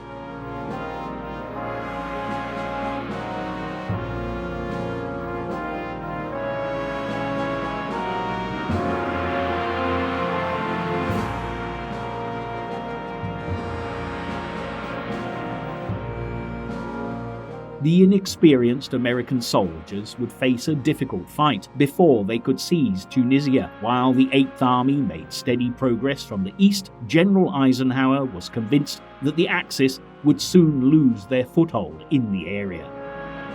Back in Great Britain, Winston Churchill was jubilant and celebrated the events of the past month in a speech to the British population.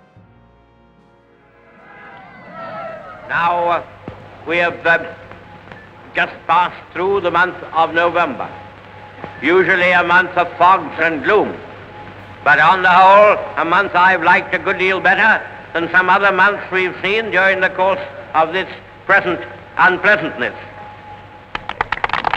And so I say to you, let us go forward together and put these grave matters to the proof. The invasion of North Africa had achieved what the Allied leaders had hoped for, and while combat continued, some of the pressure was now taken off the Soviet soldiers battling around Stalingrad.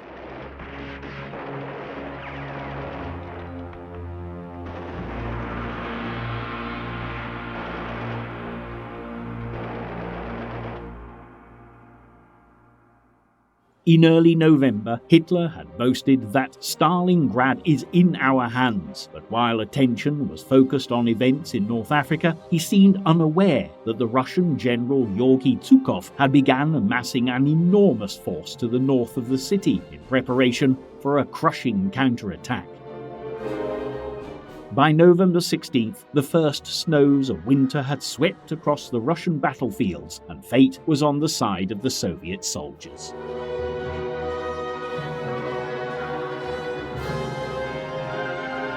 The Volga River became a frozen bridge, and the troops of the Red Army could now cross over into the battle zone. Within days, they were ready for their dramatic counterattack, and Russian artillery opened a gigantic enveloping maneuver with one army to the north of the Germans and another to the south.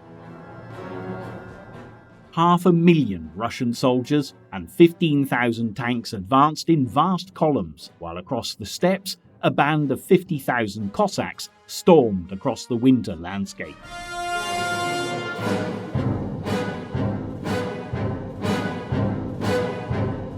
Under the onslaught, the German line began to bend. Then the Russians made a breach, smashing through the 6th Romanian Corps on November 20th. Zhukov's aim was for the two Russian forces to meet far southwest of Stalingrad in order to encircle the entire German 6th Army and to cut its supply lines.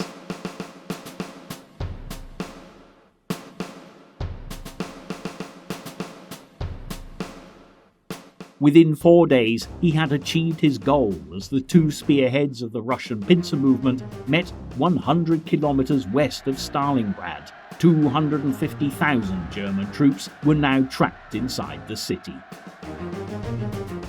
To prevent the 6th Army from breaking the encirclement, the Russians began creating a corridor to a width of over 100 miles, which would separate the army from the rest of the German military. Hundreds of tanks were soon moved into the area, along with 60 divisions of Soviet troops.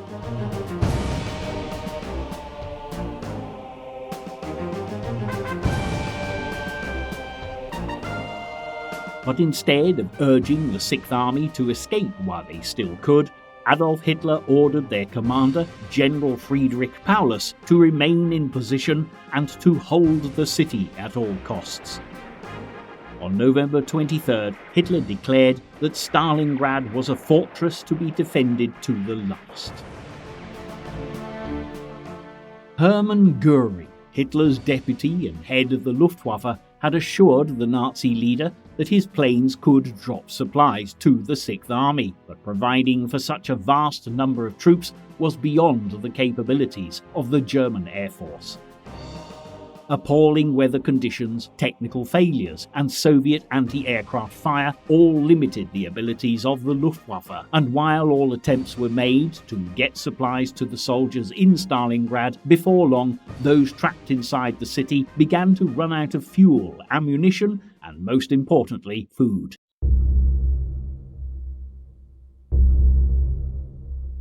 As Soviet forces consolidated their positions around Stalingrad, battling to shrink the pocket of Axis soldiers, the situation for the thousands of Germans within became desperate.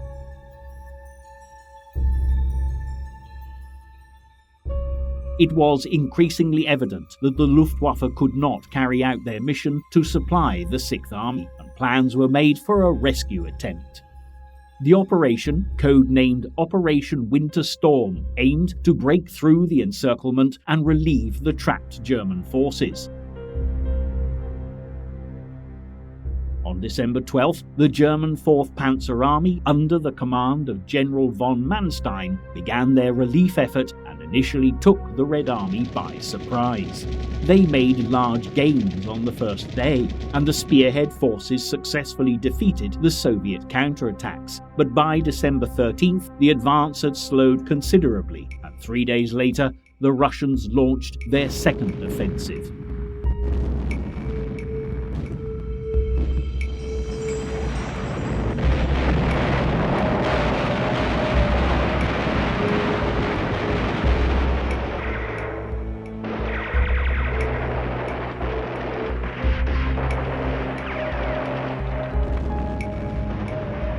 As resistance and casualties increased, Manstein appealed to Hitler and to General Paulus to begin the Sixth Army's breakout operation, but both refused. The decision would prove fatal for the hundreds of thousands of men still inside Stalingrad.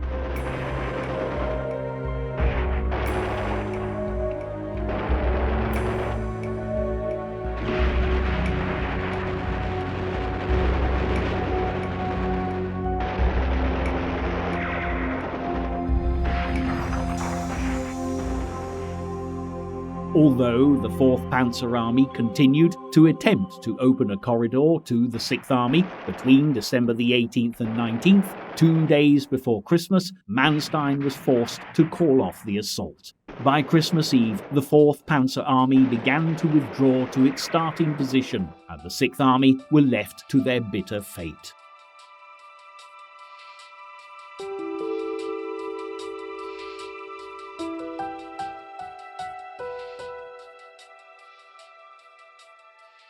The final stages of Nazi Germany's attempt to conquer the Soviet Union had failed. By January, the soldiers still left alive in Stalingrad would have no option but to surrender to the enemy.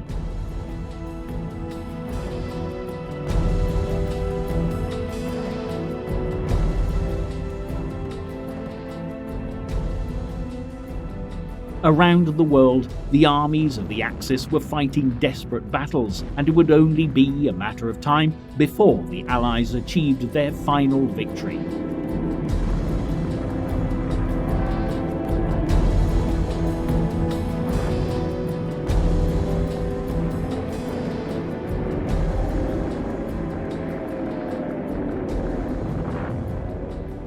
But while many had real cause to celebrate during the Christmas of 1942, the Allied commanders had little time to pause in their continued drive to defeat the enemy.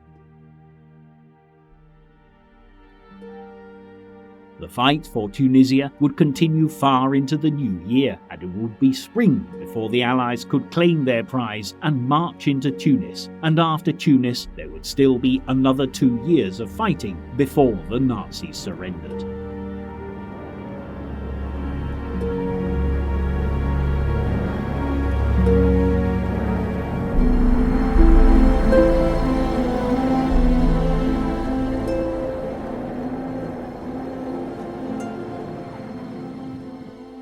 Meanwhile, in the Pacific, the struggle to vanquish the Japanese would be long and bitter, as the Americans fought some of the bloodiest battles of the war to wrench one island after another from their control.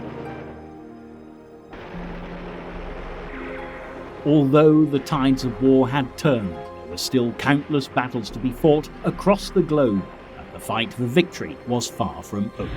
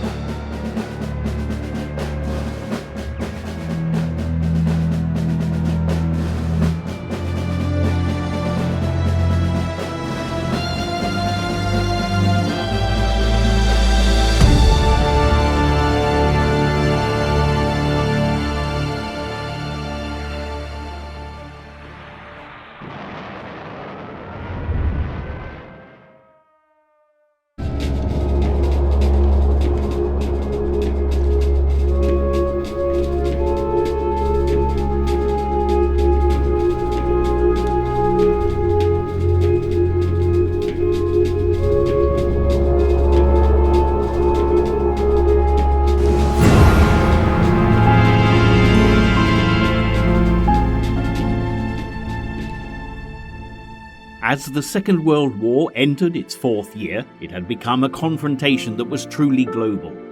By 1943, more and more nations had been drawn into the conflict as they aligned themselves either with the Allies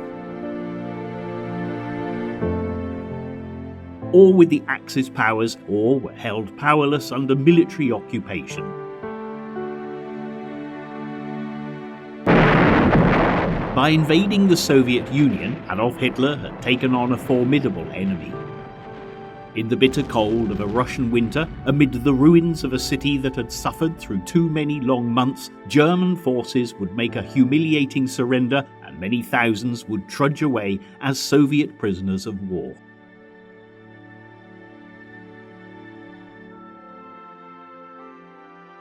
The loss of Stalingrad proved a turning point as the Red Army was emboldened to begin a new push against the German occupiers, reclaiming their vast nation piece by piece. Ordinary Germans were increasingly aware of the weighty advantage that the Americans were bringing into play for the Allied war effort. American Air Force bombers joined the RAF in bold raids on ports, industrial centres and larger cities, sending a message of defiance and determination to Hitler and his generals, and also seeking to further undermine waning public confidence in the Führer's leadership. In 1943, there was also room for optimism in the Pacific War against Japan.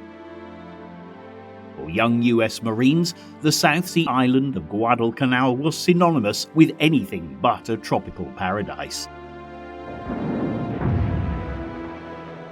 It had come to mean nights broken by screaming bombs and artillery fire, savage fighting in the sodden jungle, Marines diving for cover into foxholes as Japanese planes strafed the landscape, while the Americans below battled malaria and dysentery as well as dodging sniper fire.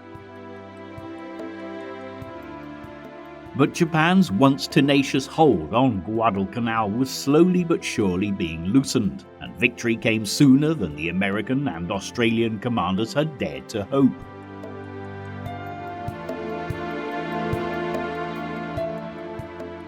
Across Southeast Asia, Japanese militarism was still holding diverse nations and populations under its harsh rule, belying Japan's promises that it would lead Asian nations into a bright new future.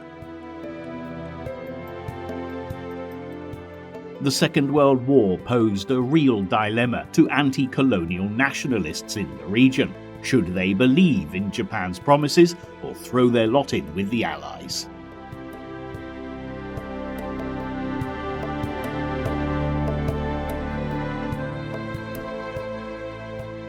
However, the often barbaric treatment of local populations by their new Japanese overlords helped settle the matter, and colonialism definitely seemed the lesser of two evils.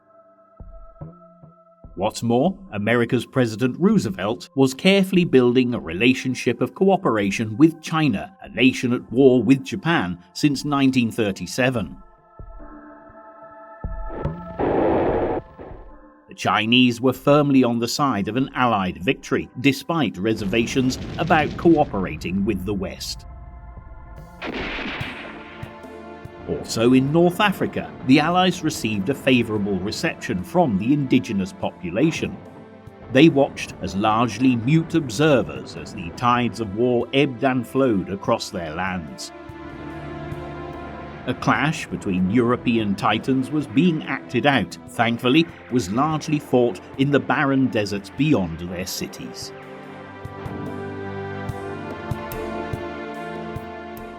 For the Allies, success in the sands and rocky hills of North Africa gave hope that an end to Hitler's brand of National Socialism and its evil ideology of racial purity was now in sight.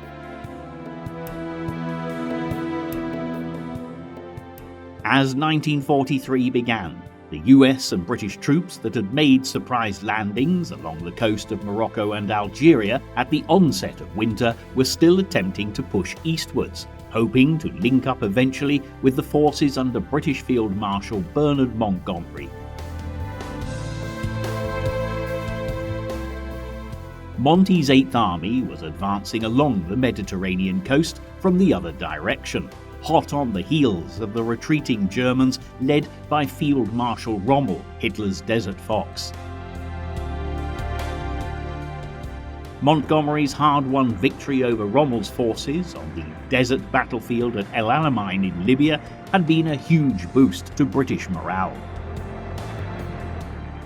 Nonetheless, the Allied breakthrough at El Alamein had prompted Hitler to give greater strategic importance to North Africa. Along with his Italian ally Mussolini, Hitler had sent more men and equipment into the region by sea and air from Sicily.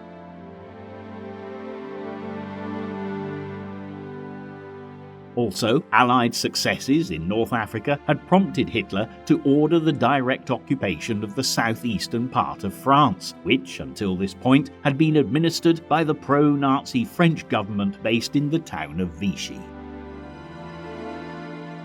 All France was now directly under the iron hand of the Nazis, and most of the rest of Europe was either under direct Nazi rule or was ruled by governments that had fallen into line with Hitler. And the Führer's plans for a new order based on ideas of racial supremacy were escalating.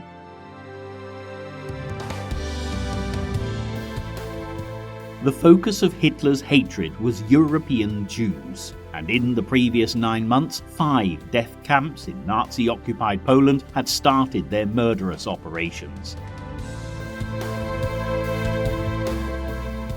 In America, meanwhile, public opinion remained united behind President Roosevelt in support of the war against Germany and the Axis powers, including, of course, Japan. The devastating Japanese attack on Pearl was not something that will be easily forgotten or ever forgiven.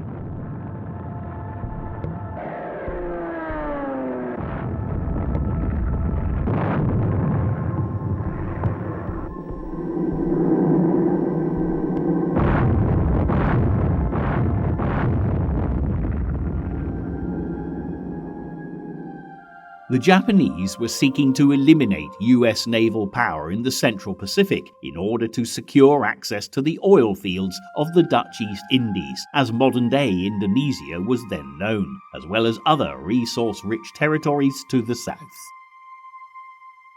A resurgent Japan had aligned itself with the Nazi drive for supremacy in Europe, while in Asia, the Japanese government considered that they were the only nation with the industrial and military might to end centuries of Western dominance. By January 1943, Japan had already wrested control of the Philippines from the American and Filipino defending forces. Japanese had also taken Hong Kong, Malaya and Singapore from the British and Indonesia from the Dutch. In Burma, bordering India, where agitation for independence from Britain was growing, Japanese forces had marched in facing little opposition. But for months, American and Australian troops had been battling with the Japanese by land and sea in the Solomon Islands, north of Papua New Guinea.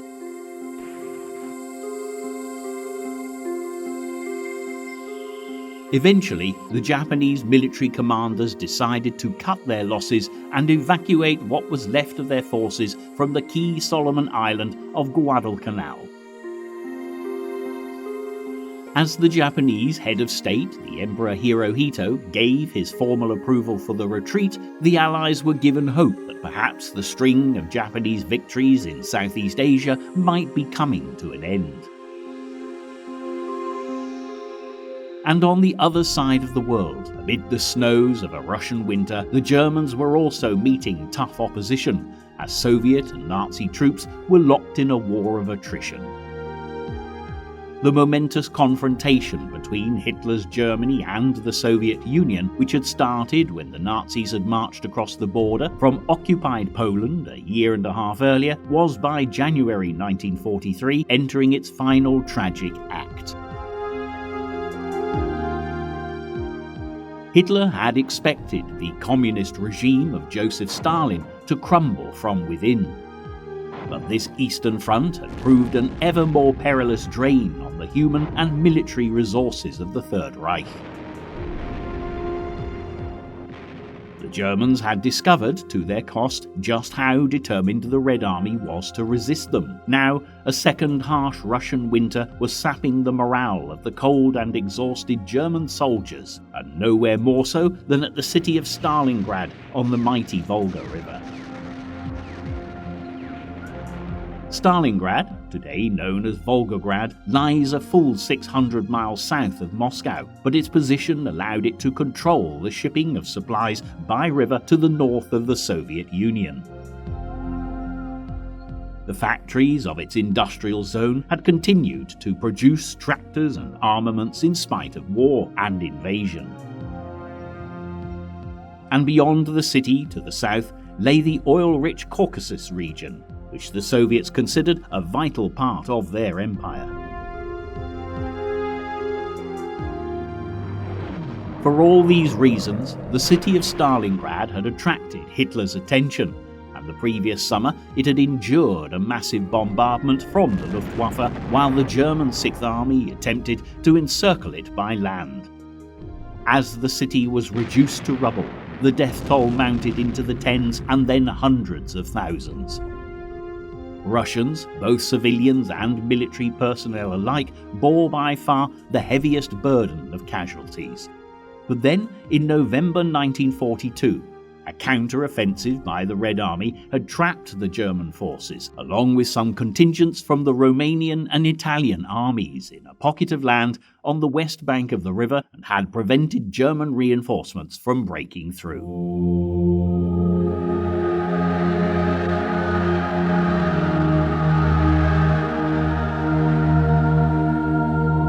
Supplies were dwindling fast, and typhus was spreading among the German troops and the other national contingents fighting alongside them.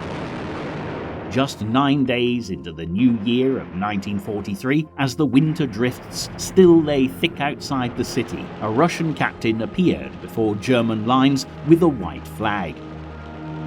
He was offering General Friedrich Paulus, commander of the German Sixth Army, the opportunity to make an honourable surrender.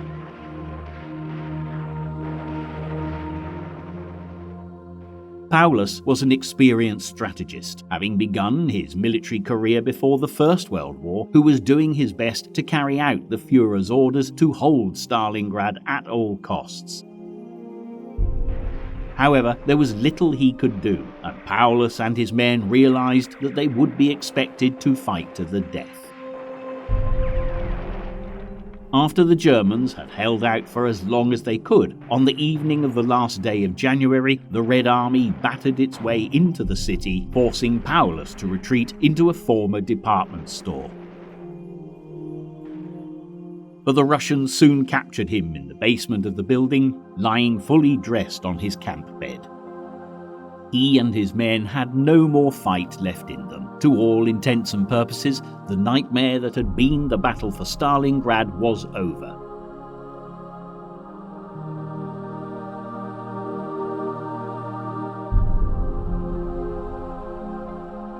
Elsewhere, the signs were equally ominous for the German invaders. On January 18th, their blockade around Russia's second most important city, Leningrad, modern-day St. Petersburg, had been broken.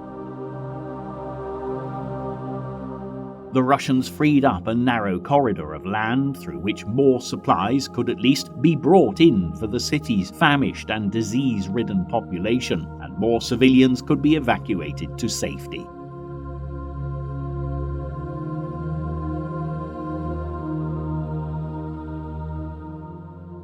Stalin had for some time been pressing the United States and Britain to open up a front in Western Europe to take some of the pressure off the Soviet Union. Although a second front in Europe was not yet possible, Allied progress in North Africa had already diverted some of the Axis military resources away from Russia. As Allied forces in North Africa took a time out, bogged down by the winter rains, on the highest political level moves were afoot to agree upon what should be done next.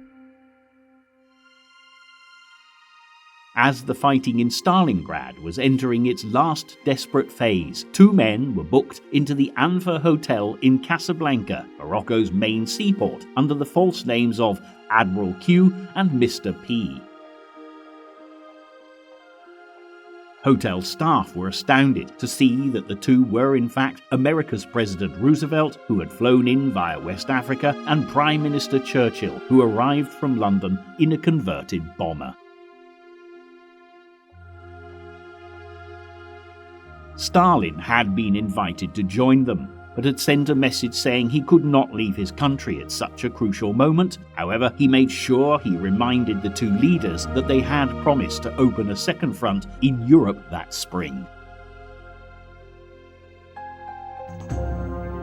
Morocco was a French protectorate previously controlled by commanders loyal to France's Vichy government. It now represented a secure meeting place for the 2 leaders, as after the Allies had arrived, senior French commander Admiral Darlan had renounced his loyalty to Vichy and formally ceded to the United States the right to oversee all ports, transport and troop movements. When Darlan was assassinated by a dissident Frenchman just weeks later, his place as administrator of North Africa had been taken by another former Vichy supporter, General Henri Giraud. He had been groomed for this role by the Americans, much to the displeasure of another French general, Charles de Gaulle. He'd opposed Nazism and the Vichy government from the start, and as commander of the Free French forces based in London, had become a symbol of French resistance. The 2 French generals were also persuaded to attend the 9 days of talks at the Anfa Hotel that would go down in history as the Casablanca Conference, where they were obliged to keep their hostility within diplomatic bounds. Between Roosevelt and Churchill, relations were far easier, as it was the 4th time that the 2 leaders had met since the war began.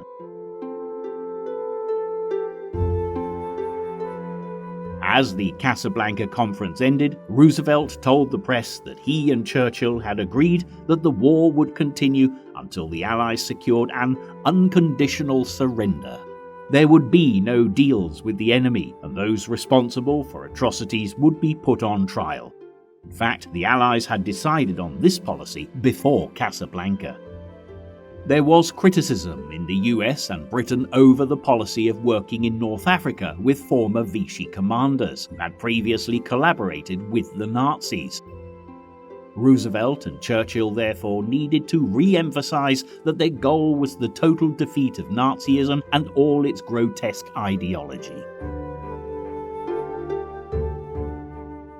And as a signal to Stalin, Roosevelt also told the listening reporters that he wanted to pay tribute to the enormous weight of the war that Russia was bearing.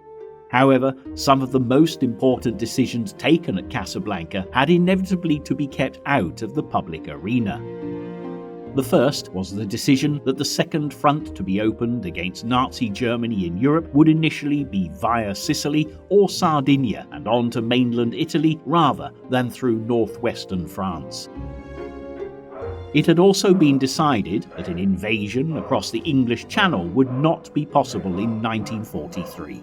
There were as yet not enough American troops in England, nor sufficient boats ready for there to be a major landing in France. Nevertheless, serious planning for this invasion to take place in 1944 began. Another unpublicized outcome of the meeting at Casablanca was an agreement that bombing raids over Germany by American and British bombers would aim to draw German fighter power away from the Russian and Mediterranean theaters of war. The bombing would also be targeted to destroy Germany's military and industrial infrastructure and, in the words of the agreement, undermine the morale of the German people to a point where their capacity for an armed resistance is fatally weakened.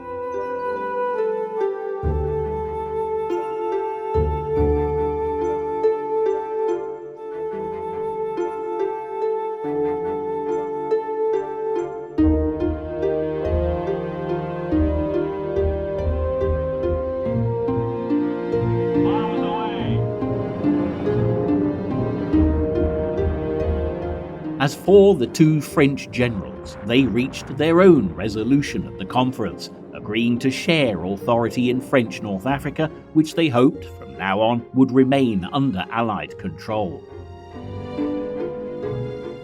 Even so, North Africa was proving far more accommodating for the newly landed Allies, and the road through Tunisia to link up with Montgomery's men was challenging, to say the least. They had crossed the border into Tunisia weeks earlier, but had been held in a check by German units and winter rains, which had made the roads impassable.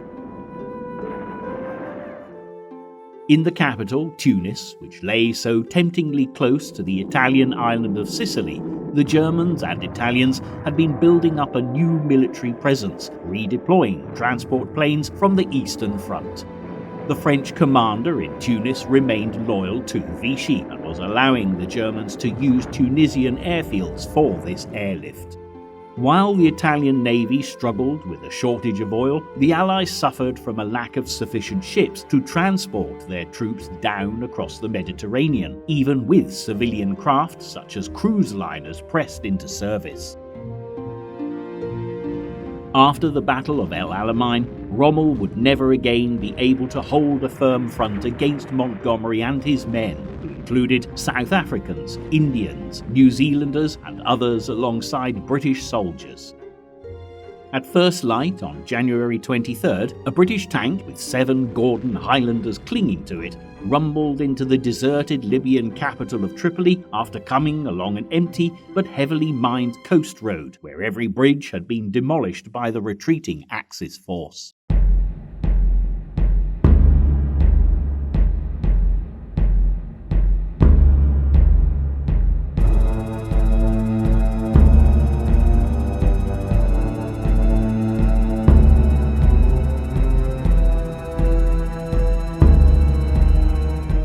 The Allied tanks that followed found that Hitler's Desert Fox and his men had already retreated, and Montgomery was able to accept the surrender of the city from its Italian mayor, who donned his full regalia for the occasion. The capture of Tripoli meant Rommel, now falling back towards Tunisia, had lost his main supply base, and the Italians had lost the last part of their African empire. However, although the Nazis were losing their stranglehold on North Africa, they were still dominant throughout Europe, and there was no stopping their reign of terror in the nations they occupied. By early 1943, 5 death camps were in operation in occupied Poland. Unlike the concentration camps, where the Nazis imprisoned a range of political and religious opponents and people they judged socially deviant, the death camps were expressly built for the purpose of carrying out killing on an industrial scale. Victims of the death camps included Poles, Hungarians, and Soviet prisoners of war, but it was the Jews, often transported there from all over Europe, who were the main target.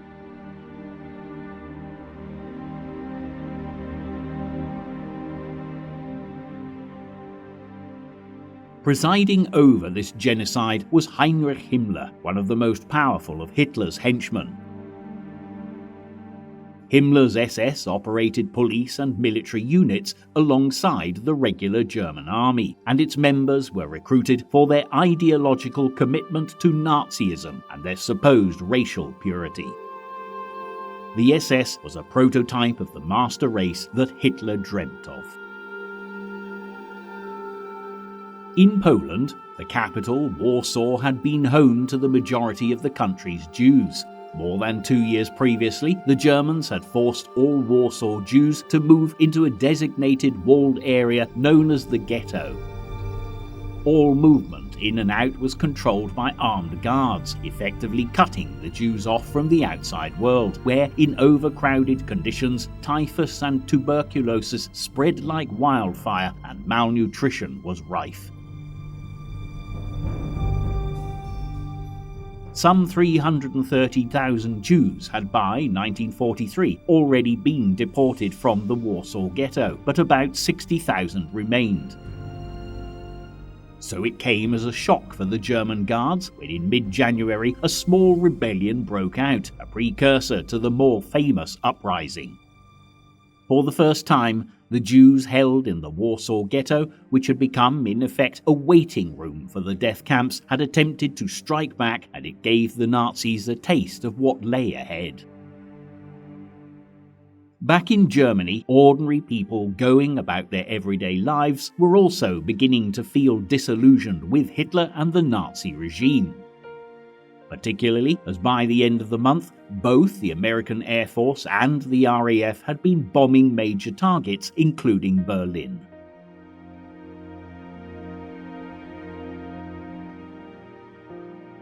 On January 16th, the RAF had returned to Berlin after 14 months away. The city was hit by 8,000 sizable bombs and thousands of smaller incendiaries, and the intensive bombing continued for a second night.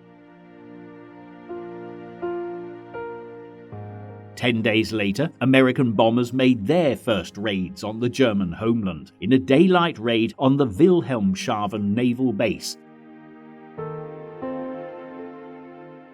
Next, Hamburg itself came under fire, and on Saturday, January 30th, the RAF marked Nazi Germany's 10th anniversary with 2 daytime bombing raids over the country.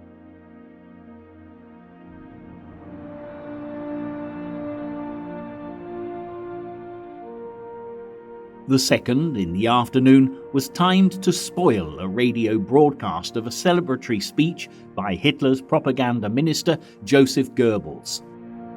Whatever doubts the people of Germany might be having, and any questions asked by Hitler's closest associates about his state of mind, Goebbels was the most constantly loyal of them all. And never before had the eloquent skills of Joseph Goebbels been more in demand, particularly as news of Germany losing the Battle of Stalingrad started to filter through. Stalingrad was the Nazis' first large-scale military defeat, and there would be no hiding the scale of the losses from the already disheartened German public.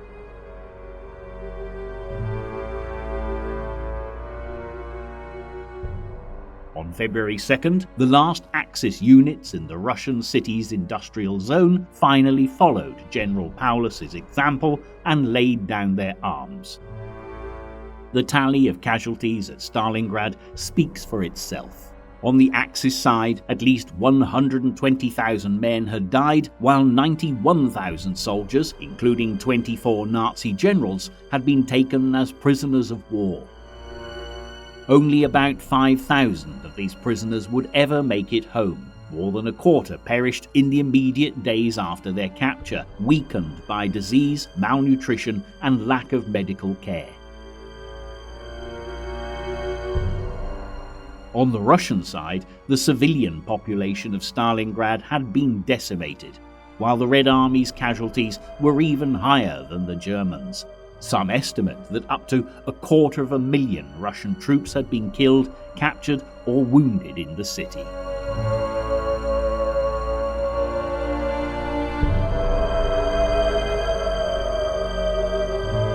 In his field headquarters at Rastenburg in East Prussia, Hitler berated his generals. The crushing defeat at Stalingrad had heightened his distrust of his senior officer corps, many of whom had been career soldiers long before they were Nazis. And Hitler's unease was well founded, not least because after Stalingrad, General Paulus became one of the leaders of a Soviet-sponsored League of German Officers, making radio broadcasts in which he urged his fellow officers to overthrow Hitler. In Berlin, Goebbels addressed a mass rally in a rousing speech broadcast across Germany by radio. The audience that packed the stadium had been carefully selected and roared approval as Goebbels urged the German nation to redouble its efforts against what he described as the Bolshevist threat from the East.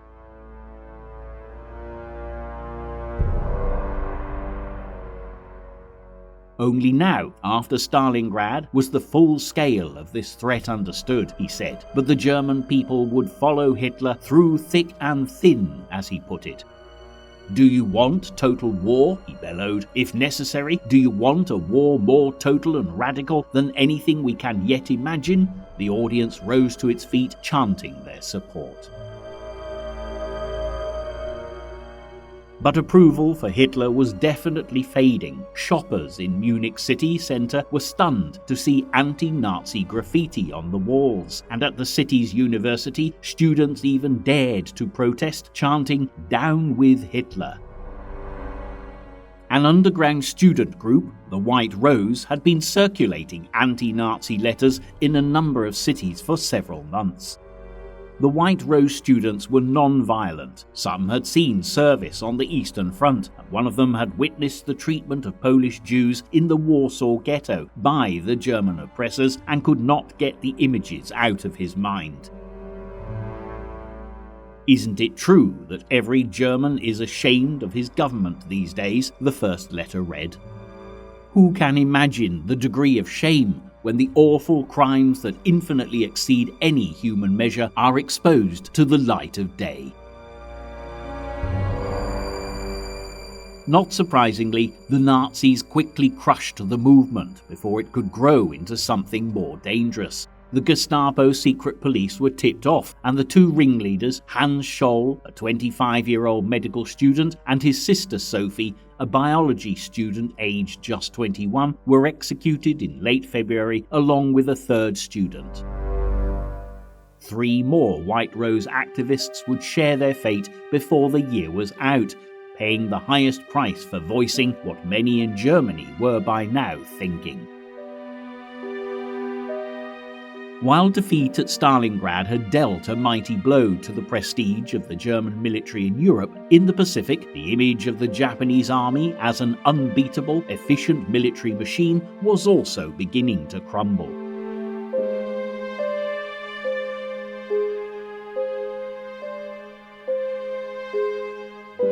The Allies had chosen the little-known string of Solomon Islands in the South Pacific as a starting point for their fight back against Japan. When the Japanese occupied some of the larger islands, American and Australian troops made their own landings on one of them, Guadalcanal.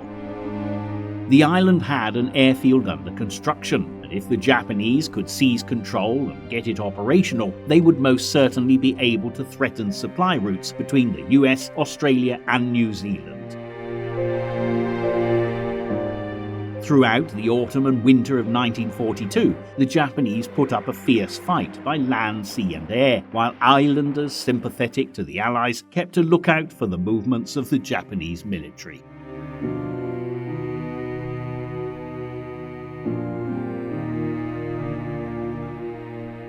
Early in 1943, American troops were advancing along the north of Guadalcanal. The airfield was already in US hands, but they feared a renewed Japanese offensive. Little did they suspect that the Japanese commanders had already received their Emperor's blessing for a withdrawal, and the naval maneuvers were actually in preparation for an evacuation of thousands of Japanese troops. By the end of the first week of February, more than 10,000 Japanese soldiers had been taken off the island before the Allies even realized that the battle for Guadalcanal was over. From this point on, Guadalcanal would be a major Allied base with new runways and a port. It had cost American lives of 1,700 soldiers and 5,000 were wounded, but the eventual goal, the retaking of the Philippines, no longer looked quite such an impossible task. What's more, American shipyards were working at full steam, producing warships that the Japanese could not hope to match. For Japan, the loss of 860 aircraft and 15 warships with their highly trained crews was going to be a major issue. The defeat led the Japanese military to carry out a major reappraisal of their strategy. They resolved to hold on to central New Guinea and take a defensive stance along the southern perimeter of their area of control. Despite the setback at Guadalcanal, Japan's determination to present itself as the leader of a newly awakened Asia had the potential to seriously undermine the Allied war effort. Nowhere was this more so than India, once considered the jewel in the crown of the British Empire, where the British Army had traditionally been supplied with large numbers of Indian recruits. But the battle for an independent India was already gathering pace. By 1943, the Indian nationalist leader Mahatma Gandhi had been detained because he had declared that India should be granted immediate independence if it was to carry on supporting the Allied war effort. As a consequence, there had been mass arrests of Gandhi's supporters, while police released a barrage of lethal gunfire against unarmed demonstrators. In eastern India, the local population was no longer in awe of their British overlords, having seen their humiliating retreat from Burma the previous year, and had resorted to sabotaging railways and telegraph lines. The loss of Burma had, at a stroke, deprived India of 15% of its supply of rice, the staple upon which India's poor so depended. Therefore, the British quickly realised that it was vital to regain control of Burma to quell the rebellions in India, as well as to defeat the Japanese. With Japan controlling much of China's eastern seaboard, the famous Burma Road had been the main route for getting supplies to Chinese nationalist forces deep in the country's interior. But with this road now closed by the Japanese, the Allies needed to open another route to make sure that supplies to China could be maintained. America's President Roosevelt believed firmly that China's assistance was vital in the battle against the Japanese, and had persuaded the Chinese leader Chiang Kai-shek to accept American leader General Joe Stilwell as his military advisor, with the title of Commander-in-Chief. At a meeting in New Delhi on February 7th, Chiang Kai-shek agreed to provide manpower to help reconquer Burma in exchange for US aid. Stilwell was already supervising the building of a new road from Lado in India to link up with the final stretch of the Burma Road. Work on this ambitious feat of engineering was making slow progress through early 1943, drawing on the labour of some 15,000 US soldiers, most of them African Americans, and 35,000 Indians. Tropical diseases took their toll. Hundreds of US soldiers died during the construction of the Lado Road, as well as many of the local people who were also involved. US Air Force commanders thought the road would never be as effective as the hazardous airdrops of supplies they were organizing across the mountains to the Chinese, and over time, unfortunately, they would be proved right.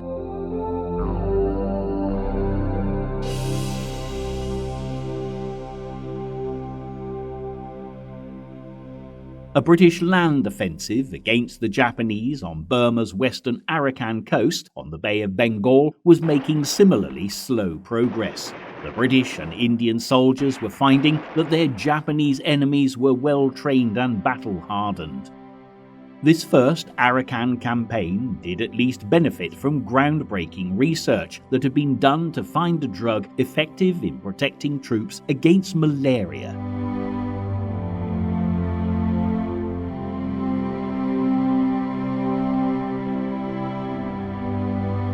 As February progressed, the British desperately needed a morale boost, and success in Burma would certainly deliver it. With perfect timing, a special forces unit that had been training across the border in India found themselves in the media spotlight. Plans were in place for them to get behind Japanese lines in Burma and generally disrupt enemy supplies by destroying transport systems wherever possible, and their British commander told newspaper reporters that this special force would be called the Chindits, after a mythical Burmese lion. Numbering some 3,000 men, the Chindits crossed the border from India deep into Burma, but found the terrain much more difficult than expected. The forces did succeed in blowing up a number of bridges and clashed with Japanese infantry divisions, but by the end of March received orders to return to India. Nevertheless, despite only actually managing to take out Japanese railway communications for less than a week, the story of the Chindits was given plenty of media coverage, and it certainly improved British morale in India and back at home. Evidently, it would be possible, with better planning, to actually undermine the Japanese in jungle warfare. As 1943 progressed, the Allies certainly found themselves needing to adapt their military strategy to fit a variety of inhospitable terrains. The Burmese jungle, without doubt, called for guerrilla tactics, but the wide horizons of North Africa provided the stage for more classic military strategies.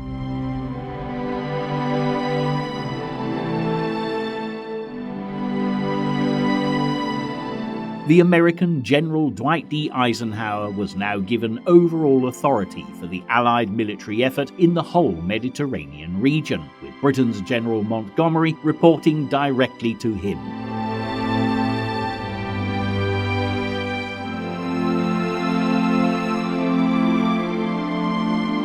Eisenhower was an unusual military commander in that he had never seen action himself, but with his consummate skill and experience of mediation and diplomacy, he had secured the respect of all the frontline commanders, which was in point of fact quite a remarkable achievement. Nevertheless, Eisenhower had a difficult time ahead of him, and he would need total cooperation from all those he commanded.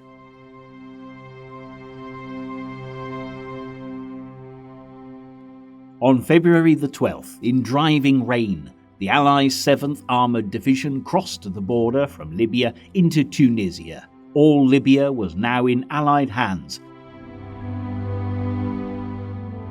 and Montgomery was able to oversee the unloading of fresh equipment and supplies at the newly cleared harbour in Tripoli. Worryingly, some 17,000 Italian and German forces were now in place in Tunis, and it was imperative to stop Rommel linking up with them. In mid-February, Rommel drove westwards to head off the Allied forces who had their main supply base in the Algerian town of Tebessa, just over the border from Tunisia. But the road to Tebessa wound along a narrow mountain track known as the Kasserine Pass. This was the setting for the first large-scale meeting of American and German forces in World War II, and the untested US troops suffered heavy casualties. The Americans' light guns and tanks stood little chance against the heavier German equipment, but within days the Allies had regained control of the pass thanks to the use of strategically accurate air power.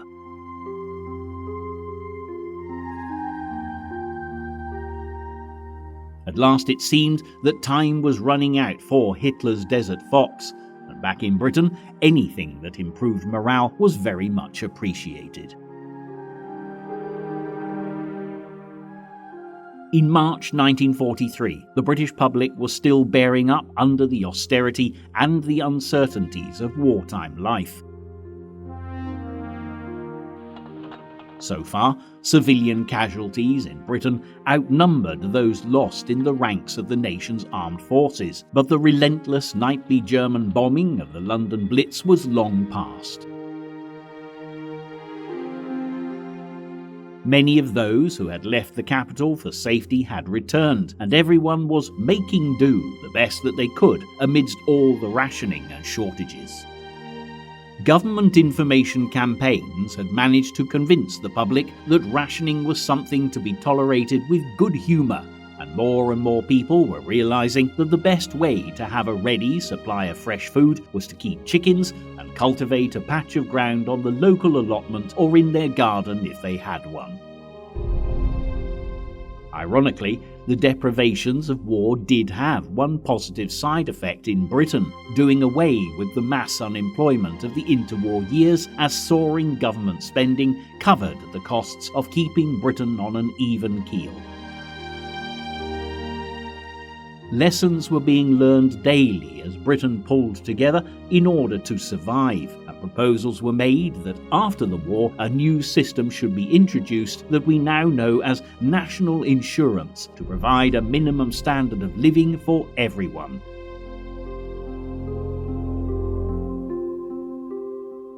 Also, a national health service would be necessary that would offer health care for all, rather than doctors only being available to those who could pay.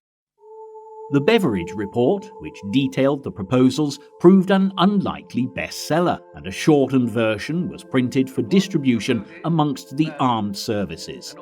From the cradle to the grave, a new age beckoned, and as people looked forward to the day when World War II would come to an end, one thing was certain: life would never be the same again.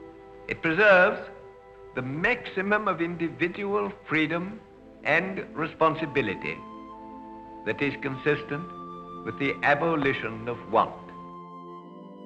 Keeping morale high, both on the home and battlefronts, was of vital importance, and although wartime propaganda is more generally associated with Hitler and his Nazi ideologies, Winston Churchill also kept a watchful eye on what the British press put into print.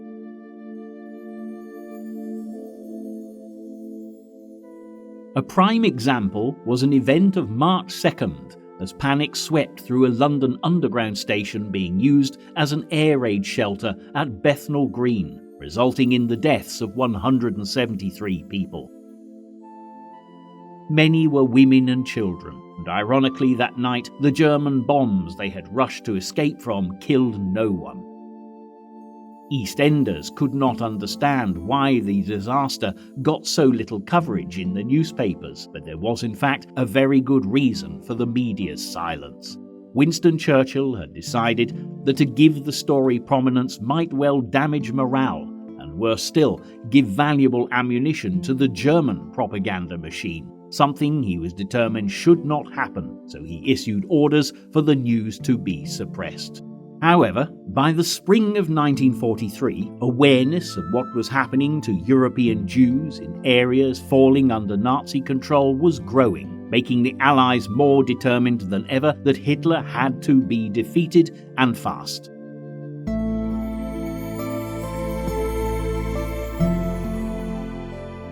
On March 23rd, Himmler was informed that in the region of 1.5 million European Jews had been killed since the outbreak of the war. On that very same day, by pure coincidence, the Archbishop of Canterbury stood up in the House of Lords in London and pleaded with the British government to help the Jews of Europe. We at this moment have upon us a tremendous responsibility, he said. We stand at the bar of history, of humanity, and of God.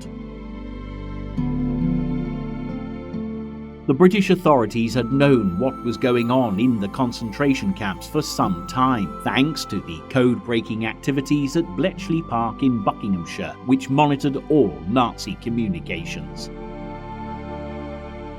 Reports also reached them from the Polish underground movement, and the World Jewish Congress in Geneva was doing its best to alert the British government to what was really going on. Ironically, some civil servants and British politicians dismissed the stories as propaganda, while others were concerned about the possibility of what they called a flood of alien immigrants.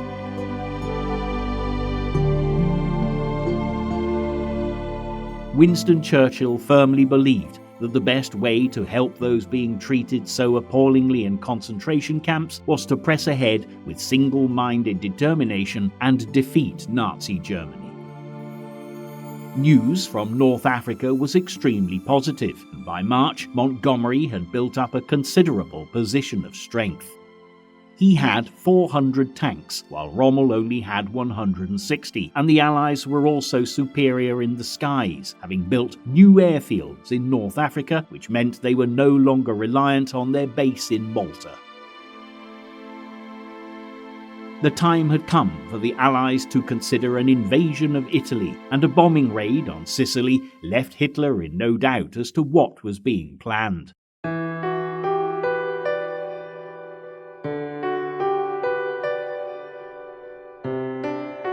The Führer summoned Rommel from North Africa to discuss what was to be done, and at a meeting in the Ukraine, the Desert Fox begged Hitler to allow the evacuation of Axis troops to Italy, where they could be re-equipped. But neither Hitler nor Mussolini were willing to countenance such an obvious retreat, while Rommel began to tire of the false optimism and failure of the two leaders to be realistic. Meanwhile, back in North Africa, Montgomery was making further advances towards an Allied victory in Tunisia. Before the outbreak of World War II, the French, in their occupation of the north, had built a line of fortifications in southern Tunisia. After losing extensive ground in North Africa to the Allies in Operation Torch back in the autumn of 1942, the Axis powers had managed to hold on to what was known as the Mareth Line, and using minefields, anti-tank ditches, barbed wire, and carefully concealed artillery positions, the Germans and Italians had created a defensive stronghold. But Montgomery's star was most definitely in the ascendancy. By the end of March, he'd managed to break through the Mareth line, and it literally was only a matter of weeks before the Allies would gain control of Tunisia.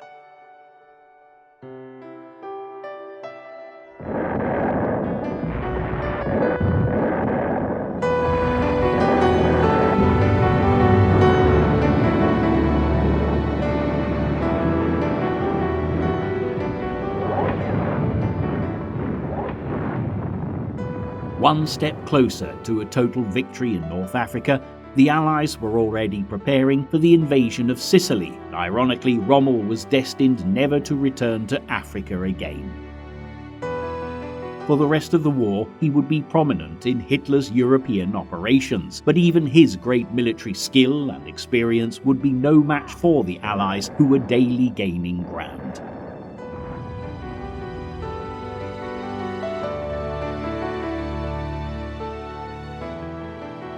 The tide really was turning, and even the most downtrodden of Hitler's victims were beginning to feel a sense of hope. In Poland, unbeknown to the Nazis, a major uprising was being planned in Warsaw's Jewish ghetto as the resilience of the human spirit shone through the dark and desperate gloom.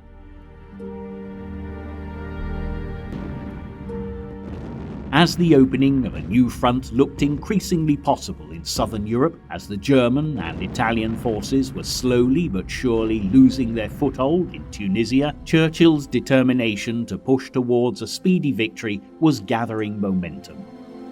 And better news still was coming from the Pacific theatre of war, as the Allies were at last beginning to gain the upper hand, as the Japanese were forced to face the prospect their imperial army might not be quite as invincible as they had at first believed.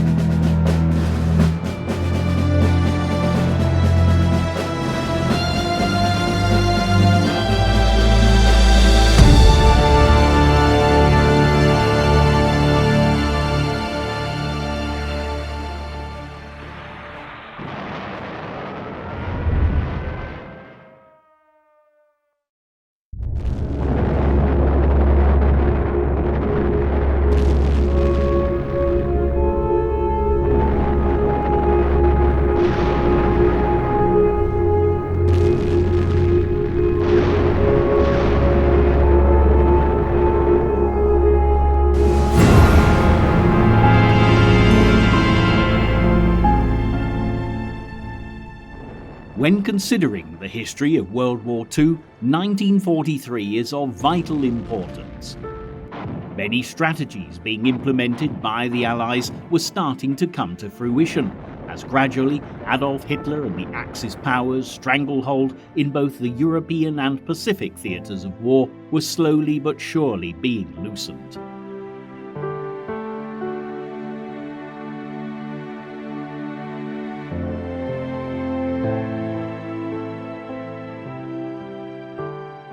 The Germans and the Italians faced humiliating defeat on the northern shores of Africa, as the Allied armies, under America's General Eisenhower, forced them to abandon the continent altogether.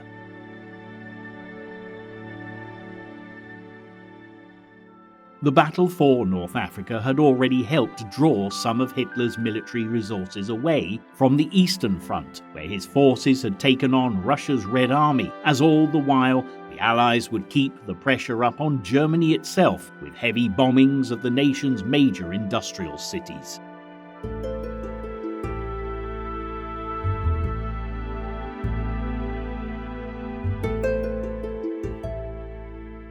At sea, the British in the Atlantic and the Americans in the Pacific would begin to gain the upper hand over enemy submarines, as Allied planes and submarines coming off the production line were equipped with the latest technology, and increasing use was made of patrol planes and light aircraft carriers. The liberation of Europe would never be able to go ahead until the Battle of the Atlantic had been won. For some, an Allied victory could not come soon enough. The horrific Nazi genocide of Europe's Jews was proceeding with murderous efficiency. As details of the atrocities filtered out to London and Washington, British Prime Minister Winston Churchill and America's President Roosevelt judged that the only response could be a continued grim determination to defeat Nazi Germany and its brutal ideology. Already focused on the next step, their resolve was further strengthened as an Allied advance into Italy, using the island of Sicily as a starting point, had more poignant purpose than ever. To set the scene, back in late 1942, British and American forces had made successful landings in North Africa.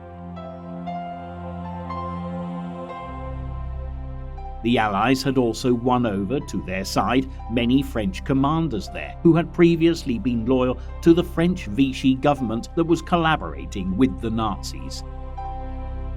But in the spring of 1943, Germany and Italy had continued to send reinforcements from Europe across the Mediterranean, and the relatively inexperienced Allied troops moving from Algeria into Tunisia had met stiff resistance. They were having to learn fast in the most difficult of conditions, but progress was being made. To the south, the 8th Army, led by British General Montgomery, had driven the Germans back from Libya and into Tunisia, as Erwin Rommel, who was suffering from the strain of months of combat, had been recalled by the Führer and replaced. In the South Pacific, the Americans and Australians had begun what they hoped would be a series of victories against the Japanese in the Solomon chain of islands north of Australia. With some difficulty and at a cost of many lives, they had taken the first island, Guadalcanal.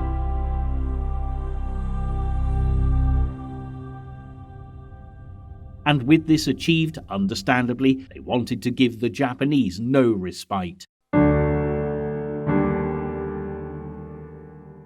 Japan, Hitler's strongest ally, was in control of a wide circumference, including parts of China, much of Southeast Asia, New Guinea, Papua, and in the North Pacific, the tiny Aleutian Islands. It was essential to keep the Japanese on the defensive to prevent them from fortifying the Pacific islands they held, building up their air bases and making the Axis position a great deal more secure. As we know, back in Africa, there were equally important matters being discussed. Meeting in the Moroccan city of Casablanca in January 1943, Churchill and Roosevelt, with the advice of their commanders, agreed on invading Sicily as soon as practicable, leaving a cross-channel invasion of France for the following year. This was despite the misgivings of some American generals who did not want the war in the Mediterranean to use up much time or military resources. The hope was that Italy could be taken out of the war and the Allies would be able to buy more time to build up their military strength before any invasion of northern France. The British knew they were fighting a powerful military-industrial machine that was yet undamaged in its heartland. Hitler and the Axis powers would have to be worn down by a second front in Italy first, before a direct invasion of France could realistically be considered. So, by the time April 1st, 1943 dawned, events in North Africa and plans for the invasion of Sicily became of paramount importance for both sides in the conflict. Germany's military commander in the Mediterranean and North Africa, General Albert Kesselring, could congratulate his forces on having slowed the Allied advance across Tunisia from the west. But time was not really on the side of the Germans and Italians. The Axis forces were slowly but steadily being pushed back in southern Tunisia towards the capital, Tunis. Their use of panzer tanks had been impressive, with the model having been upgraded after coming up against heavy Soviet tanks on the Eastern Front. Nevertheless, the British and Americans quickly strengthened their position, with increased numbers of tanks and aircraft in North Africa, and with the airfield they now controlled, were able to give their ground forces much better air support.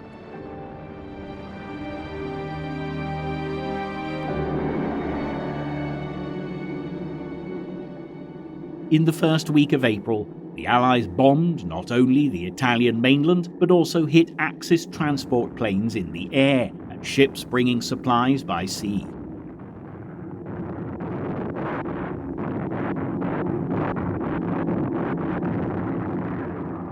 Moving cautiously up the coast, army sappers worked on detecting mines and filling in craters in the road. The troops were glad to be passing through fertile agricultural land and olive groves after months crossing the rocky tracks of the Libyan desert. But more importantly, the Tunisian roads provided them with a much smoother driving surface.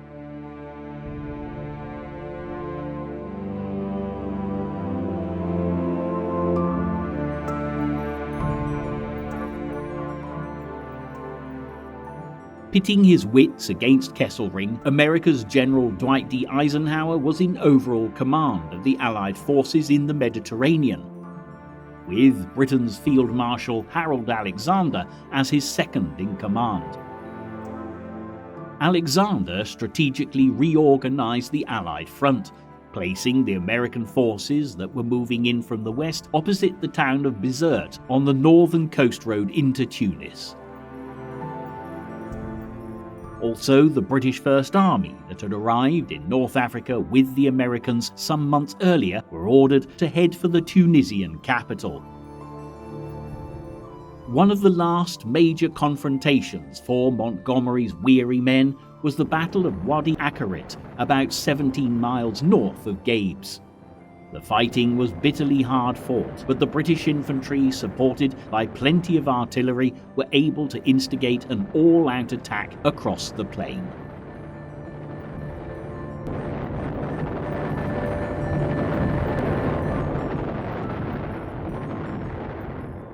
On the evening of April 7th, the Americans, along with the British First Army forces, at last linked up with the 8th Army soldiers, many of whom had never even met an American before. The more recent Allied arrivals found the battle-hardened soldiers of the 8th Army scruffy and poorly disciplined, but with an impressively united fighting spirit. However, all the battle units now brought together in the final push to complete Allied operations in North Africa had by now lost thousands of men, either killed or wounded in the desert sands.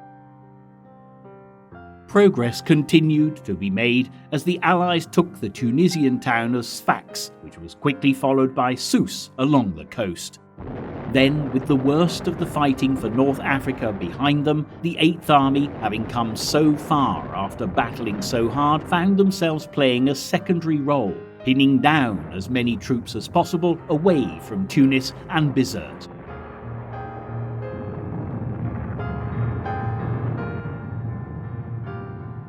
The writing was now on the wall for the Germans and the Italians in North Africa, and for the Italians, the cracks in this unequal alliance were beginning to show as the threat of an Allied invasion of their homeland gathered momentum. As more and more Italian soldiers were taken prisoner, it became clear that support for the Axis alliance was faltering among ordinary Italians. What's more, the people of Italy were unhappy with the treatment of Italian workers drafted into the German factories, and even their leader, Benito Mussolini, was questioning Hitler's intentions, as the supply of coal and oil that Germany had promised did not always materialize.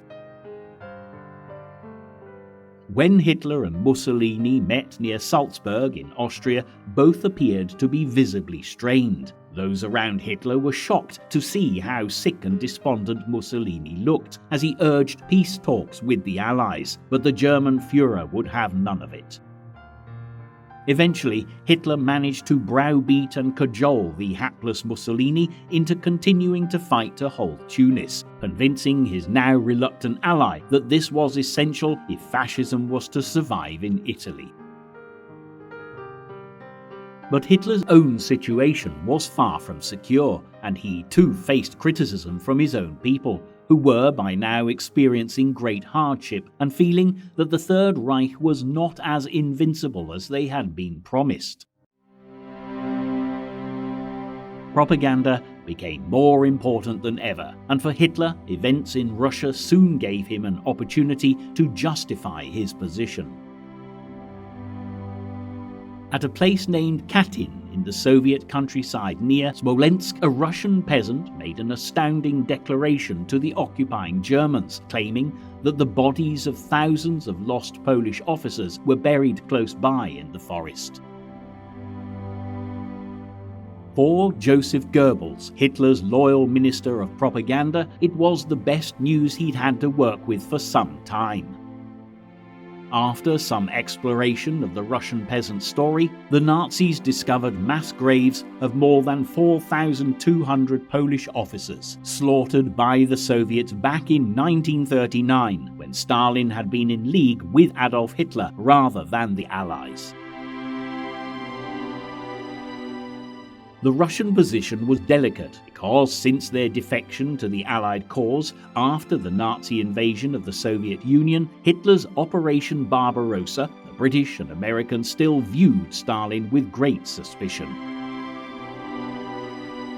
Goebbels was quick to condemn the Russians' brutality against the Polish officers, but conveniently omitted to mention the barbaric treatment of the Poles, particularly the Jews, by the Germans.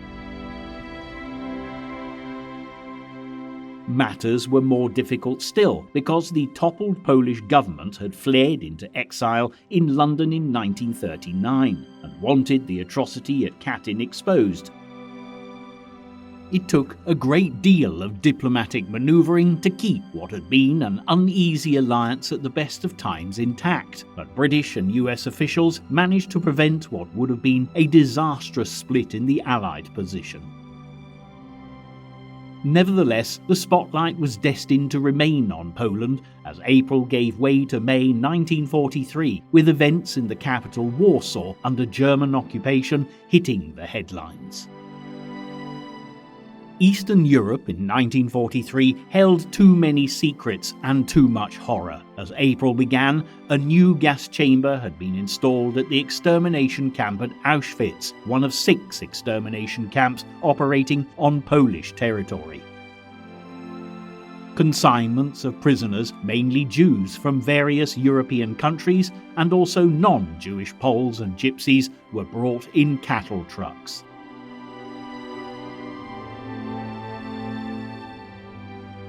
On arrival, Most of the men, women and children were sent for immediate gassing, with only a minority allowed to live a while longer as slave labour. In the Polish capital, Warsaw, all Jews had been confined to the traditional Jewish quarter, under guard and shut off from the rest of the city by high walls. Around 400,000 Jews and some gypsies existed there on minimum rations, as the Germans used slow starvation on a community that was also vulnerable to typhus and tuberculosis. Then the pace of deportations to the extermination camp at Treblinka was stepped up.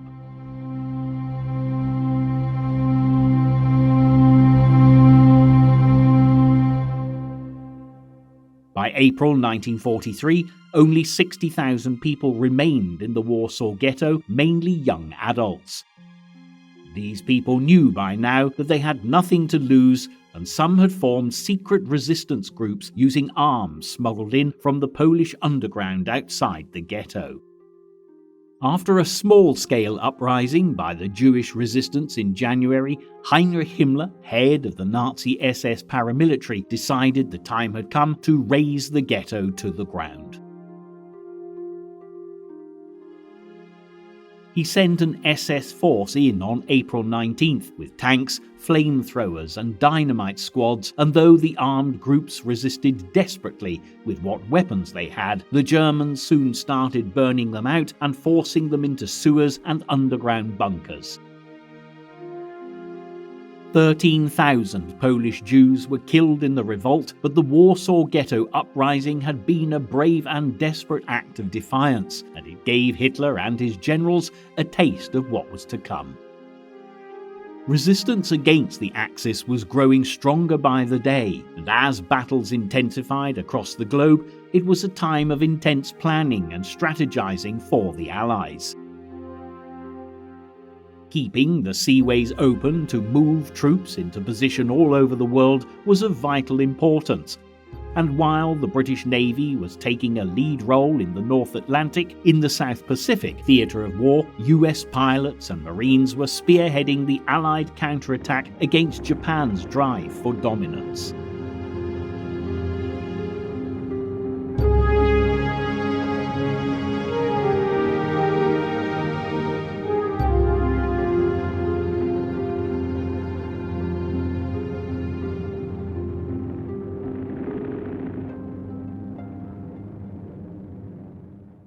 In New Guinea and the Solomon Islands, Japan was now fighting a defensive war under the direction of Admiral Isoroku Yamamoto. Yamamoto had unusually studied in the United States. He had even initially opposed the militarism that led Japan into war, but now he was a marked man for the Americans. It was he who had planned the Pearl Harbor attack of December 1941, and while the Japanese public still viewed him as a national hero, the Americans were keen to eliminate the man responsible for thousands of American deaths.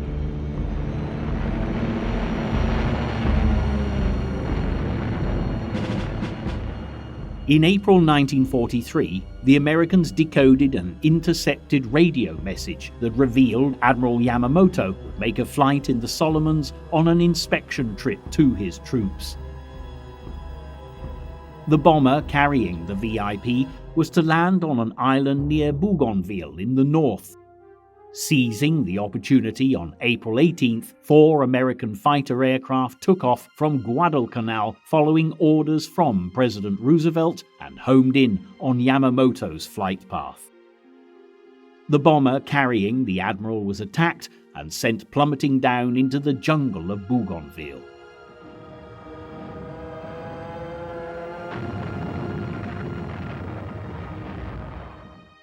Yamamoto's body was later recovered by a Japanese search party, but Tokyo did not announce his death until weeks later, for fear it would affect morale. The Americans, in turn, could not boast their triumph immediately, as to do so would reveal that they had broken the secret communications codes used by the Japanese Navy. But while the news of Yamamoto's death remained unannounced, a nationwide address heightened American animosity towards the Japanese. On April 21st, Roosevelt revealed that 3 members of an American aircrew had been executed in Japan.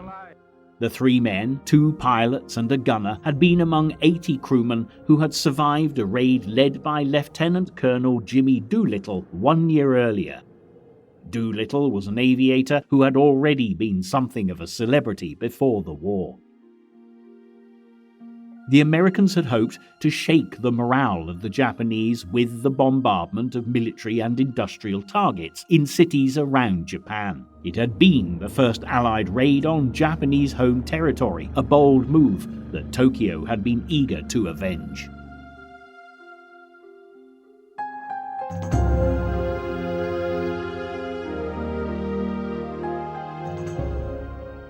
The news of the barbarous executions was met with horror by the Americans, and Roosevelt announced that those responsible would not go unpunished, a message that was also intended as a warning to the Japanese over their treatment of some 17,000 other Americans held as prisoners of war.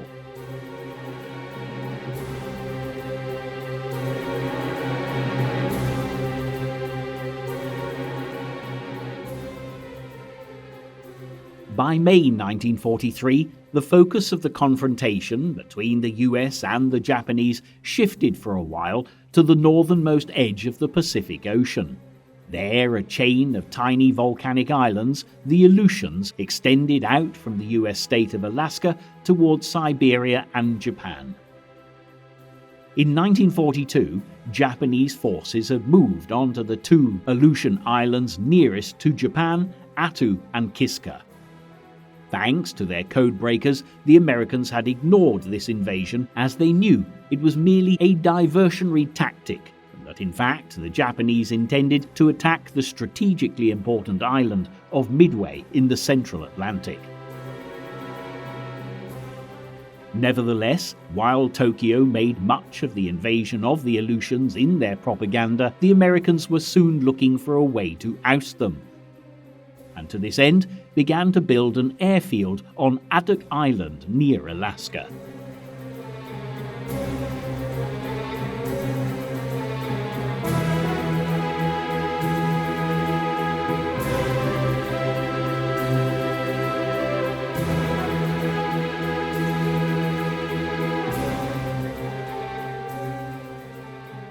Towards the end of April, US invasion forces had set sail from San Francisco bound for Attu Island, a barren landscape, often so windy that barely a tree could grow. After 2 days, the US warships were in position and started to bombard Japanese defences. By the beginning of May, as a dense fog took hold of the island, the infantry were sent in on landing craft, hoping to take the Japanese garrison by surprise.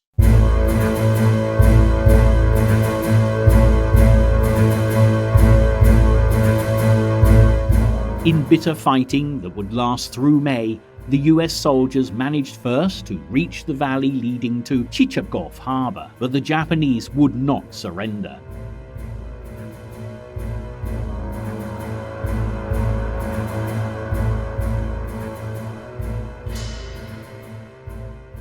The last of them broke out of their final positions, charging towards the American lines in a suicide wave, but their last stand would be futile. By the time the conflict had drawn to a close, there were over 2,000 Japanese dead.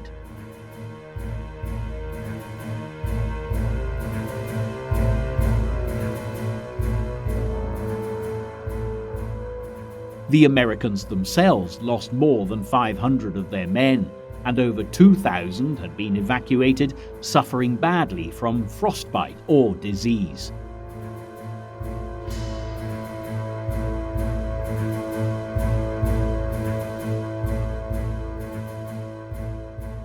Attu, back in American hands, now lay between the Japanese mainland and the island of Kiska, and by the time Allied soldiers set foot on Attu in August 1943, the 5,000-man garrison had already evacuated, leaving the inhospitable climate of the Aleutians to the Americans. In North Africa, meanwhile, the German and Italian forces in and around Tunis looked in danger of having no route for a retreat, despite Rommel's earlier plea to Hitler and Mussolini to pull their men out of North Africa and prepare for an Allied invasion of Europe. The Germans continued to bring troops and supplies into Tunis almost until the last minute. In May, as Bizerte fell to American units, further south, General Alexander unleashed a new offensive with an intensive artillery barrage of Tunis.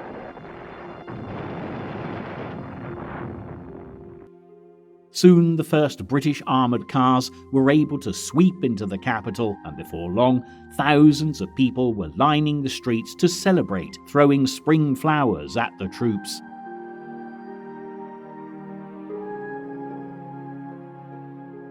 Beyond the capital, the enemy, though surrounded, continued to fight, rejecting invitations to surrender and to save useless bloodshed.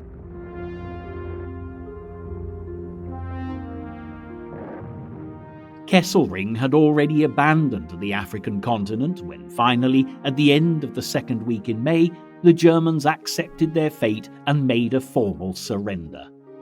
The Italians soon followed suit, and while Axis soldiers flooded into prisoner-of-war enclosures, those captured amounted to around 125,000 Germans and 115,000 Italians. It was the largest haul of prisoners of war in the conflict to date, and certainly presented a logistical challenge as far as feeding and managing them was concerned. Nevertheless, Eisenhower remained unperturbed by this minor complication and was jubilant as he announced to the world that the Axis were now in retreat. Adolf Hitler once had a great army which he called the Africa Corps. It was commanded by General Erwin Rommel, who came to be known as the Desert Fox. Today, the brood of the fox has been utterly destroyed. Every member of that army, as well as every member of von Arman's army that Hitler sent into Africa to support Rommel, is either dead or has been captured. 3 hours after the surrender, Winston Churchill, in meetings with Roosevelt in Washington, received a message from General Alexander informing him, "The Tunisian campaign is over. All enemy resistance has ceased. We are masters of the North African shores." After 3 years of fighting up and down the desert plains and over mountains, the Allies had finally achieved their reward and could celebrate the end of the Axis Empire in Africa.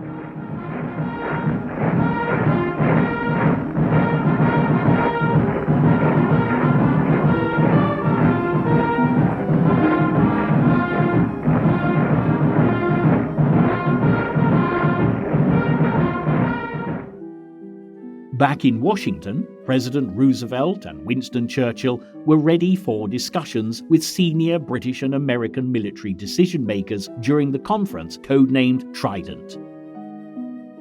On May 19th, Churchill addressed a joint session of both houses of Congress, just as he had done in December 1941 in the aftermath of the Japanese bombing of Pearl Harbor. He was greeted by prolonged cheering even before he began his speech, but with the Axis still at large, Churchill was eager to get down to business. All war plans, he said, must be dominated by the supreme objective of getting to grips with the enemy. The defeat of Germany must come first, and this would inevitably bring with it the defeat of Japan. But there were disagreements between Allied commanders over the best course of action to take next. Churchill argued for an invasion of mainland Italy, which he believed would serve to draw German troops away from the Russian front, where Stalin's forces were still battling for survival.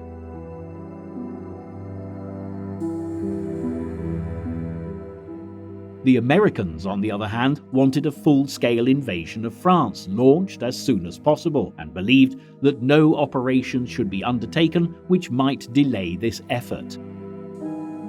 After long deliberation, an agreement was eventually made between the Allies to invade France in early 1944, with the date tentatively set for May. Churchill would also get his way, and a lower priority Italian campaign was planned with immediate effect to take Italy out of the war. Meanwhile, the focus was on the Atlantic, as vicious convoy battles were being fought.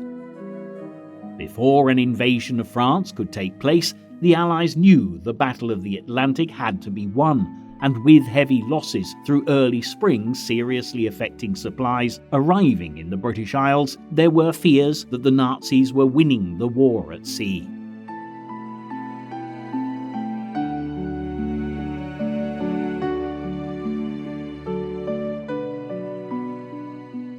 Fortunately, by May, it seemed the tables had turned, and slowly but surely, the Allies were gaining the upper hand. By the end of the month, a quarter of the total operational strength in the German Navy submarine wing had been sunk. The son of Admiral Dönitz, Commander-in-Chief of the Navy, had drowned with the rest of his crew on May 19th, and days later the Nazi commander realized the time had come to withdraw to the South Atlantic. With only a few U-boats left roaming the north as a token threat, it seemed the 2-year Axis battle to break British supply lines had been lost. Meanwhile, the factories continued to step up munitions production, and the war effort was beginning to tell, not only at sea, but in the skies over Germany. Throughout the spring of 1943, waves of British bombers launched attacks on major German cities under the command of Air Chief Marshal Sir Arthur Harris. Haunted by the memory of years of trench warfare in the First World War, the British saw aerial bombardment as a way to bypass fronts on the ground and shorten the war. The heavy bombing was not only targeted at destroying key industries, however, it was seen as a valuable weapon in undermining civilian morale in the fatherland. During the war, hundreds of thousands of Germans were left homeless by the attacks, and while conditions deteriorated in the cities, support for Adolf Hitler inevitably began to wane. In May 1943, the RAF were finalizing the details of a particularly daring raid on the country, which would focus on the Ruhr Valley in Germany. The aim was to rupture 3 dams in the area, which was home to much of Germany's heavy industry, including steelworks, chemical plants, and coal mines.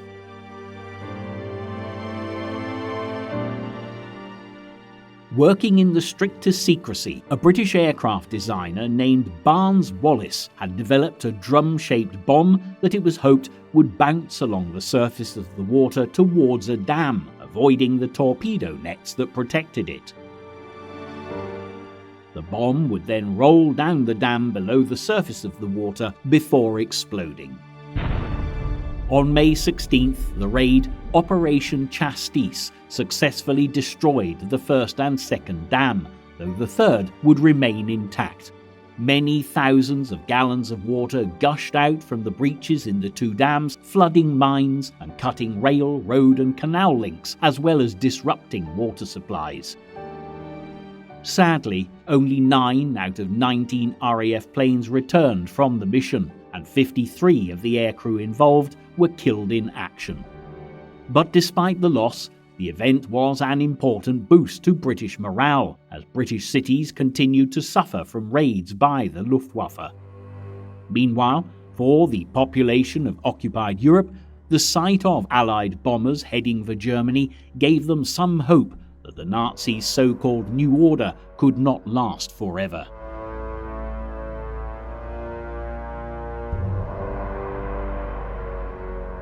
As planning continued for the cross-channel invasion of France, the hopes of those living under Nazi occupation were not unfounded.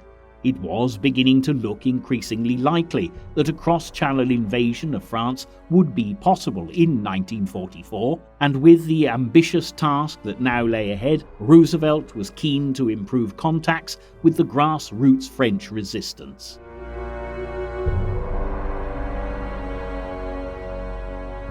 French people had been deeply divided by the coming of the Second World War. Not only were there the divisions between those who supported General Charles de Gaulle based in London and those who supported the collaborationist government of Marshal Pétain based in the French town of Vichy, there were also many active in the resistance, including the French communists who supported neither Pétain or de Gaulle. At the Casablanca conference in January, there had been a rather tense and awkward meeting between de Gaulle and his rival General Henri Giraud, who continued to maintain the Vichy regime in North Africa. Nevertheless, in joint leadership of the Free French forces, they called on all loyal men and women to rally to their cause. Eventually, the National Council of Resistance was set up as an umbrella for the diverse resistance groups who had been carrying out acts of sabotage against the Nazis, and people in occupied France began to do all they could to aid the Allies.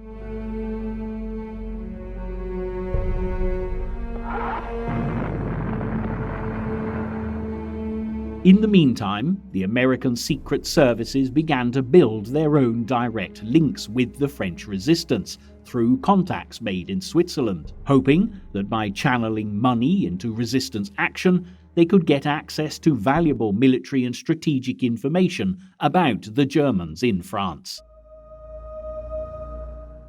But fighting for freedom did not come without its risks, and soon after the first meeting of the new National Council of Resistance, numerous leaders were arrested.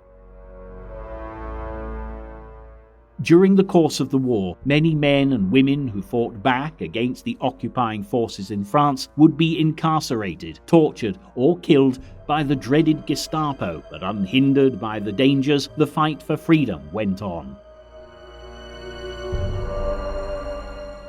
In Europe, the systematic genocide continued apace. By the summer of 1943, more than half the Jewish population of Europe had already been killed. Quietly proud of their extermination program, the Nazis did not trumpet the details in their propaganda, and referred to killing by euphemisms such as special action and special measures.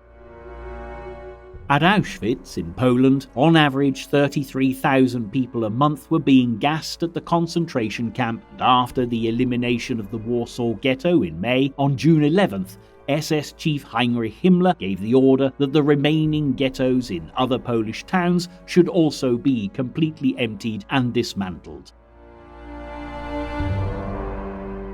Poland had had the largest Jewish population of any European state, numbering about 3 million people, and most of this community would be dead by the time the Allies declared victory, along with about 3 million non-Jewish Poles.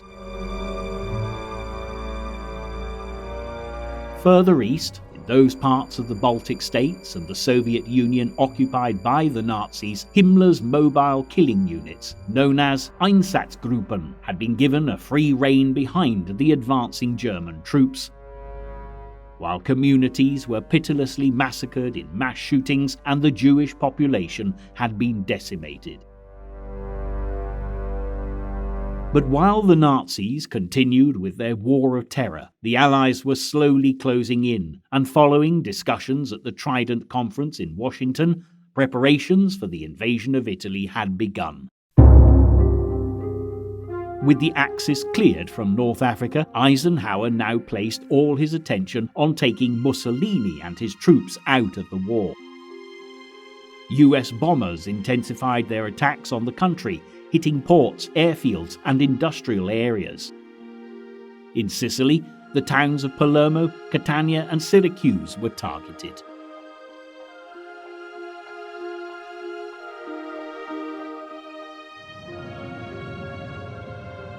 The island of Sardinia, where there was already a sizable garrison of German troops, was also hit, and the ports of Messina and Naples on the mainland suffered intense bombardments. Allied aircraft based on Malta had begun bombing the port of Naples as early as 1940, and the city was no stranger to air raids. But as the attacks escalated, by the summer of 1943, life was becoming unbearable for its inhabitants. Explosions regularly tore through the city, and there were food and water shortages to contend with.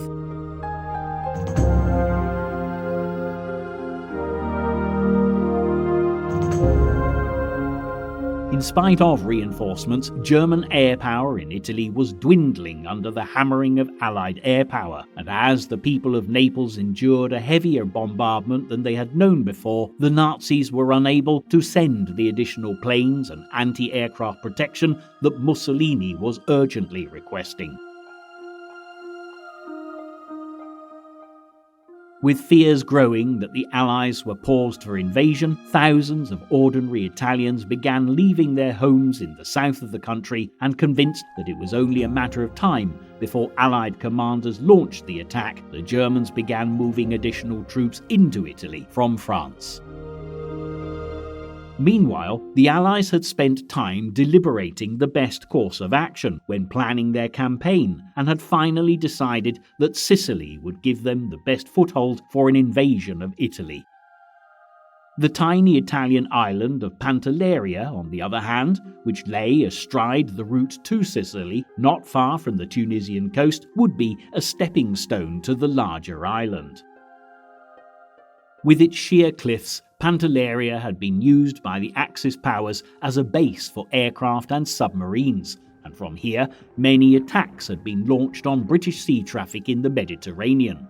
In the words of Winston Churchill, Pantelleria was a thorn in our side, and the island now posed a real threat to the planned invasion of Sicily.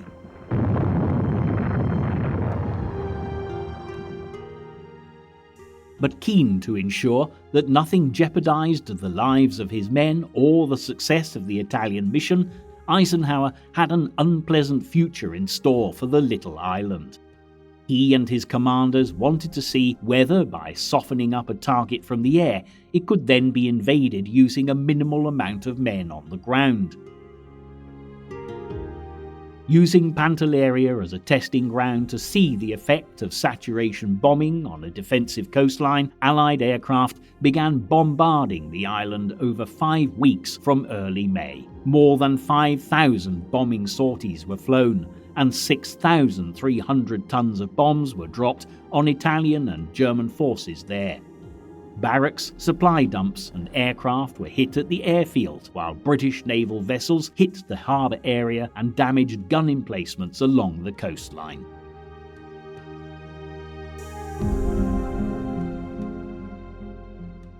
On June 10th, the offensive reached a crescendo as wave after wave of bombers swept out from Tunisia, bombing the island day and night, pausing only for the Allies to invite the island to surrender.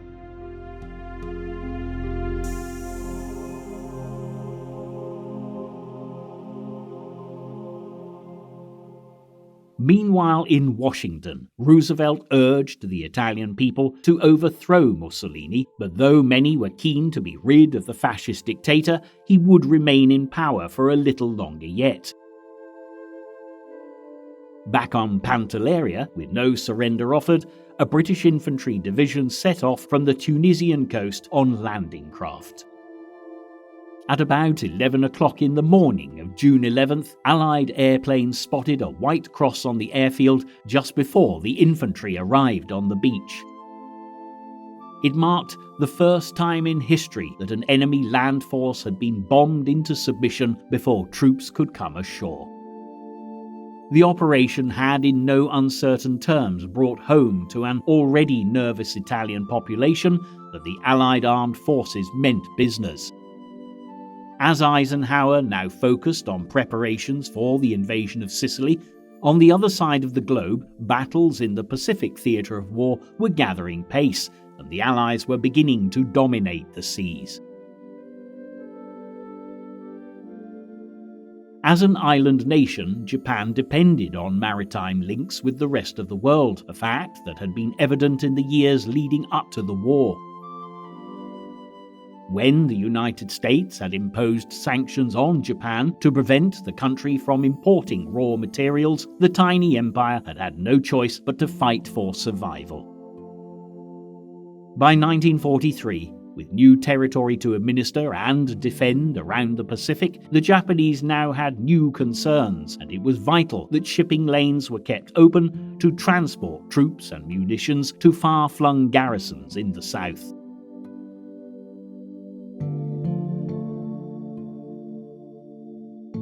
After the attack on Pearl, with many US carriers and destroyers taken out of action, Japan had made their spectacular entrance into the war from a position of strength, and there was little opposition to their conquest of the islands around the Pacific. While their enemy was still in a state of shock, the Japanese did all that they could to maximize the advantage Pearl Harbor had given them.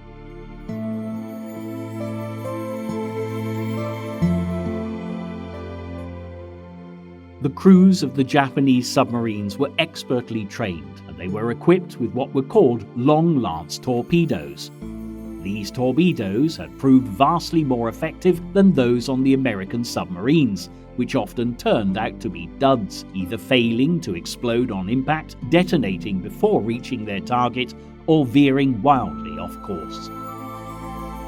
Military planners in the United States had been increasingly focused on the technology and tactics that would allow them to gain the upper hand against the Japanese in the Pacific theatre of war. But the events at Pearl meant they needed to work even harder.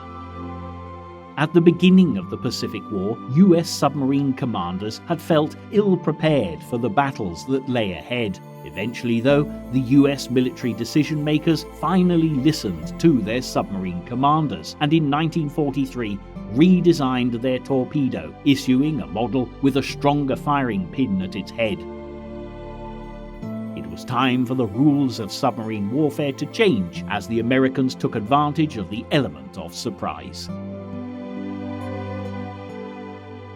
Using shock tactics, the Americans launched surprise attacks on Japanese merchant shipping, and this strategy quickly became the order of the day. As this proved to be very effective, the US submarines became even bolder, attacking closer to the surface rather than from the depths of the ocean without a periscope in sight.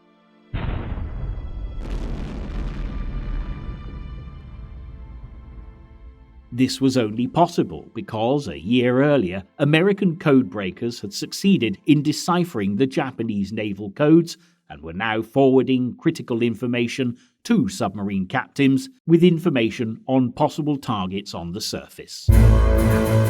Consequently, US submarines were equipped with radar to detect vessels in the vicinity, while patrolling planes were used to spot enemy submarines below the surface.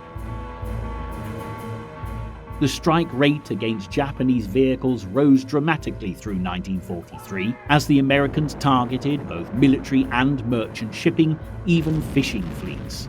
Slowly but surely, the Allies were gaining the upper hand in the stormy waters of the Pacific. And with General Douglas MacArthur at the helm as Supreme Commander of Allied forces in the Southwest Pacific area, the Japanese were now facing a formidable enemy, at sea, in the air, and on land. Taking control in the skies had continued to be a preoccupation in the South Pacific, where American and Australian forces were gradually making inroads along the southernmost perimeter of Japanese-held territory.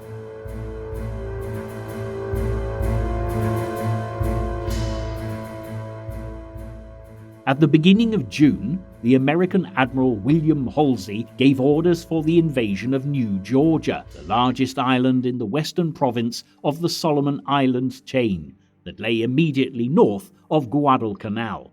The Americans were alarmed to learn that the Japanese had built an airfield at Munda, the largest settlement on New Georgia, and sporadic Japanese attempts to attack American positions on Guadalcanal soon became a problem. The Japanese feared that if the Allies managed to hold Guadalcanal undisturbed, it would be the starting point for an operation of gradual island hopping up to the northern Solomons.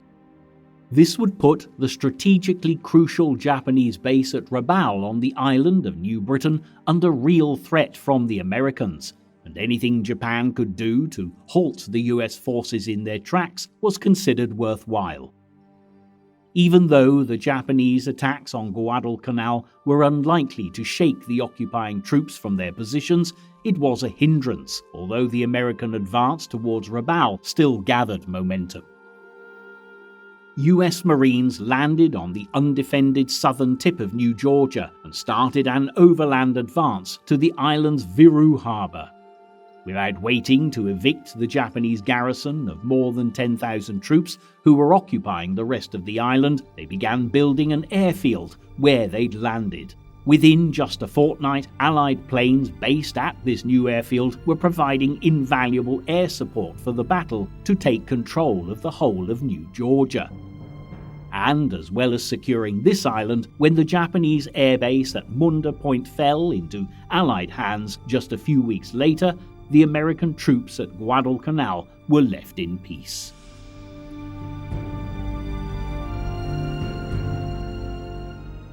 The Japanese attempts to bomb American positions on Guadalcanal from their base on New Georgia had been an indication of the kind of problem that the Allies could expect if Japan was allowed time to consolidate the perimeter defenses of its newly conquered empire. The Japanese culture of no surrender meant that every square mile of territory in the Pacific, whether on land or at sea, would have to be fought for to the death if necessary. The Allies had an unimaginably difficult task ahead of them, and the cost in terms of human sacrifice was destined to be immense, but the tide was without doubt now running in their favour as they launched a determined drive to push forward into the Central Pacific. And it wasn't only in the Pacific that the Allies were realizing that winning the war and ridding the world of Adolf Hitler and the Axis powers was going to be a costly business. The war was also taking its toll on civilian populations everywhere, because in the Soviet Union and throughout Europe the death tolls reached horrific proportions. Britain continued to be subject to sporadic raids by the Luftwaffe, and in cities under the authoritarian rule of Hitler's war machine, people were living in constant fear. Stories of the atrocities were terrifying, but there was also a hardening of resolve uniting those facing such appalling conditions as the Allies stood firm in their resolve to overcome fascism to create a world free of tyranny for generations to come. Nevertheless, for the time being at least, the most immediate preoccupation for the Allied leaders was the invasion of Sicily. There were many questions still to be answered, especially concerning what was likely to happen on a political level once the Allies reached the Italian mainland.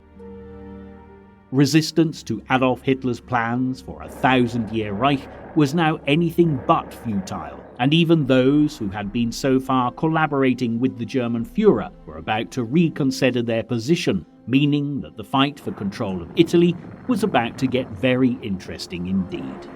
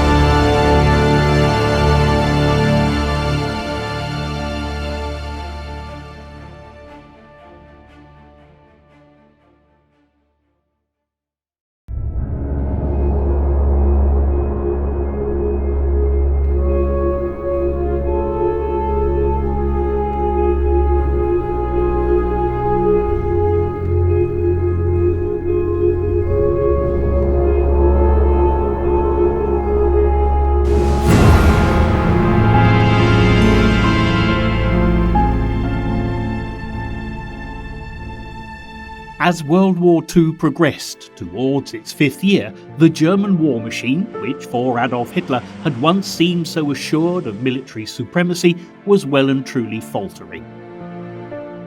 Defeat at Stalingrad in February 1943 had cost the Nazis dear, and the Allies were well placed to capitalise on their advantage.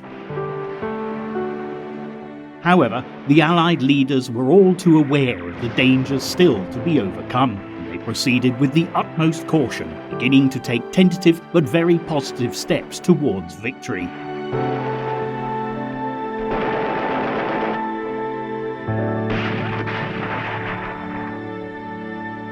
By July 1943, progress was very definitely evident. At sea, the Allies were winning the Battle of the Atlantic. Measures agreed by Prime Minister Winston Churchill and US President Franklin D. Roosevelt at the Casablanca Conference 7 months previously to beat the U-boat menace were now yielding results. For the Germans, with morale plummeting among the U-boat crews, their commander, Grand Admiral Karl Dönitz, had no choice but to order them to withdraw from the main convoy routes in the North Atlantic. But for the Allies, it was just the boost that they needed. Success against the U-boats meant that the British and the Americans could proceed to build up forces for Operation Overlord, the invasion of Western Europe.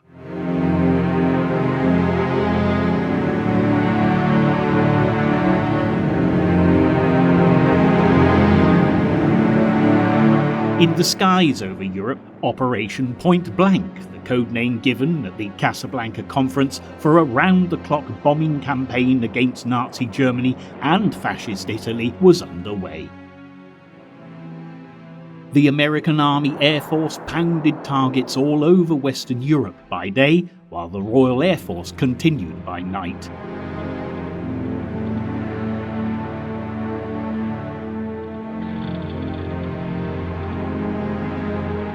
In the meantime, the campaign in North Africa had ended in a total Allied victory. By mid-May 1943, nearly 250,000 German and Italian soldiers in Tunisia had passed into Allied captivity.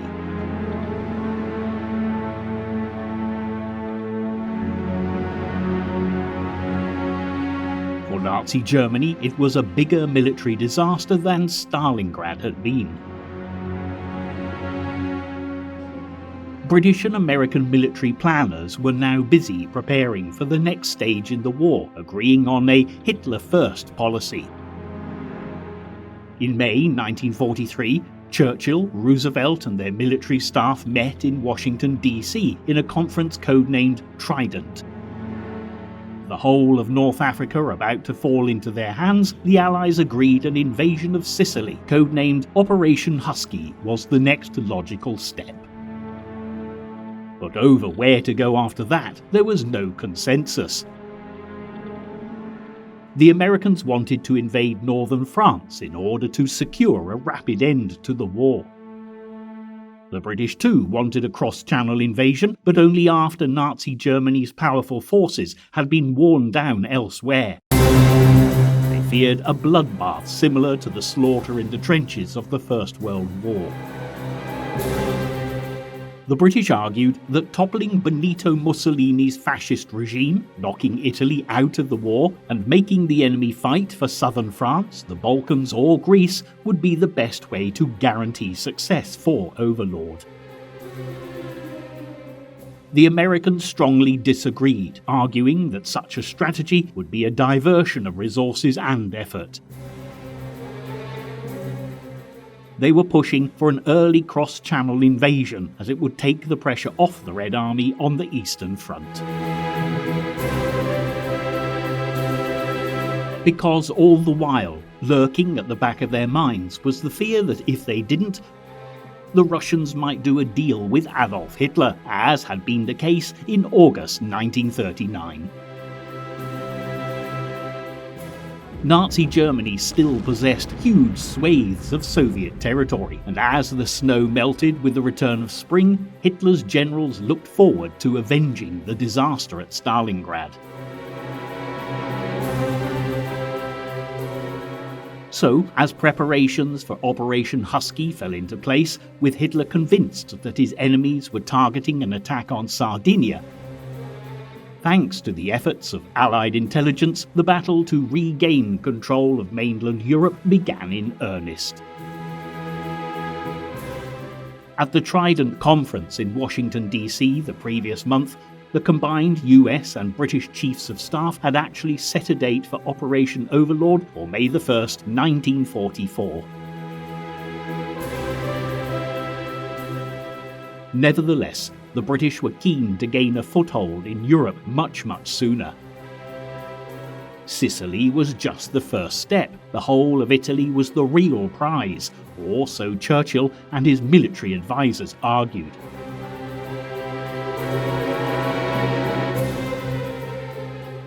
But General George C. Marshall, US Army Chief of Staff and the real driving force behind America's war effort, was under great pressure from General Douglas MacArthur, commander of Allied forces in the Southwest Pacific, to give him more resources for the war against Imperial Japan.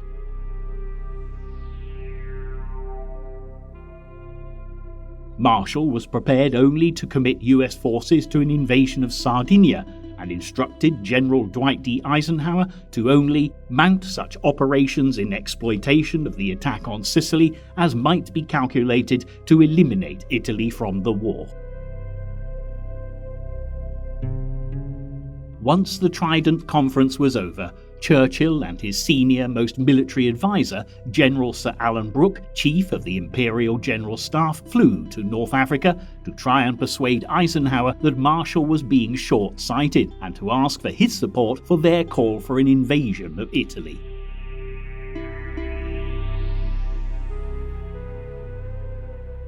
Under pressure from Marshall, Eisenhower was forced to be cautious. He told the British leaders that if Operation Husky was successful, he would lend his support for moving on into Italy, but not before. While the Allies remained tentative for Hitler's Axis powers, a major political and strategic crisis was developing. Inside Italy, there was now a real fear that the Allies would topple the fascist dictator Mussolini, and Adolf Hitler looked on events in the Mediterranean with increasing anxiety.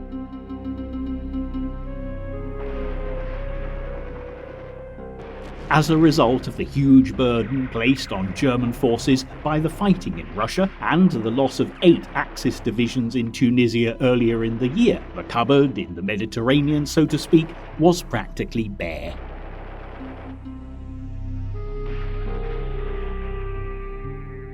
The big strategic question now facing the Führer was where would the Allies strike next? His Mediterranean theatre commander, Field Marshal Kesselring, and Italian army chiefs all believed that an invasion of Sicily was imminent. But Hitler wasn't so sure. Blinded by the complete lack of reliable intelligence, he believed that the Allies would land in Sardinia. From there they would logically take Corsica, which would be a stepping stone for southern France or Italy. Alternatively, the Allies might invade Greece.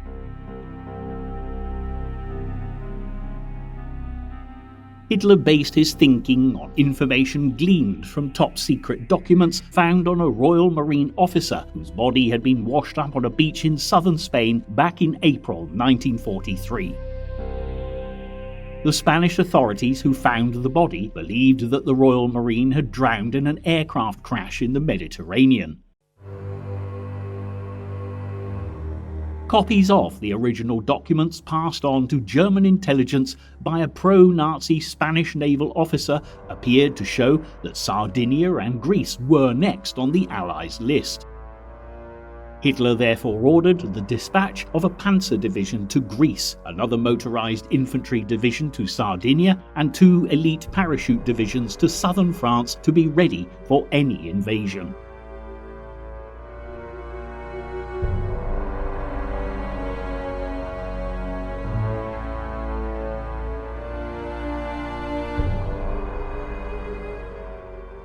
In fact, the whole affair was the product of a remarkable British intelligence operation, as the Royal Marine in question had actually died of pneumonia back in Britain. His body had been dropped into the sea very close to the Spanish coast by a Royal Navy submarine, and all the documents and letters planted on him were of course fake. Thanks to this clever deception, the 500,000-strong Anglo-American army assigned to Operation Husky would outnumber Axis troops left to defend Sicily by nearly 2-1. The Germans in fact had only 2 under-strength formations with which to repel the onslaught.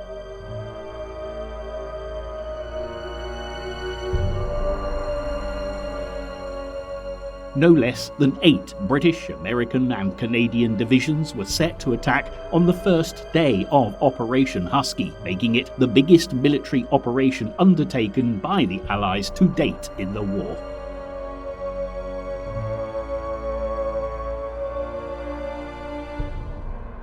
In fact, more men would land on Sicily in the first 24 hours of this invasion than would land on the Normandy beaches in a comparable period on D-Day almost a year later.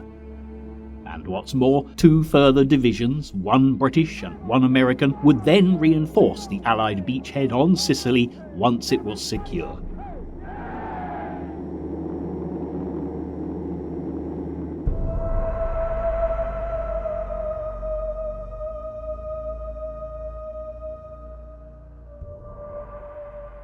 As the sun rose on July 5th, 1943, 5 invasion fleets under the overall command of Admiral Sir Andrew Cunningham steamed towards Sicily from opposite ends of the Mediterranean.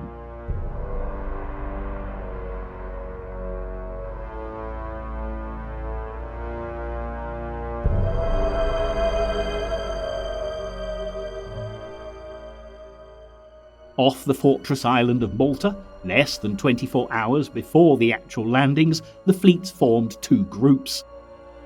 The first was the Eastern Task Force under Royal Navy Vice Admiral Bertram Ramsay, made up of almost 1,700 warships, troop transports and landing craft, complete with 4 British and Canadian divisions under the command of General Sir Bernard Montgomery.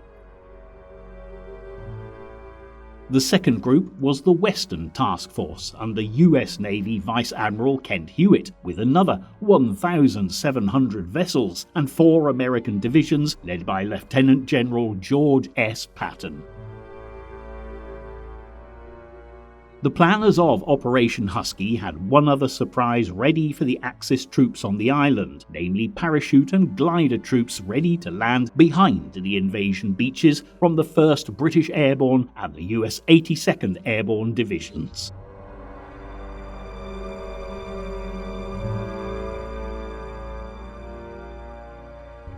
Following the successful but costly German airborne landings in Crete in May of 41, the Allies had raised several divisions of parachute and glider troops, and Operation Husky was set to be their baptism of fire. Eisenhower, as ever the consummate professional, selected his deputy, General Sir Harold Alexander, widely known for his charm and coolness under fire, to take charge of Operation Husky.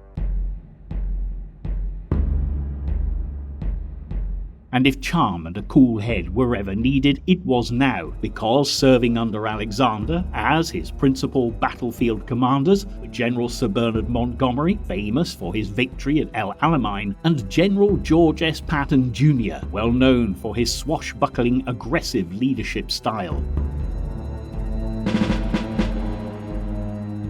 Husky was the first operation in which both of the ambitious and notoriously egocentric battlefield commanders would find themselves serving alongside each other, and from the outset, if ever 2 personalities were destined to clash, it was Montgomery and Patton.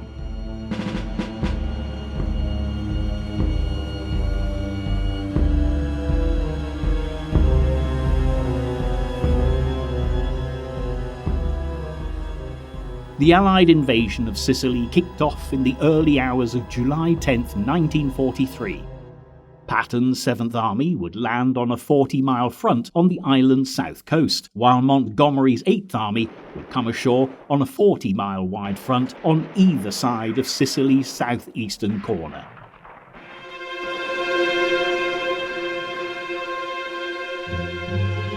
In the early stages of the planning for Husky, it had been intended that Patton's primary objective was to be the port of Palermo on Sicily's northwestern coast. But Allied military strategists were concerned that American troops lacked the combat experience necessary for such a bold operation. Instead, the 7th US Army was given the job of protecting Montgomery's left flank as it advanced towards Messina to block an Axis retreat.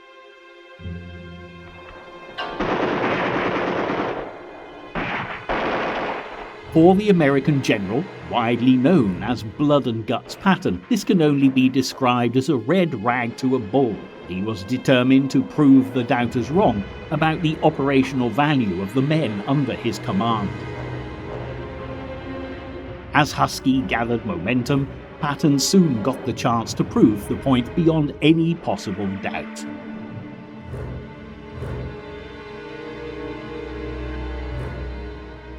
Things couldn't have been better for the massive Anglo-American invasion fleet, as it was able to approach Sicily virtually unopposed. Despite the fact that German U-boats managed to sink 6 invasion transports and landing craft, there was no sign of enemy aircraft.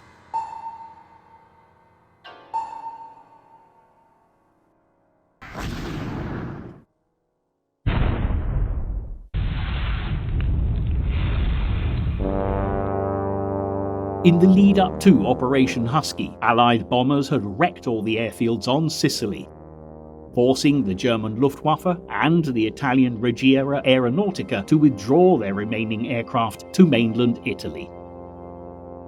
Against 4,000 Allied aircraft, they could only muster 1,500 machines.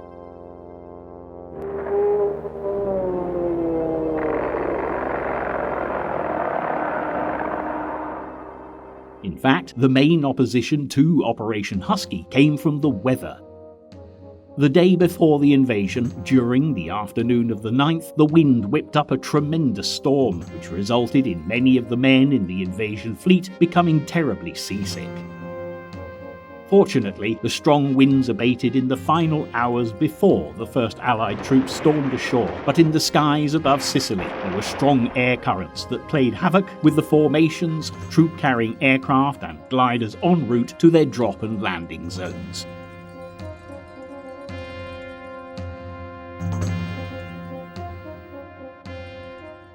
The paratroopers and gliders were scattered all over the south of the island. 47 out of 134 British gliders ended up in the sea. However, the sudden appearance of airborne troops who did reach their Sicilian destination created mayhem behind the enemy-held beaches.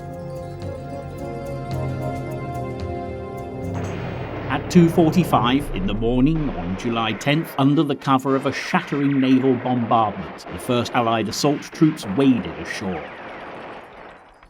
Eisenhower's strategy had enabled the Allies to swiftly establish their first foothold on European soil. But although the invasion force knew full well that the enemy lay ahead of them, they had little idea of how much resistance they would be facing.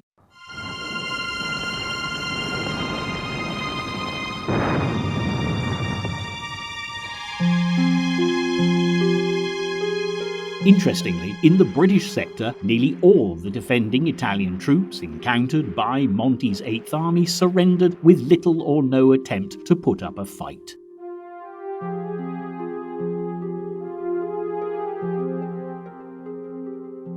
Not surprisingly, the majority of the men serving in the 6 Italian coastal defence divisions on the island were Sicilian.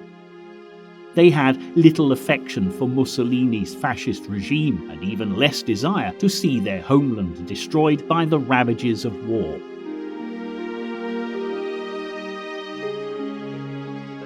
Within hours, Montgomery had 4 divisions ashore together with most of their heavy weapons. However, Patton and the Americans encountered much stronger opposition.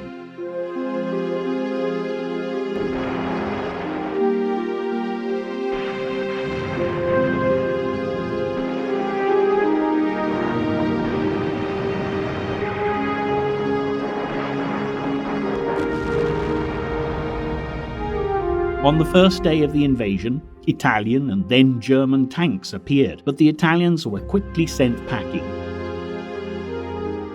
Later in the day, though, a battle group from the Hermann Göring Division succeeded in overrunning an American infantry battalion.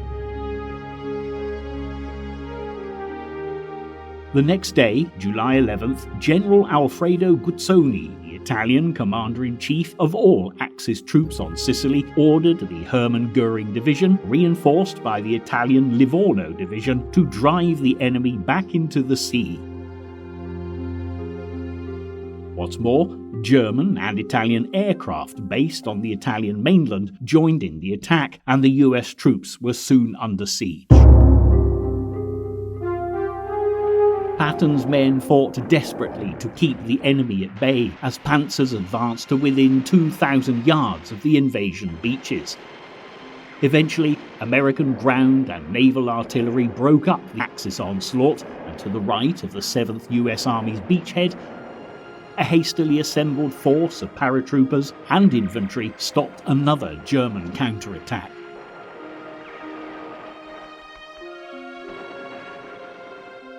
Patton's 7th Army suffered 2,300 casualties during the bloodiest 24 hours in the whole of the campaign for Sicily. And the Americans would suffer even more heavy losses before dawn broke on July 12th.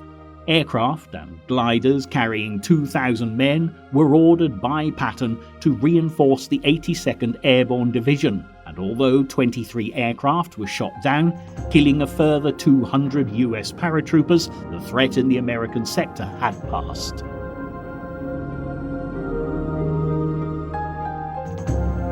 With the beachhead secure, the Allies were swift to introduce 2 new American technological developments that would end up playing a huge part in defeating Adolf Hitler. The Tank Landing Ship, or LST as it was officially known, and the amphibious 2.5-ton supply truck, more confusingly known as the DUKW, proved invaluable in Operation Husky. Needing to get men and munitions ashore at speed, the Allied invasion forces no longer had to depend upon the early capture of an enemy-held harbour, something that would be crucial when it came to Operation Overlord. This planned invasion of Western Europe was already gathering momentum, and British engineers were busy developing an even more ambitious project to make sure Allied troops and supplies could be put in place precisely where they were needed. Mulberry was the code name for a prefabricated floating harbour capable of rising up and down with the tides off the west coast of France. But a great deal more work was going to be needed to turn the daring concept into a reality. Even so, having succeeded in getting hundreds of thousands of Allied troops safely ashore in Sicily, the cracks in the Allied High Command were beginning to show. Canadian and British troops had quickly cleared the island's southeast corner, but as they pushed northwards towards the port of Messina to trap all of General Guzzoni's Axis forces, they met with stiff German resistance. Panzer tanks, reinforced by elite paratrooper units flown in from southern France, now stood in the way. The landscape also played its part too in making things more difficult, because behind the panzers was the semi-active volcano Mount Etna, rising 10,000 feet above the plain of Catania. To outflank German positions in the foothills of Etna, Montgomery got Alexander to shift the boundary between his 8th Army and Patton's 7th Army on July 13th. The boundary shift allowed the British to advance up Highway 124, the main road into the centre of Sicily, before turning northeast at Enna towards Messina. Patton was furious. Like many American generals, he detested Montgomery. By redrawing the inter-army boundary in Montgomery's favour, Alexander was consigning the 7th US Army to the role of flank shield for the 8th Army. Patton decided that the best way to get back at Montgomery was the capture of Palermo, Sicily's capital, as well as a major port. With Palermo in US hands and his supply line secure, he could then push east towards Messina and get there before his British rival.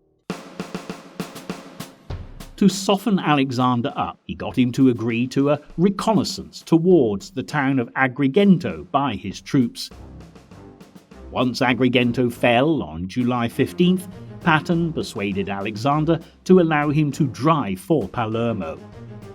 Brushing aside his British superior's second thoughts, Blood and Guts formed a special corps of 3 fast-moving divisions to seize Palermo. The Italian troops they encountered on the way did very little to stop them.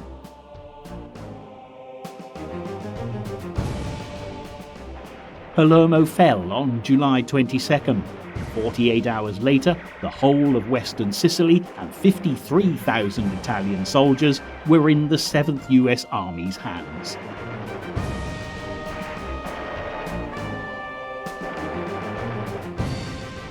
In Italy, news of the capture of Palermo by Patton's troops was followed days later by the collapse of the fascist regime. Although he had been dictator of Italy since 1922, Benito Mussolini had always shared power with the Italian monarch, King Victor Emmanuel III, and the Italian army. The king and the army had never liked Mussolini's alliance with Hitler. Now it threatened to bring them all down. The Allied invasion of Sicily was a warning to the anti-fascist plotters that they were running out of time. The final push was provided by a big US bombing raid on Rome on July 19th. The targets had been the main railway marshalling yards, but many bombs fell wide, killing and wounding hundreds of Italian civilians. The mood in the city was now very hostile to the fascist regime. On July 24th, Mussolini summoned the fascist Grand Council in Rome to head off the growing political crisis. Much to Mussolini's surprise, his fellow fascists informed him that they had lost confidence in him and his leadership, and the following day the king dismissed him from the post of Prime Minister and had him arrested. Without a shot being fired, Mussolini's fascist regime collapsed. Marshal Pietro Badoglio, a former Italian army chief, became Prime Minister, and somewhat anxious not to antagonize the Germans, he announced that the war continues at the side of our Germanic all.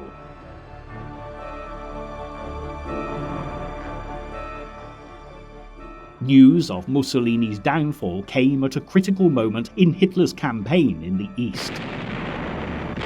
Since July 5th, a titanic life and death struggle between the Wehrmacht and the Red Army had been fought in the baking heat of the Russian steppes. But for the first time in the campaign on the Eastern Front, Anglo-American military operations would play a crucial part in deciding its outcome. For most of the previous 5 months, there'd been stalemate on the Russian theatre.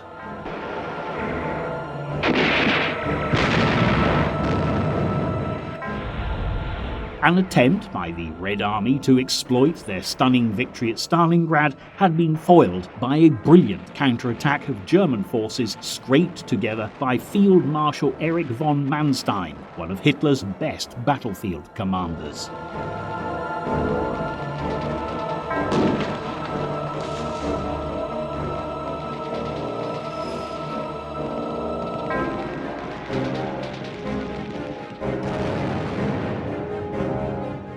The city of Kharkov, captured by Soviet forces in February, was retaken by a Waffen-SS Panzer Corps in March.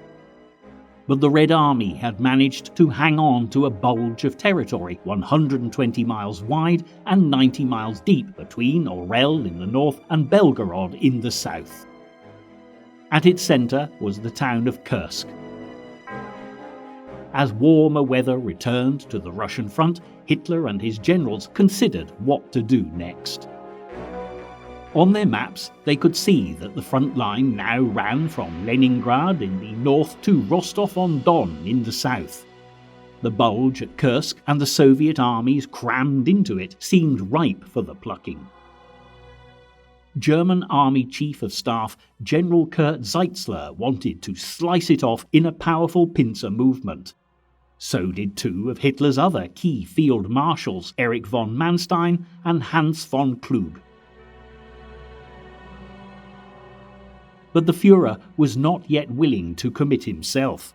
After the capitulation of the last Axis forces in Italy on May 13th, he now feared an Anglo-American landing on mainland Europe.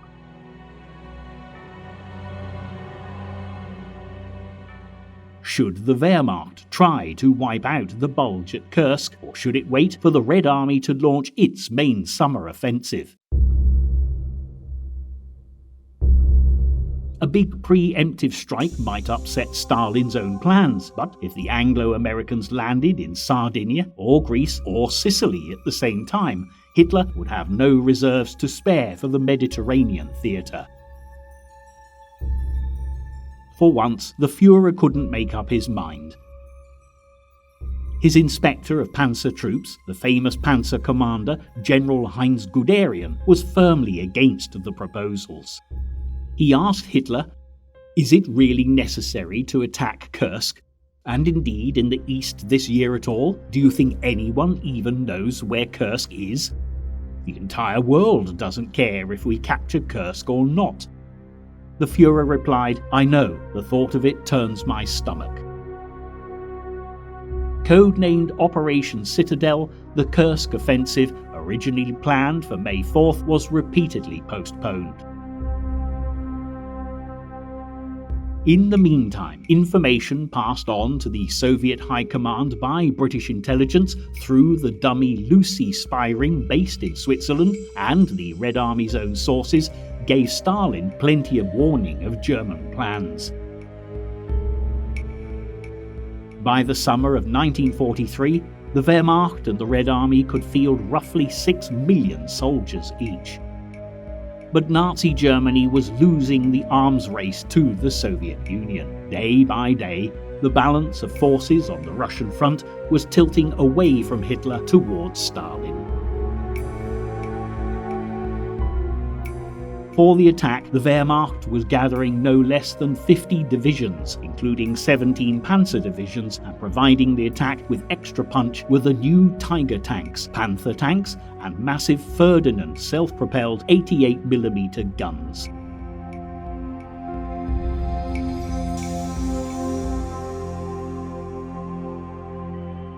Altogether, the Germans fielded 900,000 men, 3,000 tanks, and nearly 2,800 aircraft earmarked for Operation Citadel.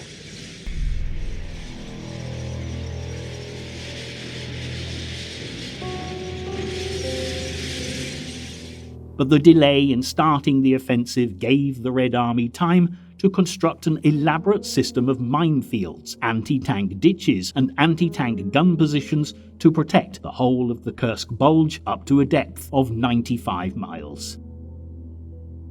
To prevent any breakthrough by the enemy, Stalin had committed no less than 1.3 million troops, 3,600 tanks, 20,000 cannon, and nearly 2,800 aircraft. So, in addition to having lost the advantage of surprise, the Wehrmacht was outnumbered. Nevertheless, on July 3rd, with no sign of any major Allied move in the Mediterranean, the Führer finally gave Operation Citadel the go-ahead.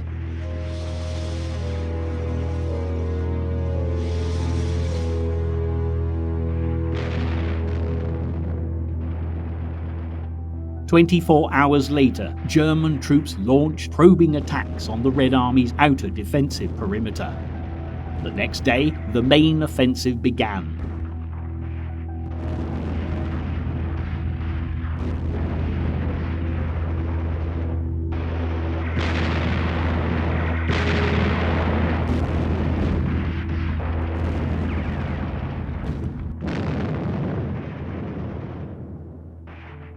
On Army Group Centre's front, the 9th Army under General Walter Model formed the northern pincer of Operation Citadel. Tanks battled to crack open the Soviet defences on a 30-mile wide front, but after 4 days, the attack stalled.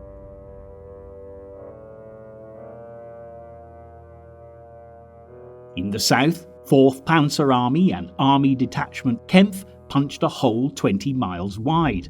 By July 12th, they were on the verge of breaking through the Soviet defences. On that day, the world's biggest tank battle to date occurred when 2 German and Soviet tank armies met to fight it out at Prokhorovka.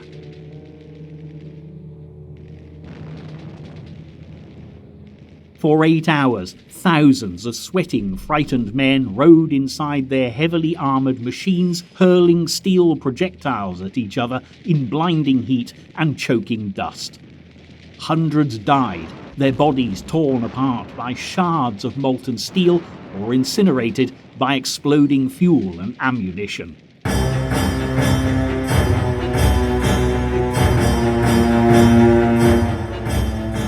But even as the gigantic tank battle was raging, the Red Army launched an offensive against the Army Group Centre. Model's 9th Army was forced onto the defensive. The next day, July 13th, Hitler reviewed Citadel's progress. Some ground had been taken, but German casualties had been heavy, 50,000 dead and wounded. The Anglo-American invasion of Sicily 3 days earlier made the Führer a very worried man. Anxious to scrape together the reserves he needed to keep Italy in the war, he ordered a halt to the Kursk offensive.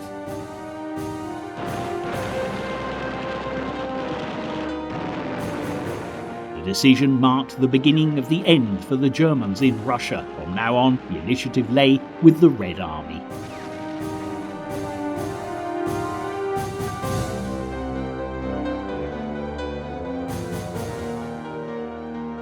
Within a fortnight, the Wehrmacht was forced to abandon the Kursk battlefields. On August 5, 1943, Moscow celebrated the liberation of Ural and Belgorod with a huge fireworks display. Just under 3 weeks later, on August 24th, Soviet troops recaptured Kharkov for the second and last time. In the meantime, Hitler was busy trying to prop up his Italian ally, the Duce, Benito Mussolini. On July 19th, Hitler flew to Italy to confer with Mussolini. At a heavily guarded villa in Feltre, the Führer talked non-stop for 2 hours to infuse his friend the Duce with fresh courage and resolve. On the 24th, Hitler's headquarters received the news of the Duce's resignation. At the same time, reports were coming in from Hamburg of a big air raid on the city. The raid was the first of 3 attacks on Hamburg, in which RAF Bomber Command confused German radar defences with hundreds of thousands of aluminium strips, codenamed Window. With Luftwaffe night fighters and flak guns blinded, the British dropped incendiaries onto the old centre of the city, setting it alight and creating a firestorm that sucked everything and everyone into its path. An estimated 30,000 men, women and children lost their lives, and 500,000 people were made homeless. In the final days of July 1943, rumours of the destruction and death toll in Hamburg spread a wave of fear through other German cities, so far untouched by Allied bombing. The Nazi Party, people asked themselves for the first time, would popular discontent at the way the war was going cause the Hitler regime to collapse like Mussolini's? In the Allied camp, General Patton was determined to get to Messina first. He told one of his commanders, "This is a horse race in which the prestige of the US Army is at stake. We must take Messina before the British."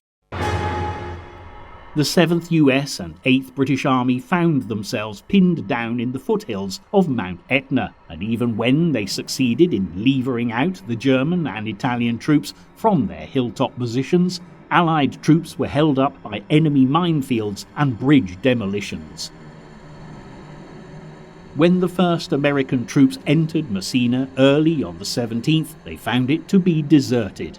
Shortly after, Patton had accepted its surrender. A small British motorised column entered the port. Blood and Guts had won the race, but it was a hollow victory. In just 6 days and 7 nights, 40,000 Germans and more than 60,000 Italians had been evacuated across the Straits of Messina, along with most of their vehicles, heavy weapons and stores. With Sicily, though, now in their hands, the British and the Americans could safely direct sea convoys through the Mediterranean, instead of having to send them all the way around Africa to the Suez Canal. Late on the 17th of August, the day Operation Husky ended, 571 Halifax and Lancaster bombers took off from bases in Lincolnshire and East Anglia to attack the top-secret German experimental weapons centre at Peenemünde on the Baltic. In the preceding months, RAF photo reconnaissance missions over Peenemünde had uncovered the existence of the A4 long-range rocket and the FG-76 flying bomb, which Adolf Hitler hoped to use against London before the end of 1943. During the RAF attack, 1,600 tons of bombs and 231 tons of incendiaries were dropped, destroying much of the site and killing more than 730 people, including 2 key German scientists. The British hoped that this air raid would deal a fatal blow to the Nazi secret weapon program, but as the year drew to a close, it was clear that the Germans were continuing with rocket and flying bomb trials in testing centres beyond the range of Allied bombers. Also, on August 17th, Churchill and Roosevelt and their military and diplomatic advisers met for the second time in 3 months, this time on Canadian soil at Quebec. The conference was codenamed Quadrant. On the agenda, Operation Overlord, the Mediterranean Theatre, the Far East, and Tube Alloys, the code name for the joint Anglo-American project to produce an atom bomb. For months, the British leader had been advocating landings on mainland Italy because from there the Allies could strike at the Balkans or open the sea route to the Soviet Union via the Aegean if Turkey could be persuaded to abandon her neutrality. Roosevelt met Churchill halfway. Once Allied troops were firmly established in Sicily, Eisenhower was ordered to begin planning an invasion of Italy. Mussolini's overthrow made the project urgent, but there was a time limit, as many of the invasion craft provided by the Americans were due to be transferred to the Pacific. However, where should the Allies land? Churchill was all for landing as far up the Italian peninsula as possible, starting at Rome. Why should we crawl up the leg like a harvest bug from the ankle upwards? Let us rather strike at the knee, he growled. Eisenhower's planners, unwilling to land anywhere beyond the range of Allied fighters, settled for what they believed was a safe compromise. Operation Avalanche, a landing of 190,000 British and American troops in the Gulf of Salerno on the west coast of Italy. Once safely ashore, Allied troops would advance on Naples to secure their supply lines and then move forwards to the Adriatic to trap German forces still in southern Italy. Hitler, informed by his intelligence agencies that the Italians wanted to defect, ordered the concentration of powerful reserves outside Rome and at other key locations throughout Italy. Should Badoglio switch sides, the German High Command drew up a plan, codenamed Axis, to seize the King of Italy and the Italian government, disarm all Italian troops and occupy key installations. But Hitler still hesitated, and in the meantime he'd not forgotten his friend Mussolini, who had been imprisoned by Badoglio's government since July 25th. SS paratroopers under the command of Major Otto Skorzeny were given the task of finding the Duce and bring him back to Germany. On the 4th anniversary of Prime Minister Neville Chamberlain's declaration of war on Nazi Germany, British and Canadian troops belonging to Montgomery's 8th Army crossed the Straits of Messina in an operation codenamed Baytown. Under the cover of a heavy artillery barrage, they stormed ashore at Reggio di Calabria and encountered absolutely no resistance. By nightfall, they had taken prisoner 3 German stragglers and 3,000 friendly Italians. For the first time since April 1941, British troops were back in force on mainland Europe. But Montgomery had always doubted Baytown's value. In his view, a landing by the 8th Army at the toe of Italy would not help the main Allied landing at Salerno when it occurred, but he did what he was ordered. However, his troops, delayed only by small German rearguards, seemed to be in no hurry to advance northwards. Over 2 days, from September 5th, American and British troops in the 3 divisions and the 2 commando brigades taking part in the assault phase of Operation Avalanche embarked from ports in North Africa and Sicily. They belonged to the 5th US Army under the command of General Mark Clark. His army was due to land on a 35-mile front in the Gulf of Salerno, between Amalfi on the Sorrento Peninsula on the left and Agropoli on the right of the town of Salerno, roughly in the centre. Clark hoped to surprise the enemy, so he dispensed with the usual preliminary aerial and naval bombardment. This was an unwise decision. Clark was a courageous and charismatic officer, but so far in this war he had not commanded troops in battle. As the invasion fleet headed towards Salerno, news of the signing of the armistice with Badoglio was broadcast on Allied radio. The announcement took most Italians by surprise, but it stirred the Germans into action. Troops under the command of Field Marshal Kesselring, Hitler's Mediterranean theatre commander, quickly implemented Operation Axis. Most of the forces Badoglio hoped to bring over to the Allied side were either disarmed or overwhelmed. Fortunately for the US 82nd Airborne Division, its planned airdrop on Rome had been cancelled at the last minute. However, the main Italian battle fleet succeeded in putting to sea from its base at La Spezia. While it was steaming past Sardinia to meet the Royal Navy, the battleship Roma was blown apart by a new German anti-shipping weapon, the HS-293 glide bomb. But the rest of the Italian fleet arrived safely in Malta. On September 11th, Admiral Sir Andrew Cunningham, Commander-in-Chief of the Royal Navy's Mediterranean Fleet, signalled the Admiralty in London, "Be pleased to inform their lordships that the Italian battle fleet now lies at anchor under the guns of the fortress of Malta."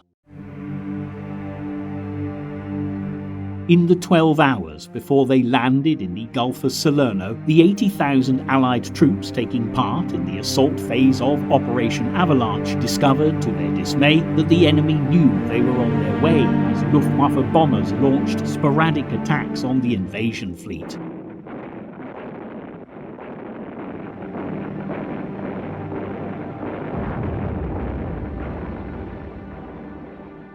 Before dawn September 9th, the first waves of British and American troops boarded their landing craft, and as they approached their invasion beaches, they came under fierce enemy fire. In the British sector, warships supporting the landings by the 46th and 56th Divisions bombarded enemy coast defences. But in the American sector at Paestum, the commander of the 36th Texas Division, going into action for the first time, obeyed Clark's order not to lay down a supporting artillery barrage on the shore. As a result, the Texans suffered heavy casualties. Field Marshal Kesselring had guessed correctly the location of the Allies' main landing in Italy. To defeat it, he had deployed 6 divisions under General Heinrich von Vietenhoff, commander of the 10th Army, in easy striking distance of Salerno. But at first, the Allied landings went well. American Rangers and British Army commandos quickly captured the town of Salerno and seized the mountain passes leading to Naples on the 5th US Army Corps' left flank. However, the 3 assault divisions soon had a hard fight on their hands as they pushed further inland. The flaws in Operation Avalanche began to show themselves. The 5th US Army's beachhead was too wide for just 3 assault divisions, and Vietinghoff's combat veterans moved quickly to exploit the gap between the British on the left and the Americans on the right. The Rangers and Commandos defending the mountain passes found themselves dangerously exposed to probing enemy attacks. On September 12th, the fighting at Salerno entered its most critical phase. The Germans were determined to eliminate the 5th US Army's beachhead before Montgomery's 8th Army had time to reinforce it from the south. In the next 72 hours, fierce counterattacks mounted by German battle groups almost succeeded in driving the Americans into the sea. But the enemy was driven off by the 5th US Army's own artillery, the guns of the Allied warships lying offshore. Allied reinforcements were rushed to Salerno and the moment of crises passed. On September 16th, Montgomery's 8th Army finally linked up with Mark Clark's 5th US, and on the same day, Vietinghoff ordered the German 10th Army to withdraw to the north. The 5th US Army's ordeal at Salerno was finally over. As usual, the Germans fought a skillful withdrawal. It was not until late on October 1st, 1943, that units of the British 7th Armoured Division entered Naples, which of course was Operation Avalanche's primary objective. The operation was over. It had cost the Allies more than 12,000 casualties, including 2,000 dead and 3,500 missing. Vietinghoff's outnumbered and outgunned forces lived to fight another day. The Allies had taken their first tentative steps onto the European mainland. But the struggle for the underbelly of Europe, as Churchill was fond of calling Italy, was only just beginning.